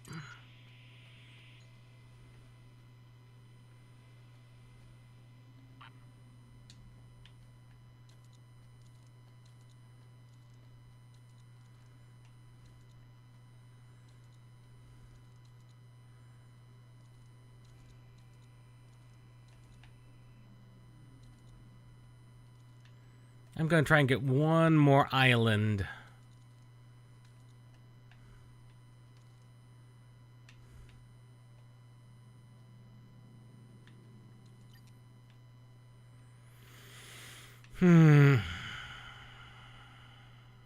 I have no clue how this is gonna work.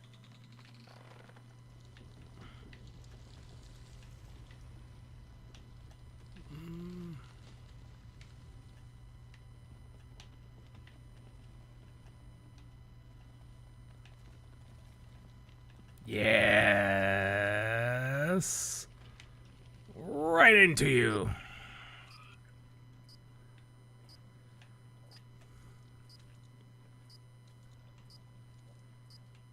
Haha. One more island acquired.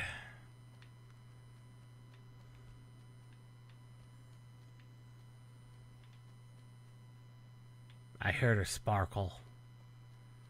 Why did I hear a sparkle?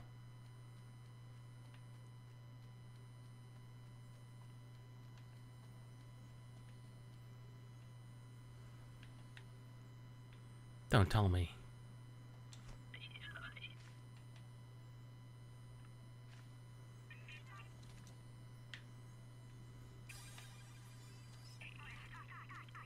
Of course there had to be a crystal there.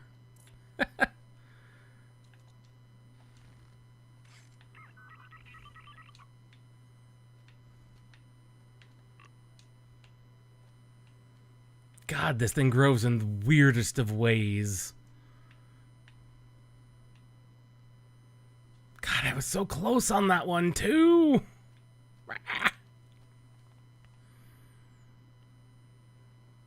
God, I made the weirdest of platforms.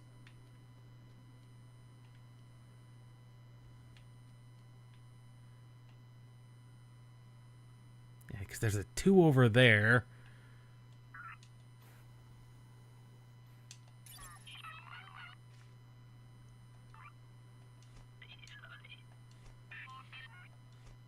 I may have discovered some type of tech to prolong these. I think I did.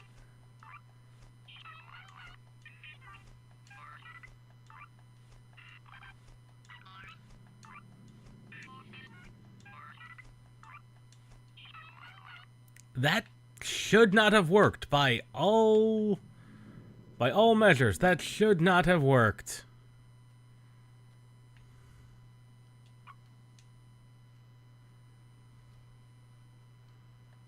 I'm not going to lie. That should not have worked.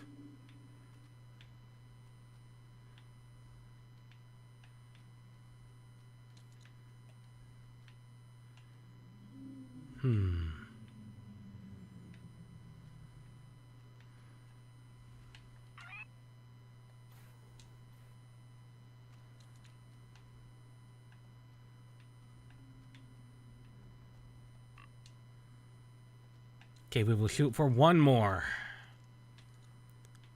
This one we will shoot for the one right across from us. Alright. No.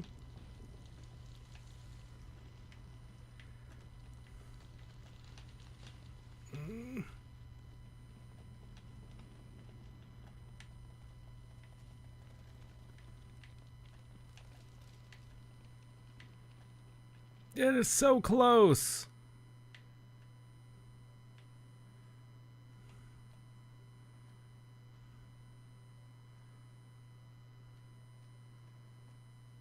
There we go. Let us grab the next closest pod. We should be able to handle it.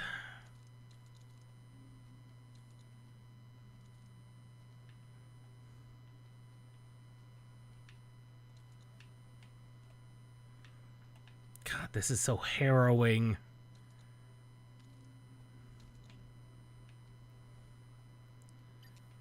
Okay. No, no, no, no, no, no. Yes.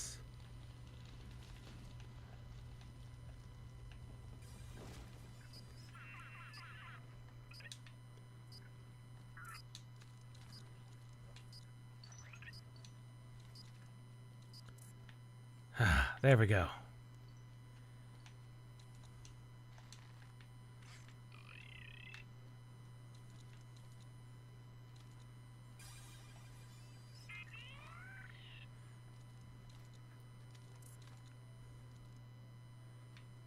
Okay. It's just that one.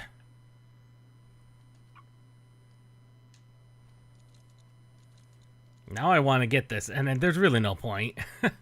But I want to get that.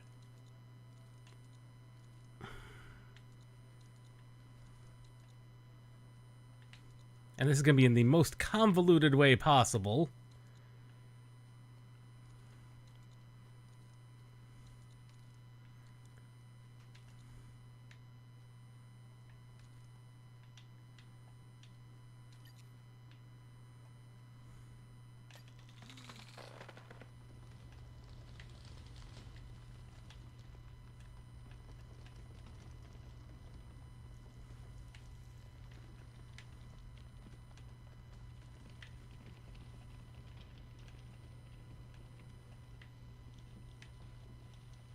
We're not aiming for over there. We're aiming for over here.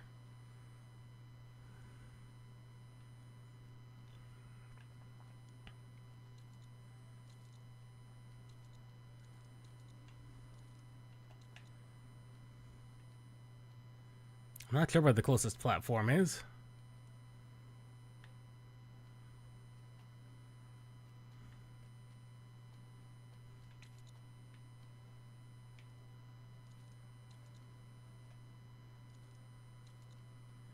There it is.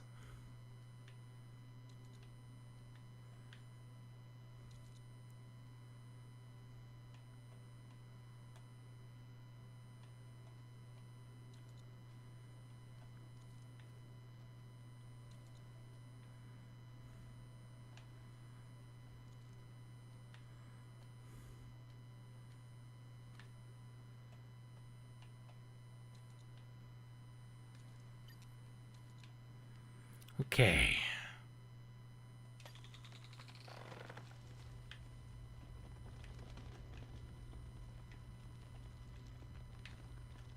Haha!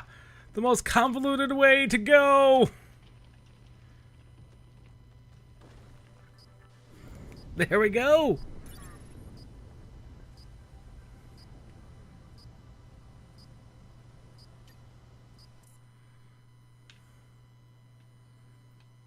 Yes, we have in fact seen that waterfall, and it is indeed... No!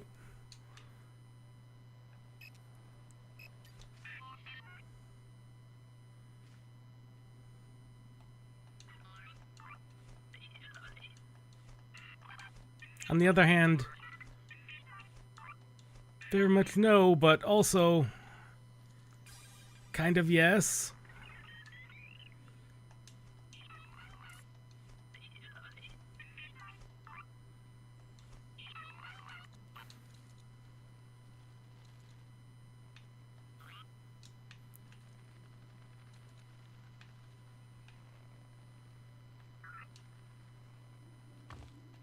Haha! We're back in the cave with the dodo. Oh, we're back in the dodo cave. Which means the entrance was, I believe, up here. Sadly, the rocket power is not for boosting upwards. It is merely for holding some momentum.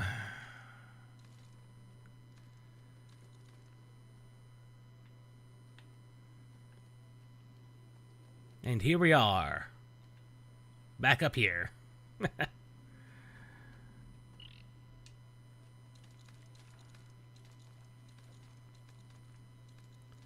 There's probably enough crystals lying around to where I could probably get the next ability.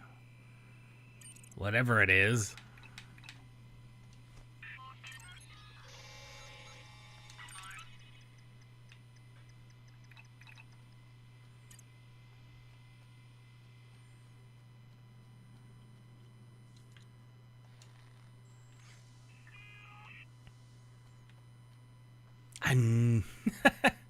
That looks like a hell of a climb.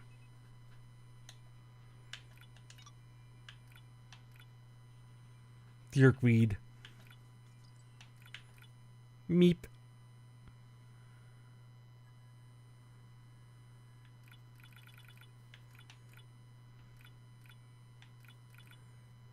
Oh.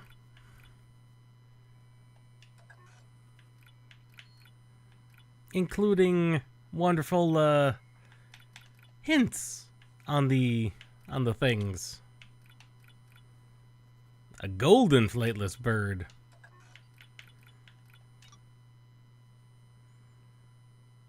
So that was Grow Home.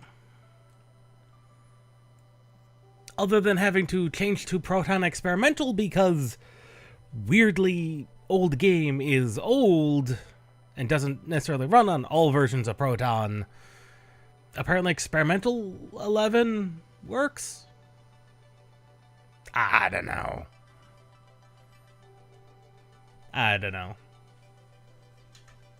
But that's our 4 games of testing done for today. They all ran exclusively very well once I got over some minor Steam issues, which was apparently on my end weird.